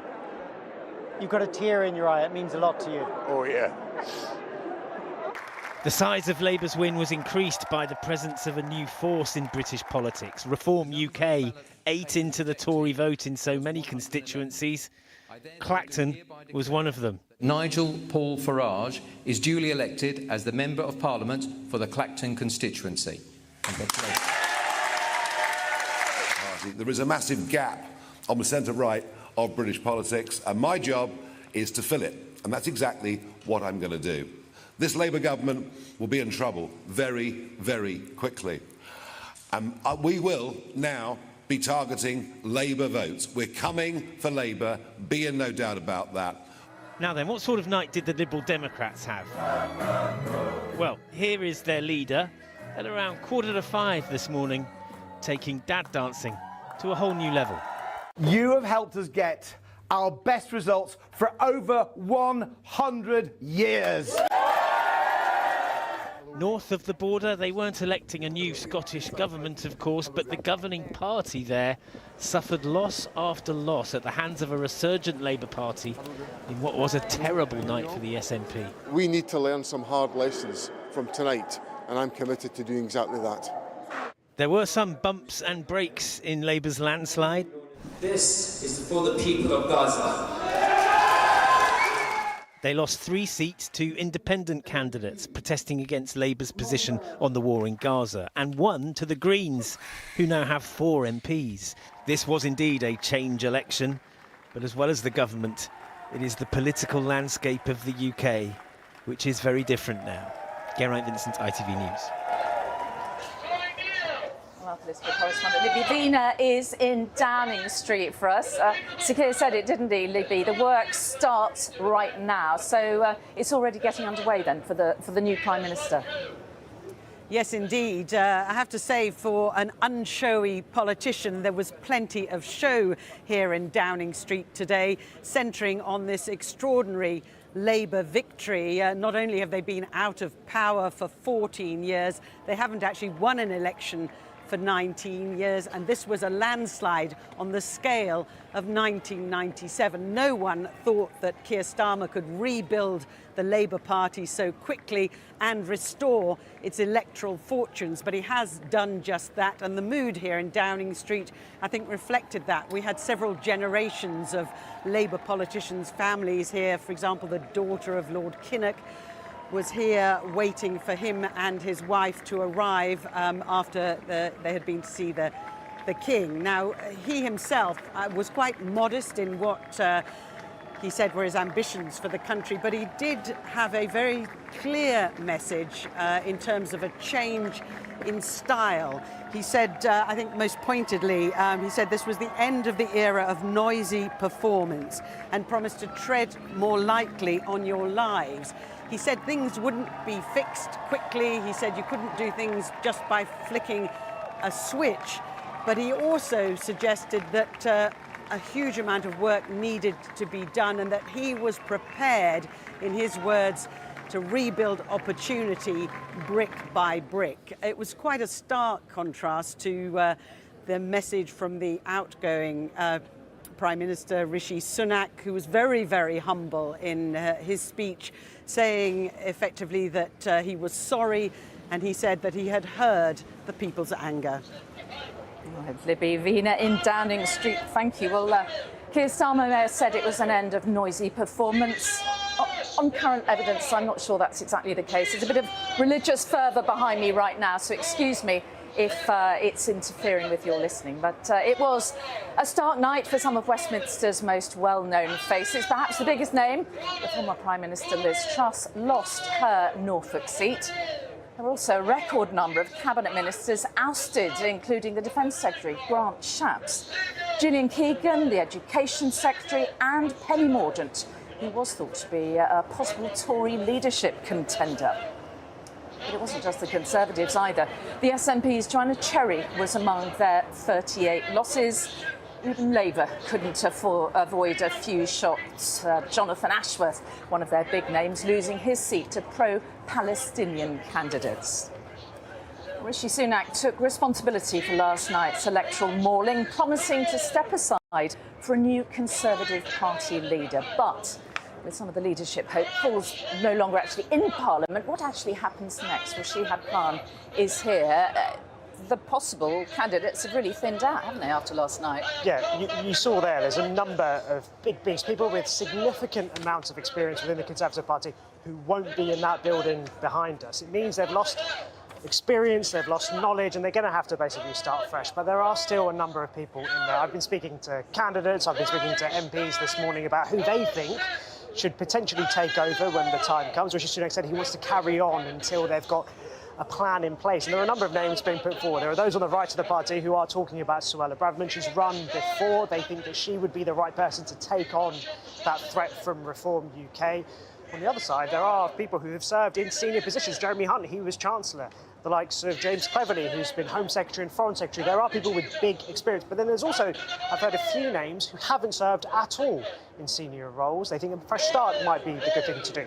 The issue here is that we don't have a timetable in place right now. There's a lot of work that needs to be done behind the scenes. There's a committee of backbench Conservative MPs, the 1922 committee, who will ultimately have to set out what the timetable is. They don't have a chairman right now. Their chairman didn't stand this time round.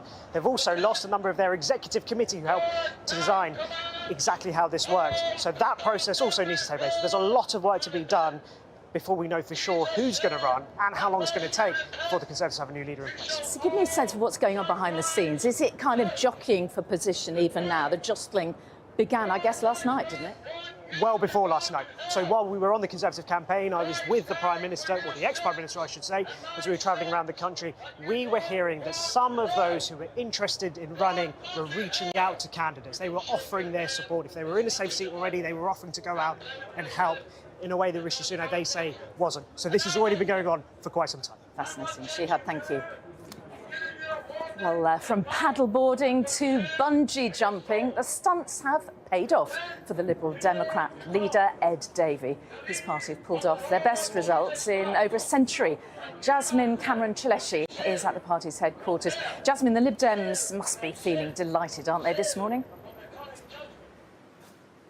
That's right. So they're feeling pretty jubilant. As you say, they ran an eye-catching campaign which attracted a lot of media attention and perhaps a little bit of criticism for Sir Ed that he wasn't taking the campaign seriously. But party insiders always insisted that behind the bungee jumps, behind the paddleboarding, there were serious messages about policies such as the NHS and serious strategy when it came to targeting those blue wall seats. And this afternoon, they're feeling incredibly vindicated by their approach.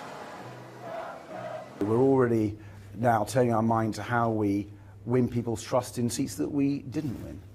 Pull them over to our side, whoever won those seats. We want to show in the way we behave, the way we conduct ourselves, the quality of our arguments, and the style of which we put them over, that people are won over to our cause. Now, just to remind ourselves, back in 2019, the party won just 11 seats. Today, they're walking away with upwards of 70 MPs. Now, of course, they're beating their record number of MPs returned to Parliament that was made in 2005. And I think they're really pleased in particular with the fact they managed to unseat some serious big cabinet ministers. For example, the Education Secretary, Gillian Keegan, the Old Justice Secretary, the Science Secretary. They're also really pleased that they managed to win 3 constituencies formerly represented by Tory Prime Ministers, for example, Theresa May's old seat of Maidenhead and David Cameron's old seat of Witney. Now, party insiders always believe that these seats in particular, the Tory vote was relatively soft. These seats, predominantly in the south of England, they were they're relatively leafy affluent areas where the Lib Dems came second in 2019. Now, yes, there was a bit of disappointment that the Lib Dems didn't manage to oust the Chancellor, but overall it's looking like the Lib Dems are coming as the 3rd largest political party. They'll be really pleased with that result and feeling like they're coming out of the political wilderness and back once more as a serious force in Westminster. Jasmine Cameron-Cheleshi, thank you. It was a spectacular night for reform. Nigel Farage elected as an MP at his 8th attempt and promising the start of a major political shift. Our reporter Amy Lewis is in Clacton-on-Sea. Amy, explain just how big a breakthrough moment is this for reform? Well, it's huge. This party seems to have come from nowhere, and last night 4 million people voted for them, and for the first time they don't just have one MP, they now have 4 MPs. The rise of reform, make no mistake, will have sent the major 2 parties into something of a quandary. We know that voting at the moment is volatile, and here you have it, a party to the right that is anti-immigration, that got more than 14% of the share, Mary, and came second in a lot of constituencies. During his campaign, Nigel Farage was clear that he wanted to destroy the Conservatives, but as soon as he was elected last night, he took aim at Labour, saying he was coming after them. Now, he has ruled out working with the Conservatives, but he has opened the door to them joining him, as he puts it, as he tries to reshape the right of British politics. Now, I spoke to the party this morning. They said it was a fabulous night for them. They said it couldn't have been better. And Nigel Farage has been clear that to him, this is just the start. My plan is to build a mass national movement over the course of the next few years and hopefully be big enough to challenge the general election properly in 2029. Well, one of his supporters who was quick to congratulate him was Donald Trump, who has said that Nigel Farage is a man who truly loves his country. Now, in terms of what happens this afternoon, there's going to be a press conference in London where not just Nigel Farage will be speaking, but all 4 of the newly elected Reform MPs, showing, I suppose, a show of strength. We understand that one of the things that Nigel Farage is going to want to be talking about is voting reform. Now, he has, as we mentioned at the start of this, tried to become an MP 8 times. He has finally done it. And one thing you can certainly say that when he is in Westminster, he is not going to blend into the background, Mary. Amy Lewis in Clacton, thank you. It was a really good night for the Green Party, who quadrupled their number of seats to 4.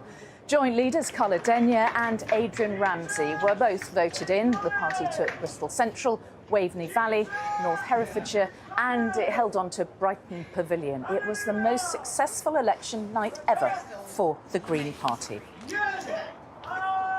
One of the night's biggest stories was the changing makeup of Scotland's electoral map and the catastrophic losses for the SNP there. The party is left with just 9 seats, with a resurgent Scottish Labour Party taking back many of the SNP's gains from recent years. Our Scotland reporter Louise Scott is in Glasgow. Louise, big questions out there about the role of the SNP and indeed the whole future of Scottish independence now. There are. The SNP were expecting losses, but losing 39 seats goes beyond their worst expectations. Of course, a new SNP leader just in the last 8 weeks, but John Swinney says he takes full responsibility for the campaign led and the outcome of that. Labour, meanwhile, they've doubled their vote share here, and I counted 9 seats where they took more than a 20% swing from the SNP. And independence, it was on the ballot paper. It was on SNP's front and centre of their manifesto. When John Swinney told ITV just in the last few days that any votes to other parties would damage the cause for independence. So it seems like Scottish voters have sent a loud and clear message. Well, here's what John Swinney told us a little earlier. I have to accept that we failed to convince people of the urgency of independence in this election campaign. And therefore, we need to take the time to consider and to reflect on how we deliver our commitment to independence, which remains absolute. Well, the SNP did enter this race on the back foot. They'd had their 3rd leader in as many years. There's an ongoing police investigation into the party's finances, and activists across the country told me these issues were coming up on the doorsteps. But this collapse of the SNP will be a real gift to Keir Starmer. He begins his tenure as Prime Minister with realistically no pressure to enter those talks that have been called for another independence referendum. OK, Louise Scott in Glasgow, thank you. Well, the Labour Party will have been hoping that their success in Scotland might put to bed the question of independence, at least for the moment. But in Northern Ireland, there was victory for Sinn Féin. The Nationalist Party there now dominates the nation's MPs in Westminster for the first time. Our correspondent Neil Connery is in Belfast. Neil, how does this shift then the debate in Northern Ireland? Well, Mary, there were 18 constituencies up for grabs here last night. Sinn Féin winning 7 of them, making them the party with the largest group of MPs. That's the first time that has happened here. Of course, those MPs won't be taking their seats at Westminster because of Sinn Féin's long-held policy of abstentionism. They refuse to swear allegiance to the Crown in Parliament. But add to the fact that, of course, at Stormont here at the last elections, Sinn Féin were the largest party. When it comes to local government in Northern Ireland, Sinn Féin is now the largest party. And then last night, there will be many, I think, in the party who will see this as another step on the road towards a potential poll on Irish unification. Sinn Féin told ITV News this morning that they see see that there is a need really for discussions to get underway, serious discussions on this issue. Clearly there are many others in Northern Ireland who feel that the constitutional position of Northern Ireland isn't up for grabs. The other thing, Mary, to stress last night is what happened to the Democratic Unionist Party, such a dominant force in Northern Irish politics over the last 20 years. They lost 3 MPs last night, most notably Ian Paisley, who held North Antrim, of course his father before him holding that seat from 1970. So 54 years of Paisley representing that constituency, no longer after last night. They also lost Antrim South as well to the Ulster Unionist Party, and Lagan Valley to the Alliance Party. Now that was the constituency of the former DUP leader Sir Geoffrey Donaldson, who you'll remember resigned back in March following charges over serious historical sexual offences, which he denies, and that case currently going through the court. So some big questions facing the Democratic Unionist Party here last night in the wake of this general election. OK, Neil Connery in Belfast, thank you. In Wales, the Tories have seen a total wipeout. Labour had a triumphant night there, taking 27 of the 32 available seats, while Plaid Cymru doubled its MPs from 2 to 4.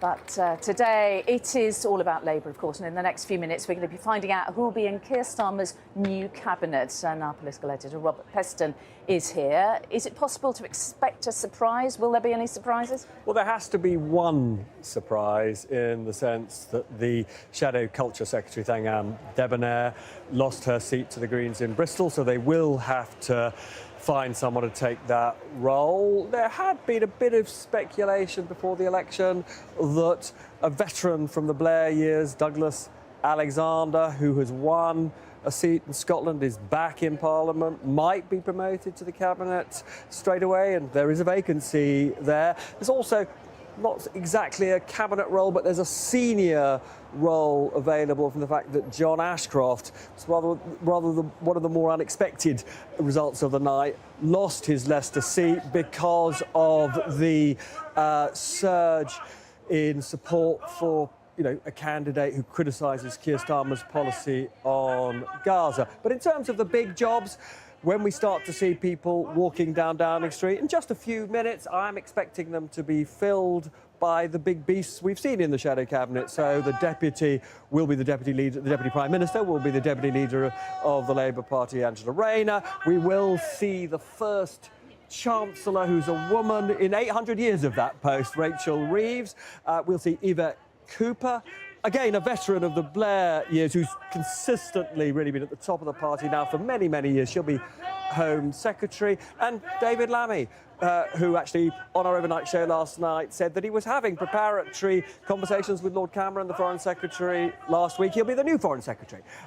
So I think it will feel like a very different cabinet, partly, even though, there's a man who's Prime Minister, we've never seen so many of those top jobs filled by women. So I think the cabinet will feel a bit different. And a different mood to this government from what we could glean from Keir Starmer's acceptance speech, yeah? I thought it was an important speech because he basically said he was going to govern to rebuild trust. And if there is one overriding message of last night's vote, with the share of the vote falling, with Reform very much a sort of the curse on the rest of you party, getting 4 million votes, only 4 seats, but 4 million votes, 15% of the vote, in third place, there is a sense in which Labour has got to power on 2 big trends. One, total disillusion with the Tory party, but also a sort of fed-upness around the place with politicians in general. And I was quite struck that Keir Starmer said his first and most important priority is to rebuild that trust.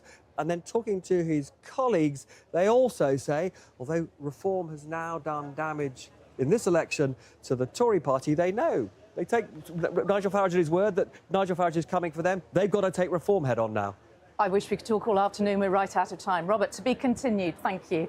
And that is it from me and all the team at Westminster on the day Keir Starmer becomes Prime Minister with a landslide majority. I say goodbye to viewers in Northern Ireland. ITV's Election 24 special programme coming up after the break.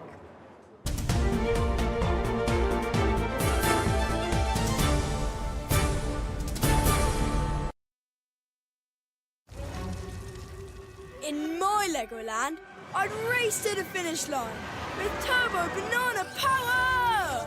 Oh, or I'd be a spin...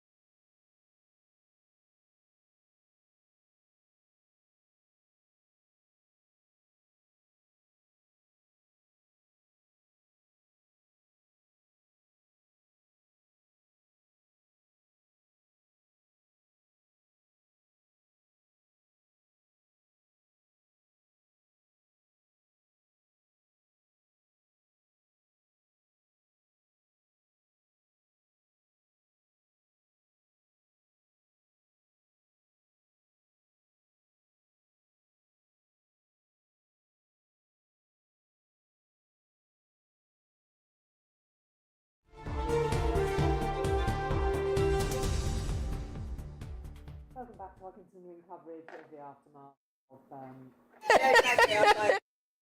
Microphone.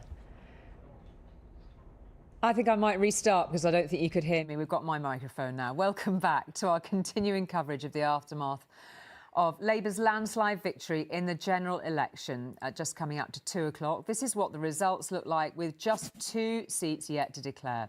Labour are on 412 seats. The Conservatives lost 250 and stand on 121. The Liberal Democrats had a great night. They now have 71 seats. Reform picked up 4.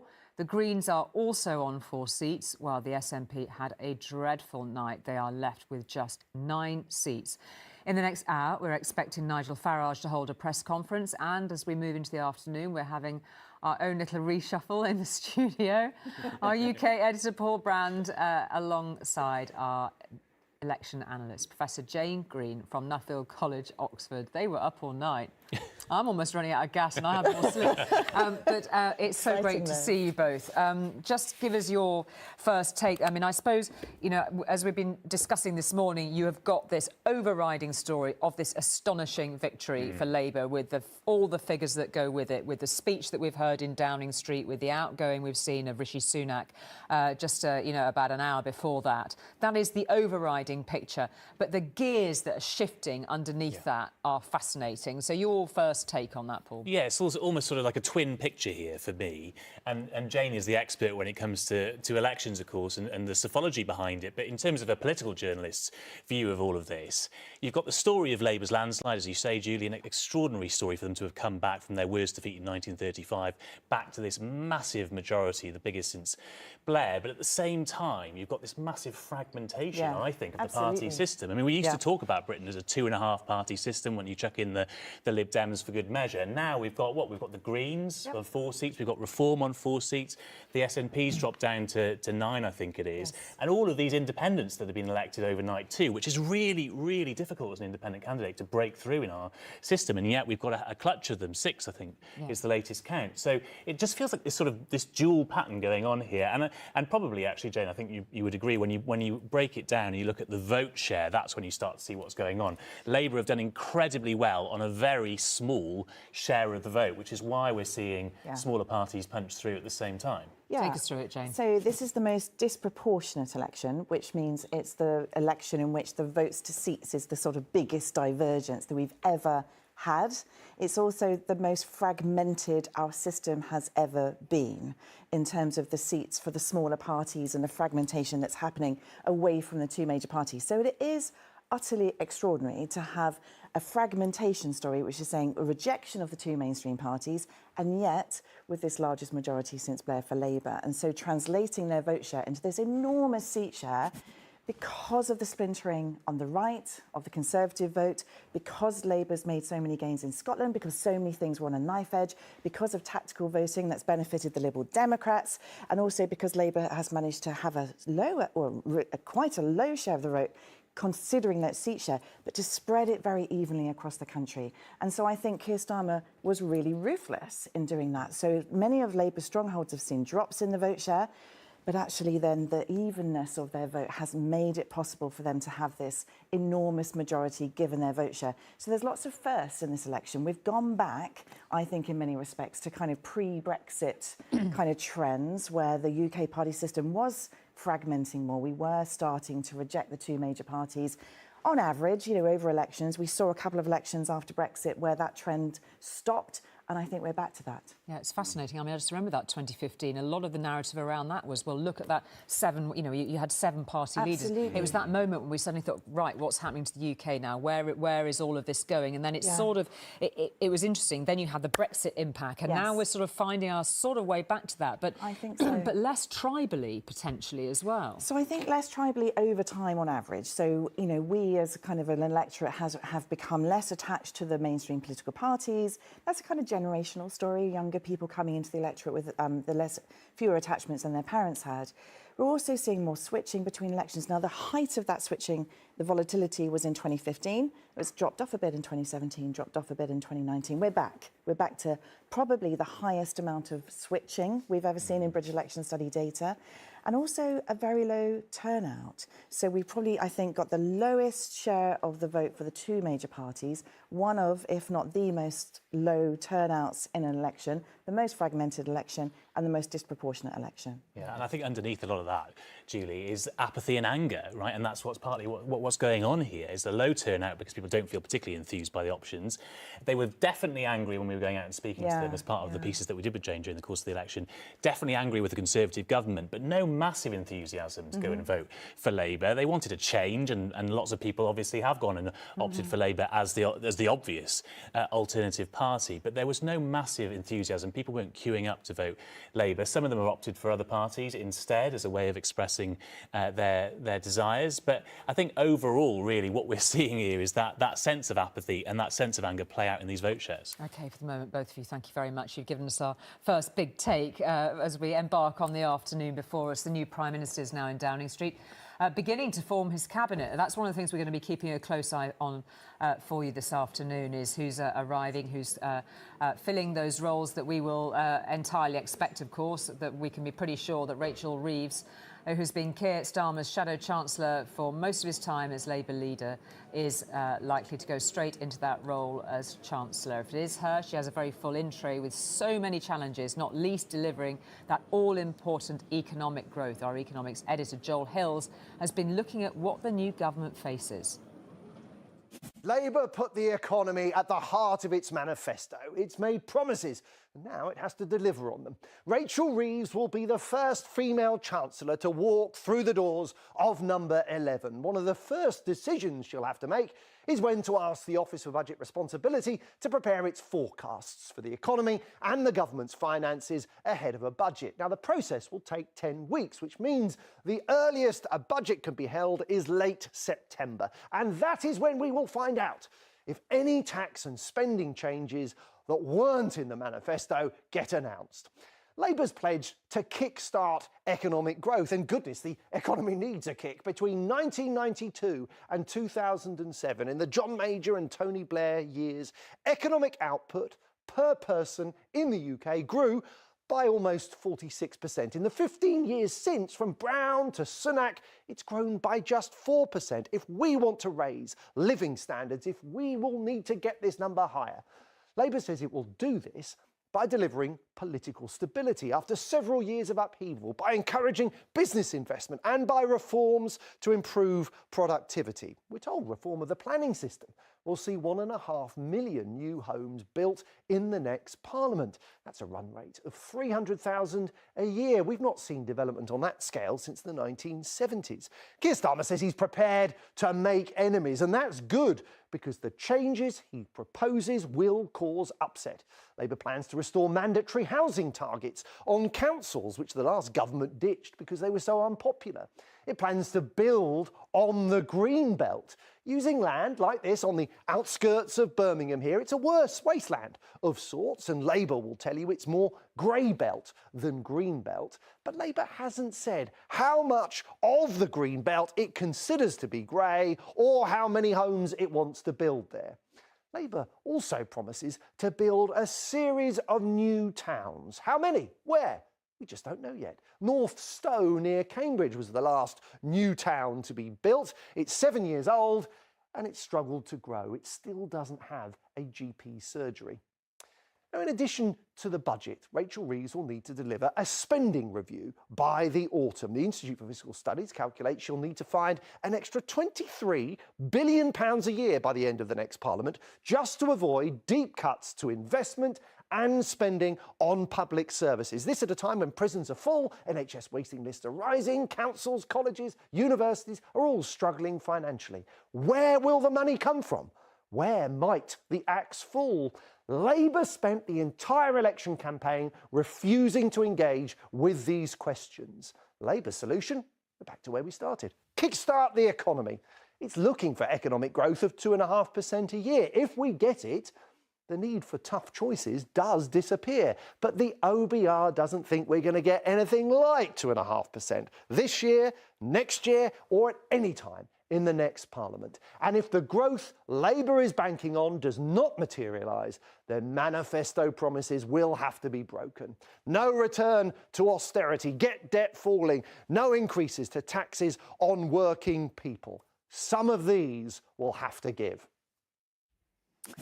Joel giving us all the details we need for our next discussion there. We can dive a little deeper into it with Emma Reevig, Chief Executive of the Trussell Trust, Ray Newton-Smith, the Director General of the Confederation of British Industry, and Nick Gray, the founder of GTEC. Thank you very much indeed, all of you, for joining us. I suppose I might just go down the line. First of all, this has been an historic night. From each of your own perspectives, what are you feeling at this point? That we have the opportunity for urgent change now. We've heard a lot from the new Prime Minister about long-term plans, but now we need to understand what's going to change immediately for people who are facing the most hardship. highest numbers of people ever having to come to food banks. We can't afford to wait for long-term economic change. So what's the plan from today? I'm encouraged to hear Keir say that the work is urgent and it starts today. So we want to know what that will look like for people on the lowest incomes. Indeed. Rain, what was your take on what you've heard so far? So I think share that sense of urgency. I think we've seen the Prime Minister has the mandate. I think now it's about using that as the mission to deliver sustainable economic growth. And that means working in partnership with business. The vast majority of that growth must come from private sector investment. That's what will help to fund our public services. And so he needs to be brave and he needs to be bold. And that is about making sure we are building the houses we need so we have affordable housing. That means brave decisions on planning, making sure that we prioritise some of the strategic investments and infrastructure we need to see in this country. And the business leaders that I've been speaking to say, make those decisions around grid connectivity and grid capacity. That's how we make sure that we can really make the most of our green growth and that transition to a net zero economy. There's so much opportunity there, which should deliver energy efficiency and bring down some of the cost of living pressures on ordinary households. And also use the moment to step into our international leadership. There's a real moment for us to set out a vision for the UK and to attract trade and investment from around the world so we can really help to alleviate some of the pressures that households have been feeling in recent years. Isn't it great? I mean, you're an inventor, founder of the G-Tech cordless vacuum company. I mean, you're at the absolute sharp end of understanding where investment counts, where a more benign environment counts. What's your thought at this point? It's uncertainty. So, you know, it's a long time since we've had a Labour government. I don't think people are very clear on what they really stand for and what's going to happen next. For us, we just want ordinary people to be well off and confident. So then they buy their vacuum cleaners and things. I think home ownership has been persecuted a little bit in recent decades, all parties really, and I'd like to see an encouraging atmosphere for people to buy and own their own homes. I think that leads to a lot of satisfaction. More vacuum cleaner sales as well, which we don't mind about. But I think people feel good when they know what they're working towards. I think people are a little bit lost and they're not sure where they belong in a modern society. And what we've got is a huge majority of seats, but a tiny percentage of the vote. I think 1 in 5 people voted for this government. So a lot of people either didn't vote or they just picked a vote off the wall because they don't really know what to expect. And I think as a consumer or as a citizen, I'm like that as well. I'm not sure what to expect next. Yeah, the people that you support, thank you all three for your opening thoughts on that. I mean, the families that the Trussell Trust supports are absolutely at the sharp end of the most pressing questions in terms of household support, making sure that people have got stable family home lives. I mean, I was struck by the fact that you said it's urgent, it needs to happen. You see people in emergency day in, day out with the Trussell Trust. One of the things that the new Prime Minister said was that I can't just flick a switch. So there is, you know, that's what I suppose is going to be interesting. For those who are at the sharp end like you are, it's an emergency. Yeah. It is, and we were encouraged to see in Labour's manifesto a commitment to ending the mass distribution of emergency food aid, but we recognise that that will take time. But there are things that can happen now, and we need urgent action now. Winter is coming. We're seeing food bank numbers increase still. Last year, our highest numbers ever. For people on the lowest incomes facing that hardship, they need an intervention now. We know the Household Support Fund is coming to an end in September. That's vital funds that have been providing crisis support for people. There's no cost of living payments planned for this winter, and yet for people on the lowest incomes, costs are still too high and people can't afford the essentials. So we need urgent action to extend that household support fund, to create a minimum, at least in universal credit to ensure people have enough money to get through the next few months whilst working towards a longer-term plan for ending the need for food banks. And presumably as well, that question about the child benefit cap that was raised again and again and again. Labour said in that campaign that we will have a strategy. Can you have a strategy without addressing that, do you think? No, we need to be working towards it. 30% of the families we see have 3 or more children. We're seeing a significant overrepresentation of families with children. In our food banks, we need to be tackling these caps. There is a big question too about investment. The new Prime Minister talked about the new GB Energy vehicle that is going to be used to encourage green investment. We know that the incoming Chancellor, Rachel Reeves, we're expecting to see very shortly arriving in Downing Street, is going to be holding a conference, a summit for business within the next couple of days. It's how quickly you can engage and convince, presumably. Have they rolled the turf well enough in both of your views? Well, I think the Labour Party have been talking about being pro-business, pro-wealth creation, and I think that's really important. But we also need to see that investment. You're absolutely right. And that is about thinking about having a net zero investment plan, so really making the most of... You can't be pro-growth without being pro-green. That's what so many business leaders have said to me. We have such a consensus and we've been such a leader. And there's such an opportunity for us to continue to lead in offshore wind and onshore wind, but it will take being brave and bold. And I think also, to Emma's point, we also need to think about some of the housing associations within our membership say we need to also think about how we help and support people in work and being in work, and that's thinking about how we look at childcare provision. And I think the Labour Party in their manifesto set out some important commitments on extending some of that provision. But that is something we all need to focus on, is how we help and support people in work to create the opportunities and growth. And with a female Chancellor, there's a chance that might have a different emphasis. Just your thoughts on the investment, Nick. And also, I suppose, the big question for a lot of small businesses too. You will have risen up through the ranks when you were building your business. You know the pressures on small business. It's not just about these big employers with a big net ability to provide scaled employment. It's those people who are taking risks. Yeah, and it is difficult. I mean, a few years ago, there was a dearth of development land, for instance, and our local councils worked hard to make some available. You get the R&D tax fund, which is very good, encourages Britain at what we're best at, which is inventing and creating intellectual property. And whilst the governments have taken care of businesses reasonably well, I mean, I think we all know that the only wealth that's created comes from businesses, and small businesses contribute a lot of that. So to look after business is essential, but to look after the population looks after the businesses. So although the corporation tax is fairly affordable, it's really the state of people's minds and their levels of happiness and their confidence that makes a huge difference to the businesses, which generate the wealth for everybody. So the situation's okay for business. What we need is for the population to feel safe and secure and confident. A lot less talk of wars and things and upsets and crises would be helpful. But it feels sometimes, and I think Emma was saying earlier, that a lot of people start with mental uncertainty and end up with in peril from earning a living and taking care of themselves, and end up not able to look after themselves. So it's really giving people the confidence that the future's going to be okay. You know, they've set things okay for business. There's things to help us.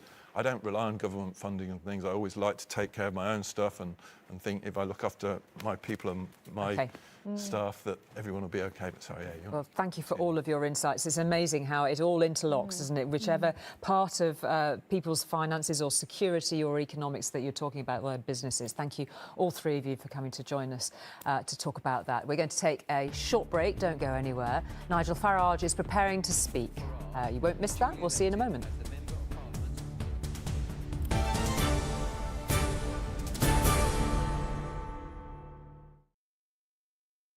The £15 million jackpot must be won this Saturday, or thousands of you will win a share of the prize. But who will it be? Maybe Pat, thinking his numbers don't look spread out enough, or Helen, who's now wondering if she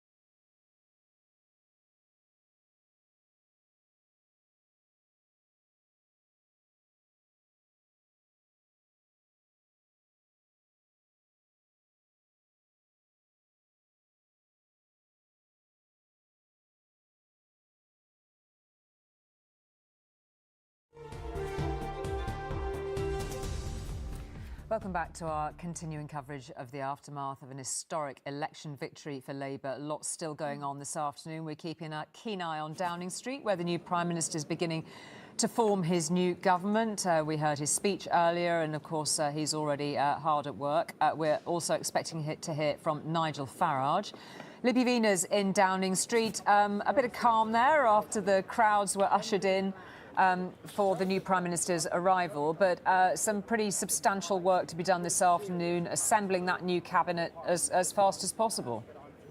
Yes, Keir Starmer said that he wanted to roll up his sleeves and get on with it, and I think that's exactly what he's doing. The new cabinet will not just be a Labour cabinet as opposed to a Conservative one. It will look very different in other respects because it's likely that at least two of the top offices of state will be occupied by women. One of them, of course, Rachel Reeves, who's expected to be made Chancellor of the Exchequer. Now, she probably has the most difficult job of any members of the cabinet, apart from the Prime Minister, because of the state of the economy. And I have to say that Jeremy Hunt, the outgoing Chancellor, looked rather chipper as he posed on the doorstep of number 11 this morning with his family and their dog before leaving.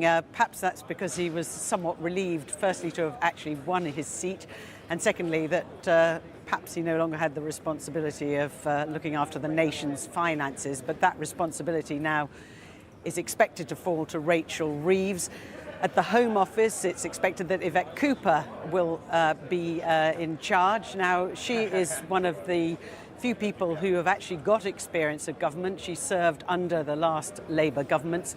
There are a handful of others who have experience of government, but for the most part, those walking into number 10 this afternoon will be newcomers, as it were. They will have had no experience of government, and so they will be on a very steep learning curve. I expect they'll all be briefed immediately by the permanent secretaries in their various departments, but as I say, a very steep learning curve for some of them. Thank you very much indeed, Libby. We're just getting some news that there is a recount, Basildon South and East Thurrock. We did have a shot of some of the activity there a few moments ago. We're just hearing that Reform may actually have taken another seat there.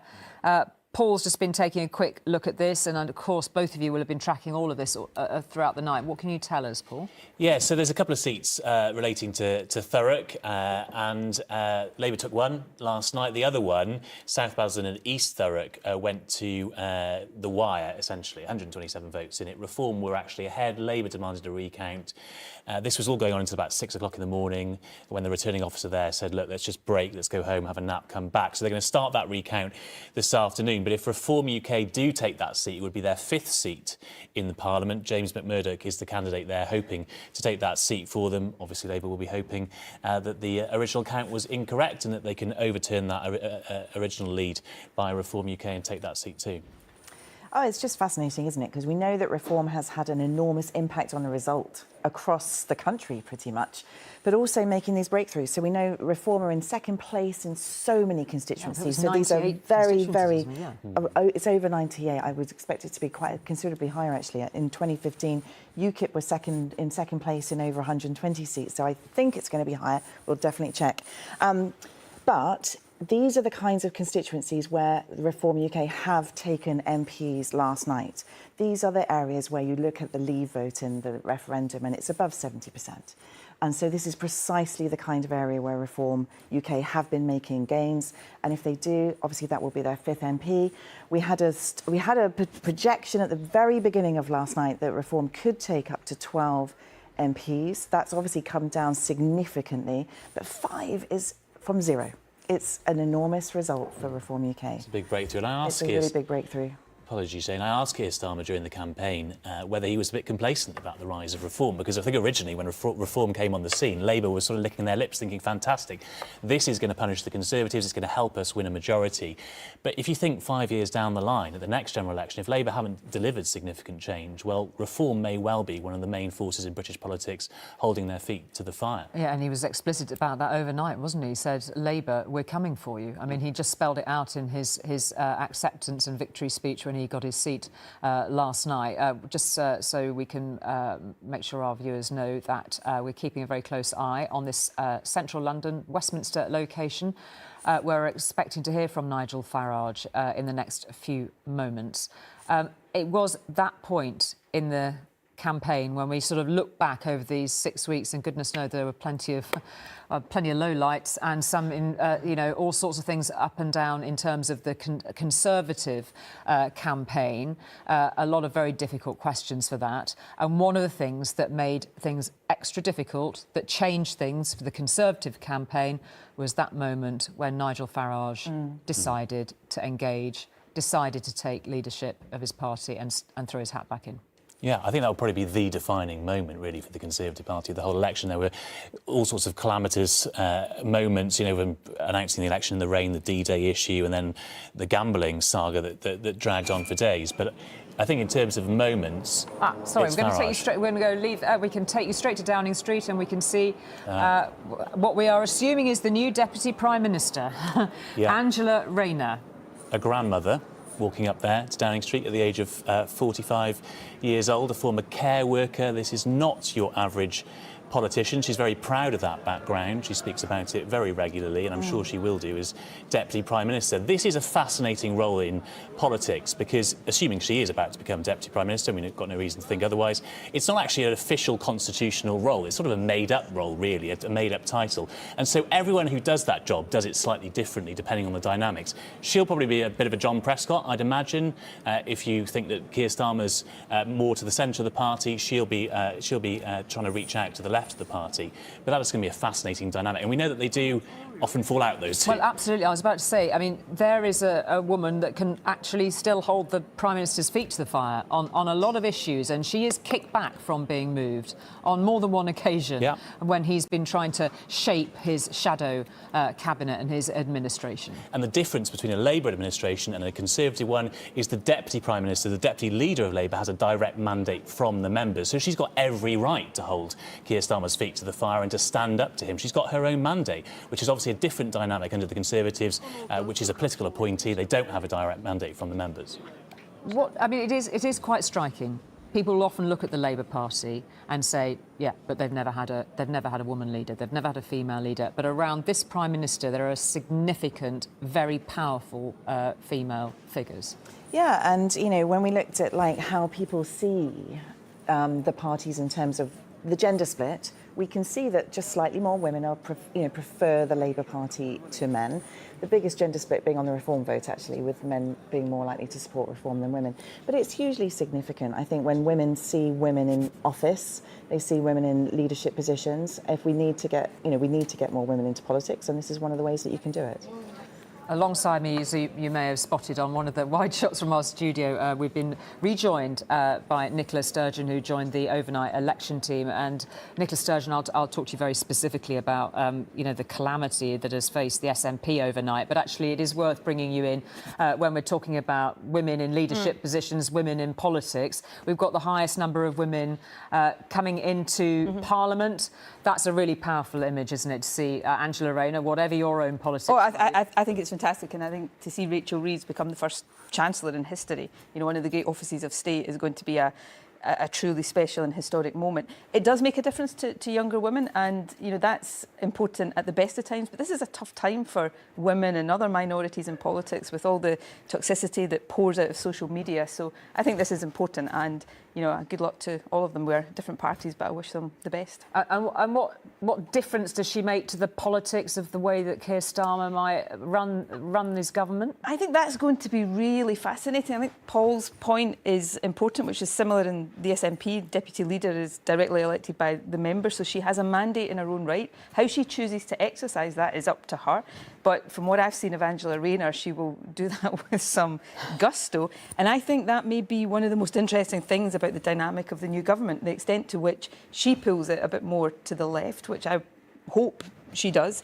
And I guess encourages Keir Starmer to deliver for some of the people that during the campaign he seemed to ignore. The lifting of the two-child cap, for example. Hopefully that will be one of the policies that in fairly early course Labour shifts direction on. She was noticeably deeply uncomfortable. Oh, I think you could feel the discomfort of many Labour figures in Scotland. Gordon Brown, for example, who champions rightly the issues of child poverty, but trying to do that while defending the retention of the two-child cap, you could feel it was palpable, the discomfort that was coming from key Labour figures. Yeah, we're going to keep it. It's going to be a bit of a switch around, I think, depending on what happens next. I think Libby was there to witness that moment too. Just give us your thoughts on seeing Angela Rayner walking up Downing Street in that incredible green suit, going through number 10. They've all had to keep a lid on so much. They must have felt the sort of nerves in the anticipation of this moment. But here we are. We've seen her go through that door with this potential extraordinary title. Yeah, we often talk about social mobility, but Angela Rayner is the living incarnation of that. Having left school at 16 with no qualifications, she became a single mum, and then she became a care worker before getting into the trade union movement and beginning a career in politics. She is, as you've been talking about, a very powerful figure in the Labour Party, having been elected in her own right. But I think we have to be cautious about exactly how much power she exercises at the moment, because this very moment is when any Prime Minister is at the point where they exercise maximum power to do what they want. And I think some Prime Ministers in the past maybe haven't used that power as wisely as perhaps they should have done. But I think Keir Starmer will be very mindful that he is in the most powerful position he is likely ever to be in. And of course, he does have that huge mandate, that huge majority, which puts him in a very strong position as well. But Angela Rayner, as we've seen, is one of the most colourful, one of the most powerful figures in the Labour movement. And I think he is going to have to listen to what she wants in terms of the direction of policy. She is going to have to take note of that. And of course, she was very close to Jeremy Corbyn. And that's important. He's back in Parliament as well. And there are a number of MPs on the left in the party who, on issues like Gaza, on issues like child poverty, do believe that the leadership needs to go a lot further than he did in opposition. All that said, you have to remember that Keir Starmer was not a centrist Labour politician originally. He was a man on the left. He did also serve under Jeremy Corbyn. So I think we can perhaps sometimes make too much of these tribal loyalties. I think what he's trying to show, and what he will try and show today, is that he wants to get rid of that sort of factionalism in the Labour Party. He wants to bring the party together so that they can actually deliver in terms of what they have promised to the public. OK, I know you'll keep a close eye on the comings and goings there in Downing Street, as you have since 9:30 this morning for us, Libby. For the moment, thanks very much indeed for that. That's the wider shot, of course. It is quite the walk up Downing Street, isn't it? That has been, I mean, for those of us who've watched elections for so many years, there's so many memories of people on that walk with the photographers yelling at them and the press. It must get the heart rate up when you're in that situation. I mean, just on a personal level, if it's okay to talk about that. Yeah, but, as somebody who analyses elections, these, and we do that in a data-based way, and we look at surveys and data, but these personal stories on this day after the election are always utterly riveting. And, it's kind of spine-tingling to see our democracy in action. I know that sounds really cheesy, but for someone who's very passionate about politics and about democracy and about the functioning of a democracy, it's just... I'm basically a passionate nerd. But it's a privilege to watch this unfold and to be here. Yeah, and how peaceful it is. And how consensual it is. How last night, when we watched the concession speeches, how there was so much decency, there was so much acceptability of this is what's going to happen. Lots and lots of really dignified concessions, and that is something that we can't take for granted. Yeah, and both of those leaders, actually, Rishi Sunak and Keir Starmer, have both been very, very decent about each other today, and that's incredibly encouraging, and not something actually we've seen a lot of in politics over the past few years. Certainly Boris Johnson's departure speech was very tetchy. Liz Truss still claims that she was forced out by other forces at work. So it is refreshing, actually, to see two politicians do a very respectful handover of power. It really was. Yeah, indeed. We're keeping a close eye too on this rather functional-looking room. There are plenty of those in politics, aren't there, waiting for the arrival of Nigel Farage. Presumably he'll be keeping a very close eye on the story we were just outlining for you there in Basildon South to see whether the Reform may have taken another seat. And whilst we think about all these personal stories of those who might walk up Downing Street into those cabinet positions this afternoon, the personal journey of the man we're about to hear from, too worth remarking on. I mean, you know, at eighth attempt, he's got his seat in Parliament. And, you know, when those new MPs are sworn in next week and when we get used to just seeing this new Parliament laid out before us, you know, seeing Nigel Farage in there is going to be quite a moment, isn't it? Yeah, I mean, he's one of the most recognisable politicians in the country. He's a household name, and he's certainly going to shake things up in Parliament. I mean, he's going to be able to ask questions at Prime Minister's questions, the way they do the kind of rotation there. He won't ask a question every week, I shouldn't imagine, but he's going to be there chipping in, and that is a whole other ballgame for them. And for Reform UK, it is such a foothold in order to establish themselves as a party of legitimacy and respectability to potentially go on and grow in future elections, Jen. I'd still question, though, the claim that he's making that they're going after Labour voters next. So they're splintering the Conservative Party. They're taking voters from the Conservative Party. But if you look at what Labour's coalition is, it's fundamentally a coalition of Remainers. It's a coalition of working-aged adults rather than retirees. It's a coalition of people that are very disinclined to support the kinds of policies and positions that Reform UK will be advocating. It will also be interesting to see as a unit, if there are 4 or 5 MPs, how cohesive they can be as a unit, because they haven't had to do that before. OK, we'll just pause there because I think we can speak to Harry Horton now, who's been with the Reform UK campaign all the way through and will be watching this with enormous interest. Of course, Harry, I think you've just spoken to Nigel Farage in the last few minutes. What can you tell us?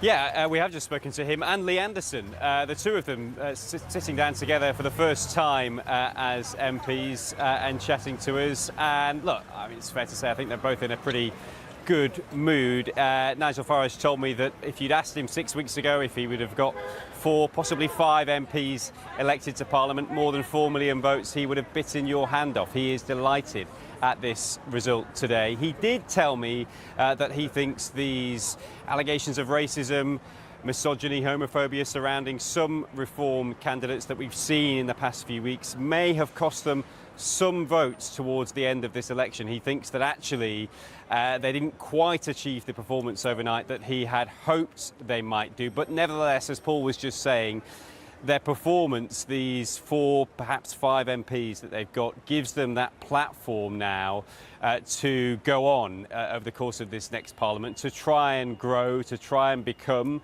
as they hope, the main opposition party heading into the next election. So this is a huge moment for Nigel Farage.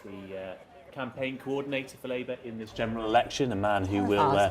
Sorry, just hold it there, Paul. We were just crossing over pictures waiting for Harry to finish. Paul, take it away. Apologies. We just saw Pat McFadden going into number 10. Pat McFadden, yes, campaign coordinator going into number 10 there. Of course, he's just overseen what many would argue is a very, very successful campaign by the Labour Party, a very cautious campaign. There weren't many sparks in it, were there? But my goodness, they managed to carry that Ming vase all the way to number 10, as Keir Starmer has previously described it. So I'd imagine he will be getting a very significant role in that team, possibly some kind of cabinet office type role where he'll be a bit of a fixer at the heart of government.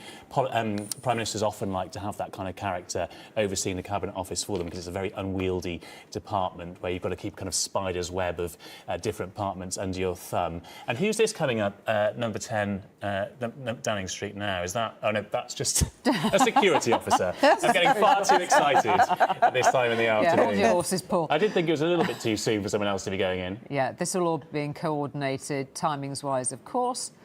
I think we can go back to Harry. Let's go back to Harry, shall we? Harry, we cut you off in mid-flow there, and you're about to just tee up for us. I'm also keeping an eye on the Reform news conference, where they seem to have got some some fancy lighting on the go, obviously awaiting the arrival of Nigel Farage. Let's just take a little clip of what you heard from Nigel Farage. Oh, indeed, I think we won't do that. Here he is. Let's have a listen to Nigel Farage.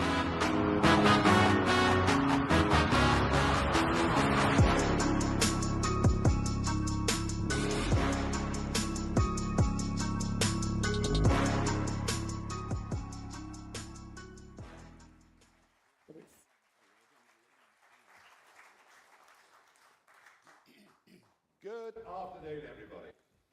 Nigel, on the 3rd of June, on the 3rd of June, thank you, mate. Where are you from? Where are you from? Oh, well, that makes sense. Yes. Are you downwind of a couple of friends? You've had a bigger lunch than I've had. He must be screaming. He's absolutely steaming, isn't he? That's all right, there's still plenty of beer left in the pub, mate.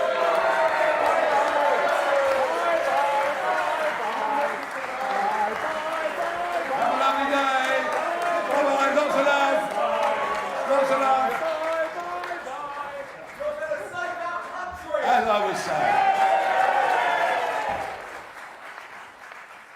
I was saying, on the 3rd of June, Nigel, you're a racist. The party's filled with racists as well. People like you divide and rule my ancestors. Now you're trying to divide and rule this country.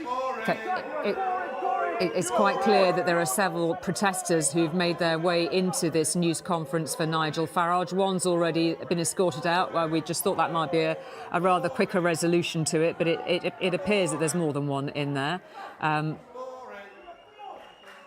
It's interesting they're being very quickly bundled out, as you can see. And we'll rejoin Nigel Farage and see if he can indeed begin the address which we were anticipating. Oh, do buck up, really, please, love. I'm so sorry.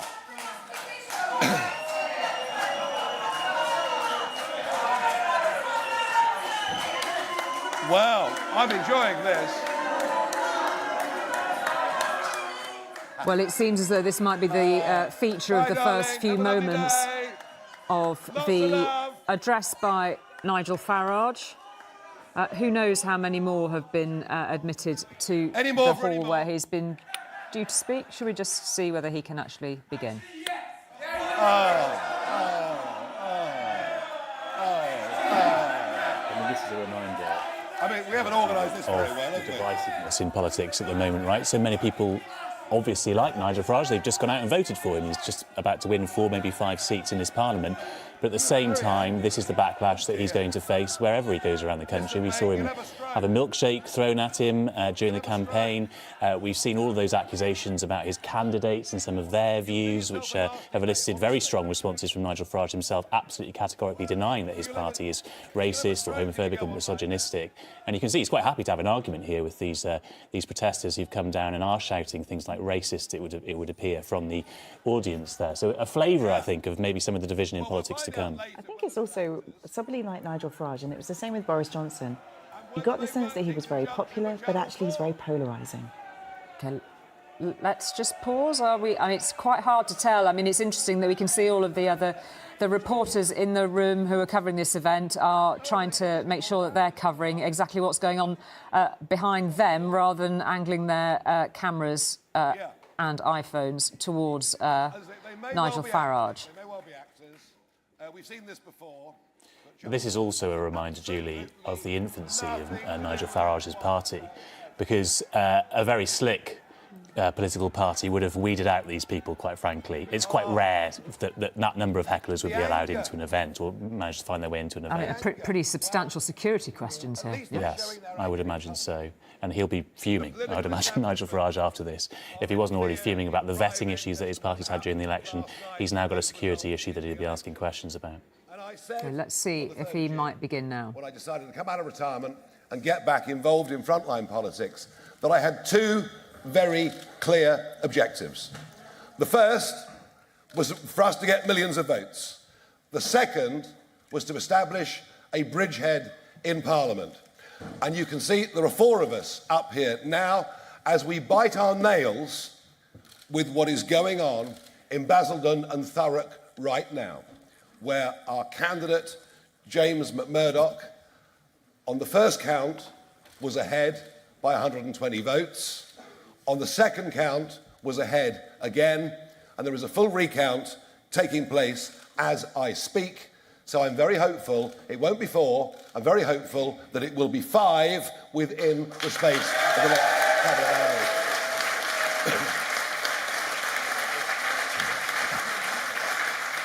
Now,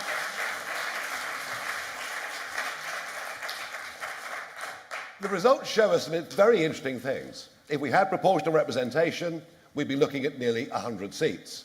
But equally, first past the post inverts the other way, where Labour get almost the same number of votes they got, well, in fact, fewer votes they got under Corbyn, and yet 200 more seats. It is very much my view that our outdated first past the post electoral system is not fit for purpose, and we will campaign with anyone and everyone to change this electoral system. That certainly we'll be doing, and we'll make those arguments in Parliament as quickly as we can. The results show there is absolutely no enthusiasm for Starmer's Labour whatsoever. And it was interesting to watch Starmer speak outside number 10, his first Prime Ministerial address, having been to see the King. And you know, in the course of that speech, he looked down at his notes over 150 times. Once every 2.8 seconds. Now, I don't think these people with me need a script because they know what they believe in.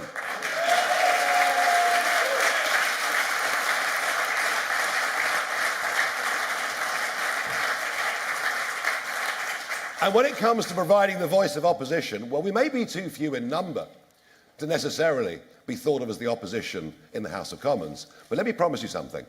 We are going to be the opposition around the country. We are all committed to working for our constituents. We are all committed to doing the best we can in Parliament.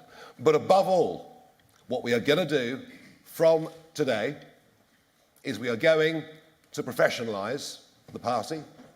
We are going to democratise the party, and those few bad apples that have crept in will be gone, will be long gone, and we will never have any of their type back in our organisation. You have the 100% promise on that.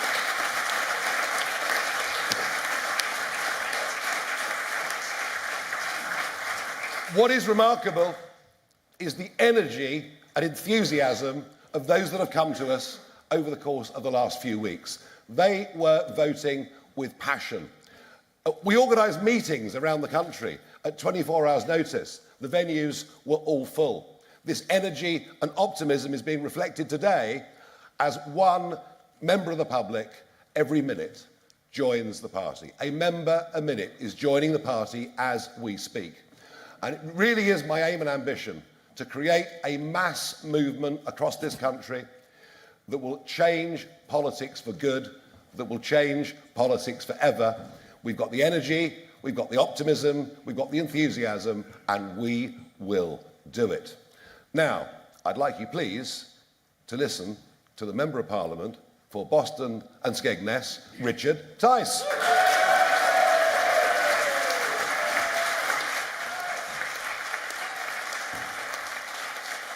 So the remarks of Nigel Farage, you can see on the other side of your screen, then she is taking her time, perhaps enjoying the moment. Rachel Reeves arriving at the door of number 10, almost inevitably, certainly to be appointed this country's first female Chancellor. She'll be going through the door of number 10 as we see it there. There should be residing at number 11. And that is one of those moments, again, that we will come back to and point at an inflection point moment in this election. Yep, first female Chancellor, and there's already talk in number 11 they're going to have to get rid of the urinal in the Chancellor's private Edwardian bathroom. That's how outdated that place is. So, yeah, that's about time too to me. Well, I'm surprised the staff haven't asked to get rid of that.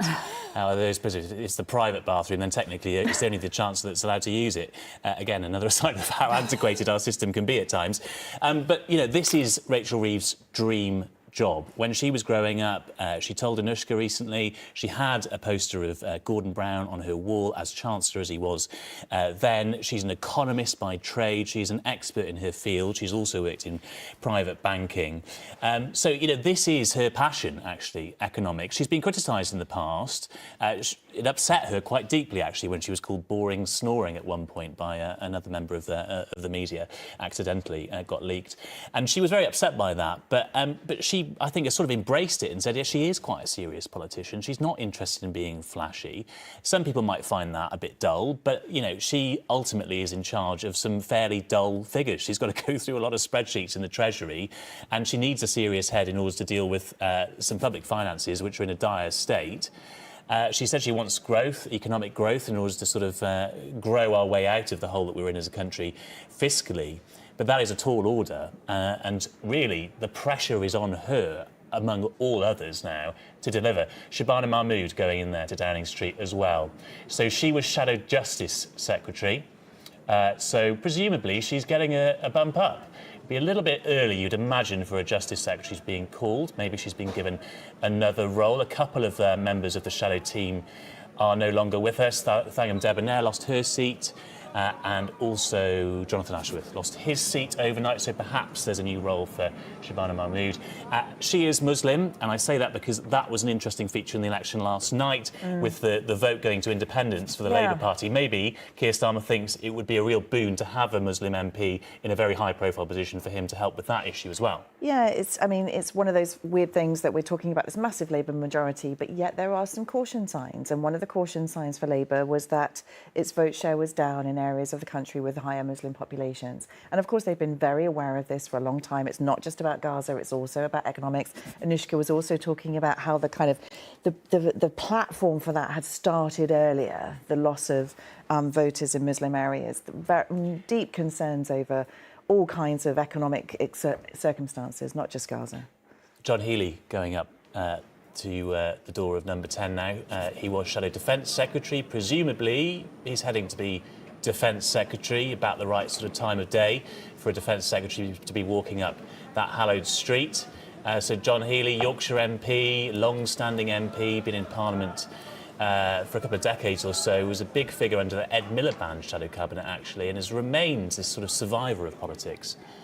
So some significant figures, as we were anticipating, already in number 10 Downing Street, as Keir Starmer starts to form his cabinet. We will have to adjust our descriptions of these figures who've been shadow cabinet. They're now straight into the jobs and straight to work. Well, we are going to take a short break now. We will say goodbye to STV viewers who'll be able to watch a roundup of the re-election results in Scotland next. For everyone else, we will have lots more to come, and we'll see you again in a moment.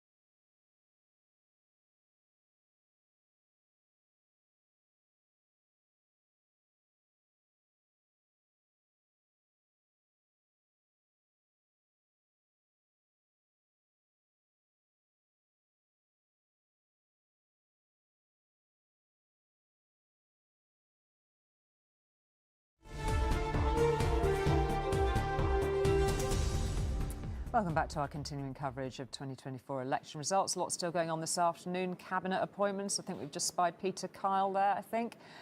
Just a few moments ago, we saw Wes Streeting walking up Downing Street. He was pushed to the wire in his seat last night. Roundly expected, of course, to be appointed Health Secretary. We also, in a few moments ago, will bring the pictures as soon as we can, as we keep with those shots of Wes Streeting. David Lammy making his way up Downing Street, of course, highly likely to be appointed Foreign Secretary. And I think we've got the pictures now. There we go. There we go, going backwards and forwards before we get our pictures straight.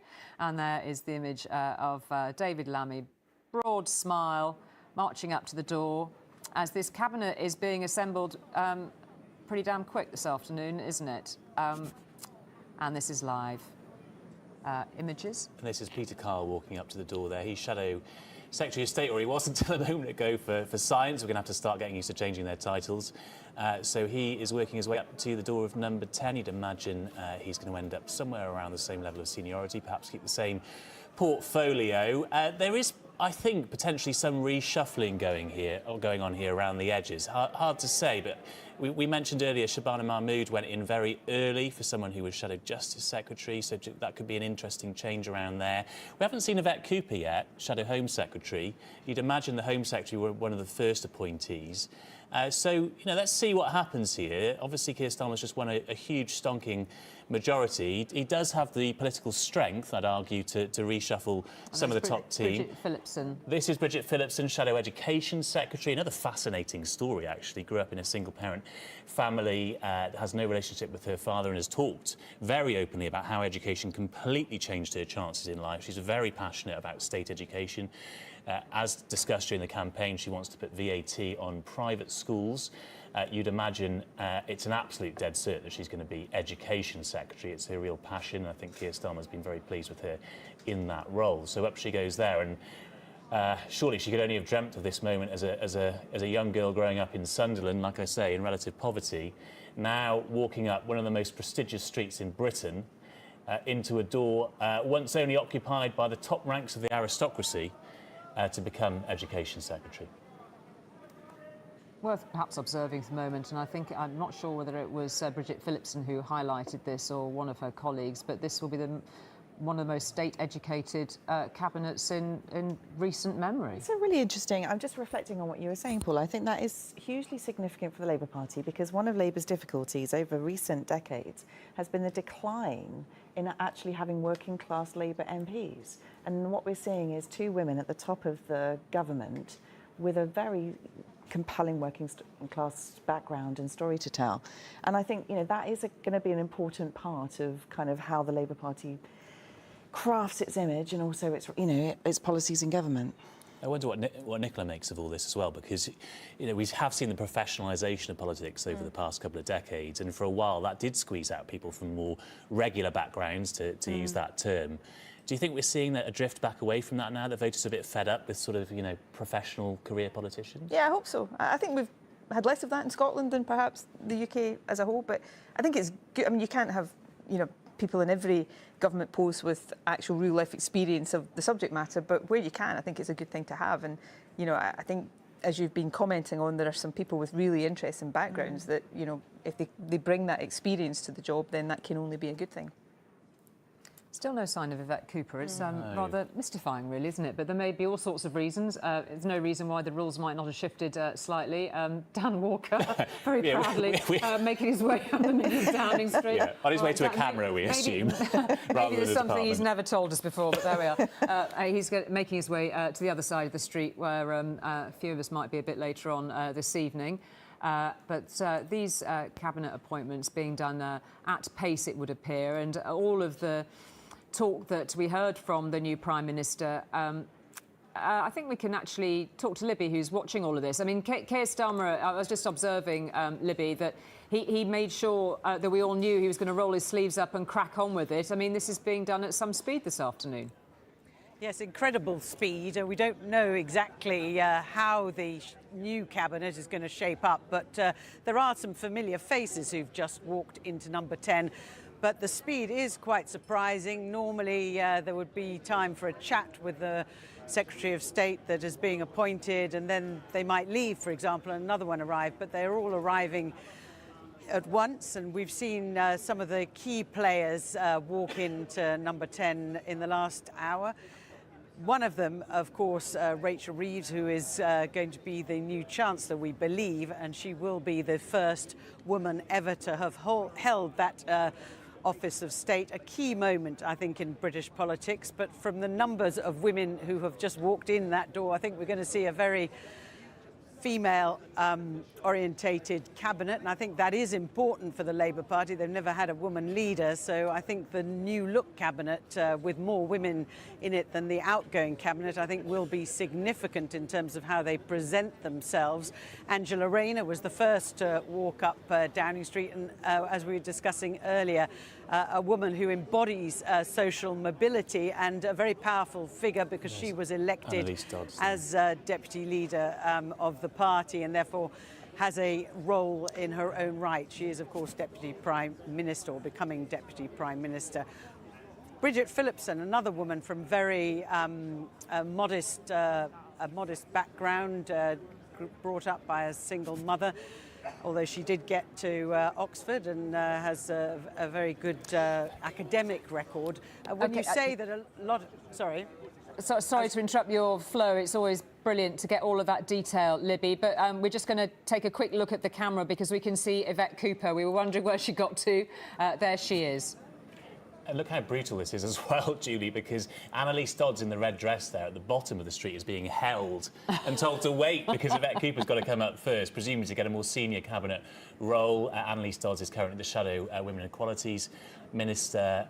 So, yeah, we assume here Yvette Cooper is coming to take a very big role indeed. She's Shadow Home Secretary at the moment. There's no reason to think Keir Starmer doesn't want her to be Home Secretary, but I am just wondering about some of the choreography here and the order in which people are going in. Let's see whether there's a bit of a reshuffle about to take place. It's hard to tell at this moment. Maybe he's just decided to do things differently and not have the same order and the same sort of pecking order in his cabinet as other Prime Ministers have had. And I'll just bring in Nicola Sturgeon alongside me here as we're watching that. I mean, there is a key female political figure who has seen the ups and downs of government, out of office, absolute drubbings, and now back through that door again. Absolutely. I mean, Yvette Cooper's been through it all. And, you know, much of the experience last night is a lesson to younger politicians that there are great highs in politics, but there are also real lows as well. And sometimes you've got to remember that and build resilience through it, as somebody like Yvette Cooper obviously has. It's fascinating watching this, though, because the choreography of these things, you know, I've formed a few cabinets and done a few cabinet reshuffles in my time, and the choreography is planned to the nth degree. So there will be nothing haphazard or left to chance about this. Really sensitive, though, isn't it? Totally. Those moments. It's one of the most complex. Diplomacy. The civil service will be all over this, and obviously there's politics involved in it. But the order of this will be very, very deliberate. So I'd be really interested to see whether there is any reshuffle here and whether Yvette Cooper is actually going to be Home Secretary or not. I suspect she will, but it's fascinating to watch from the outside, a bit more stressful to do from the inside. And of course, it might be that Keir Starmer is going to rename quite a few of these departments anyway. Possibly. He might be bringing different, bits of different departments together. He might be restructuring government, which is often, an important but a very complicated thing to do. But there will be, there will be method in the madness that we're seeing unfold on the screen just now. Yeah, it is quite something. I think we need to, because it's been one of those days and nights, hasn't it, Jane? I think you've got to go, haven't you? So I think we'll say our huge thanks. And I know that you'll keep analysing and keep feeding in vital information for us over the coming days and weeks when all of the dust has settled, and you'll have more insights for us. It's been amazing. We couldn't thank you enough. Your mega brain and your expertise and your charm in our coverage is really second to none. So we know you've got to run. You need a stiff drink, girl. Have a bit of a rest, and we will see you again very soon. Thank you, Jane. We will keep an eye on another arrival in Downing Street. My eyesight's not quite there to see who this is. Paul, who have you spied? No, I can't. Oh, that's another security either. chap, I think is it's it? a security officer. Okay. There are a fair few of them hanging around. There are indeed. And unfortunately for us, they wear suits and ties, Yes. which does make them sometimes harder to distinguish from the politicians. But you can see all that activity at that lower gate there, that gate that is obviously the entranceway to Downing Street, where they'll all be queuing up in some kind of order. Their phones will be ringing, they'll be told to come in at a very precise time, and then, as we saw there, if you turn up too early, you are literally held and told to wait your turn before going in. It is I've obviously not walked up Downing Street to be appointed to a UK government, but I have walked up Downing Street. It is a long walk. It's a longer walk than you think it is, with all the cameras flashing, so there'll be lots of nervous politicians walking up there today. Now, notwithstanding that we may just have to change gear very quickly, Nicola Sturgeon, but it is a point at which we ought to just talk to you about the SNP and the absolute calamity that befell them last night. And obviously, we have to say, for legal reasons, we can't ask you about the live police investigation. But obviously, and I know that, you were asked about this last night, personal take on what's happened to your party overnight, personal sense of how you feel about it, what has happened to the SNP in the time since you left? Well, I mean, it was a bruising night for the SNP last night, and there's no getting away from that. There is a point, though, that I think is worth making, not as deflection, but as context. I was talking to Jane about it off air a few moments ago. There's only about 3 or 4 percentage points of a difference between the SNP vote share in Scotland last night and Labour's vote share UK-wide. Now, out of that, Labour gets a landslide victory and the SNP has a really bruising night. Now, that does say something about first past the post and the distorting effects of it. And the SNP's benefited from that in the past, and we suffered from it last night. But what I would say, I suppose, as a positive to my party is, there is still a very strong foundation there to build on. But, the SNP's got to reflect on what happened last night. We have had an extraordinary run of electoral success. I led the SNP through 3 general election victories. When I became leader, we had 6 seats in Westminster. We were defending 48 last night. There are clearly issues we've got to reflect on. I think we suffered from a bit of a double incumbency effect. The unpopularity of the Tories led people to want to kick them, so to vote Labour. But we're a government that is 17 years in office, and therefore there are delivery and performance issues of our own that we need to address. But part of the SNP rhetoric, and I mean, I remember it very clearly from having interviewed you so many times, was always that, that Tory government in Westminster, that was part of one of the way that you sort of galvanised your own political messages, and that's now gone.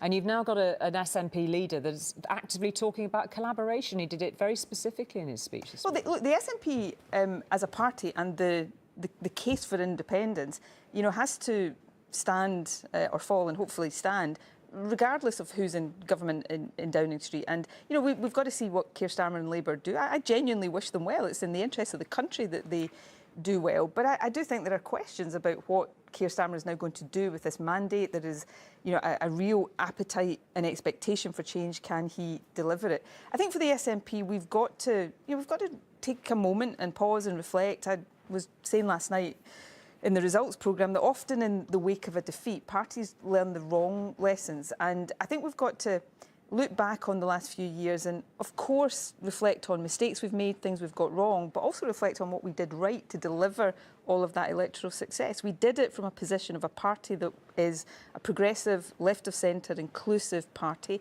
I look at us in the last few months and feel as if we've just moved away from that a little bit. We've, I think, bought into a narrative that it's been actually chaos, hasn't it? The ingredients of our success, we've allowed ourselves to believe that they're actually part of the reasons for our difficulties. So we've got to remember who we are, what our values are, what we stand for. And I believe, out of last night, of course the challenge is bigger for the SNP, but there is no reason for the SNP not to continue to feel optimistic that we can challenge and win again in 2026. Well, you will inevitably look towards 2026, but for the time being, part of the argument that you made as what you saw as a mandate for another independence referendum was this very election, and those seats that have been delivered tonight cannot be that, can they? Look, I mean, there's no doubt making the case that last night was any kind of mandate for independence is a hard sell. I mean, of course, the SNP, there's a pro-independence majority in the Scottish Parliament that wasn't taken away last night. I mean, one of my reflections of the campaign is that while the SNP put independence, line 1, page 1 of its manifesto, it didn't necessarily follow that through with real, determination on a daily basis in the campaign. Don't think they were committed enough to it? Of course, the SNP is committed to independence, but I'm not sure that we, day in and day out in the campaign, made the case. That's why all these challenges at the heart of the election, the cost of living crisis, inequality, poverty, that by becoming independent, Scotland would equip itself better to deal with these challenges. Absolutely, it's a hard sell to say that last night strengthened the case for independence, but it would also be a mistake for Labour in particular to think that the argument for independence is dead. Most of the people who would have gone from SNP to Labour yesterday still support independence. That hasn't changed. But it feels a lot further away than it did 24 hours ago, potentially. I mean, of course it's going to feel that, but you look at the opinion polls on independence, overall 50-50, but you look at the demographics of the independence support amongst younger age groups, 60%, 70%.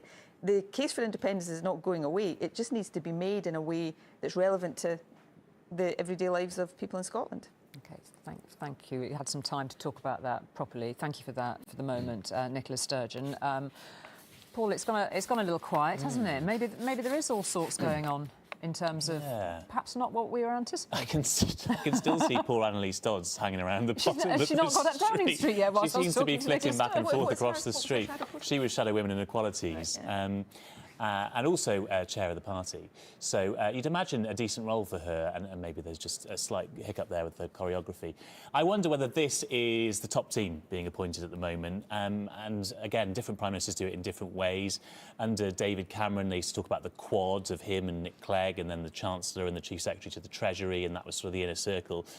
More recently, the Home Secretary, the Foreign Secretary have been part of the top table as well. So it might just be that Keir Starmer is kind of appointing that top tier right now, and then we'll have a bit of a break, as we're seeing now with no arrivals, before he gets to the lower ranks of the Cabinet. But who knows, quite frankly, he's a new Prime Minister, first Labour Prime Minister in 14 years. He might well, as we said earlier, tear up all these different departments and reorganise them. So, here comes somebody, or am I getting conned again by another security guard?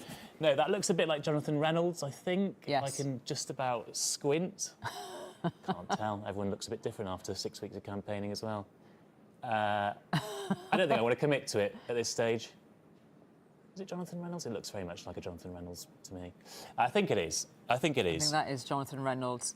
But I mean, to your point, actually, Paul, you know what it's like when you've been out reporting and you've been talking to people and saying, do you recognise this man? Oh, that's actually the Labour leader. He might be your next Prime Minister. It is astonishing.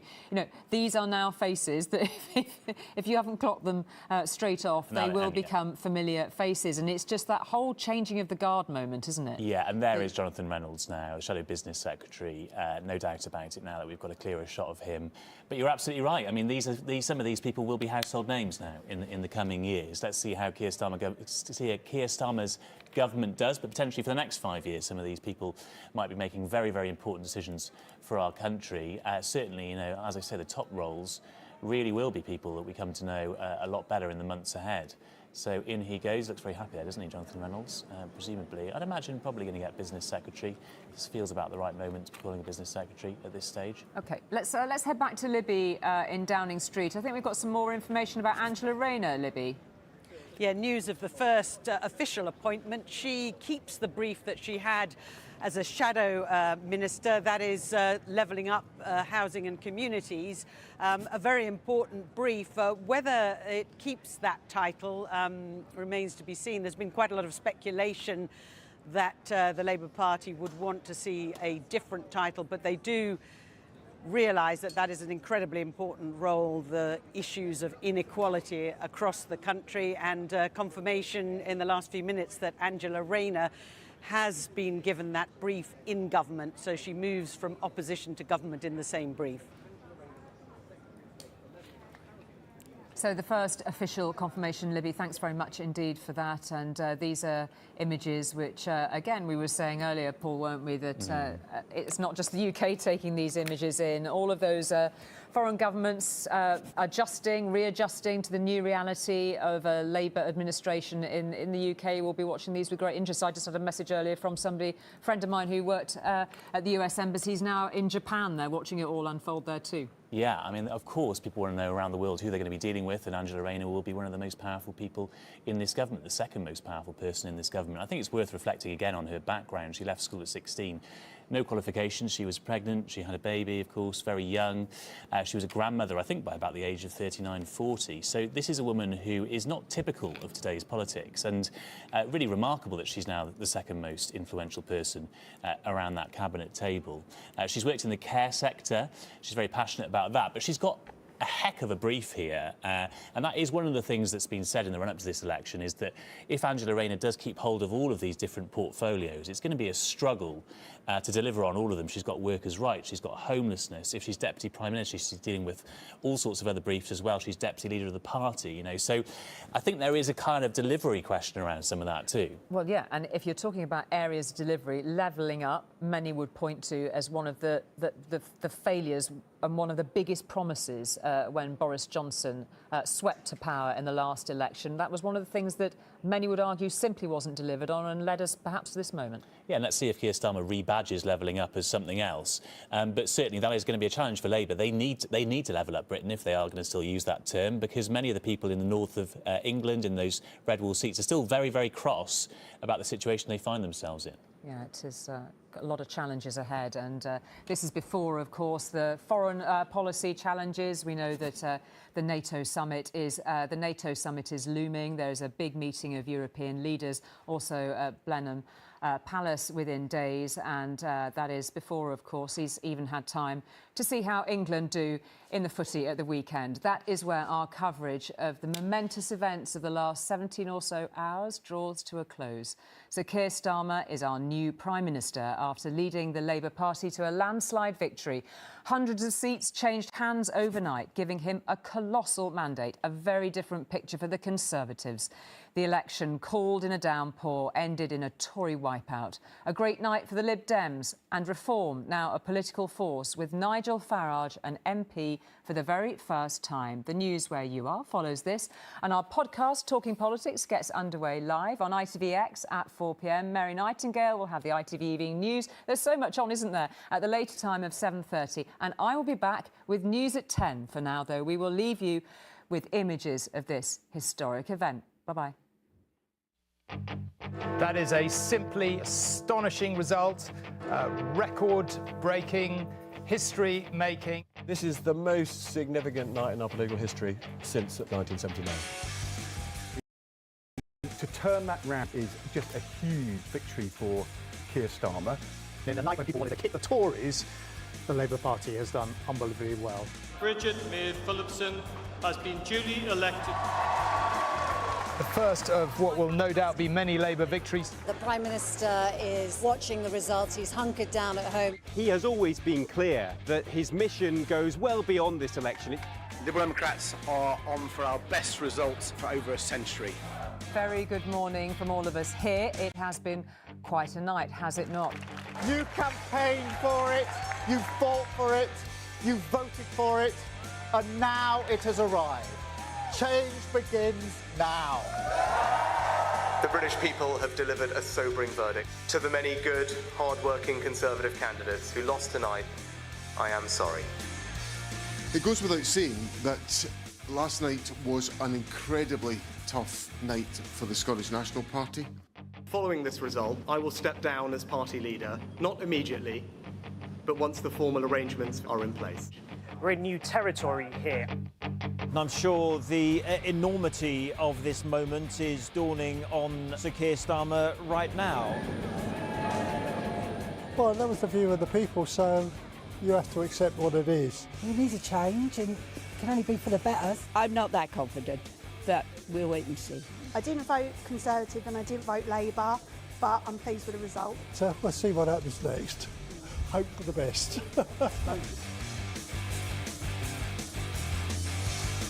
Where are you from? Where are you from? Oh, well, that makes sense. Any more for any more? Actually, yes! So a flavour, I think, of maybe some of the division in politics to come. A new Labour Prime Minister of the United Kingdom. Four nations standing together again, facing down, as we have so often in our past, the challenges of an insecure world.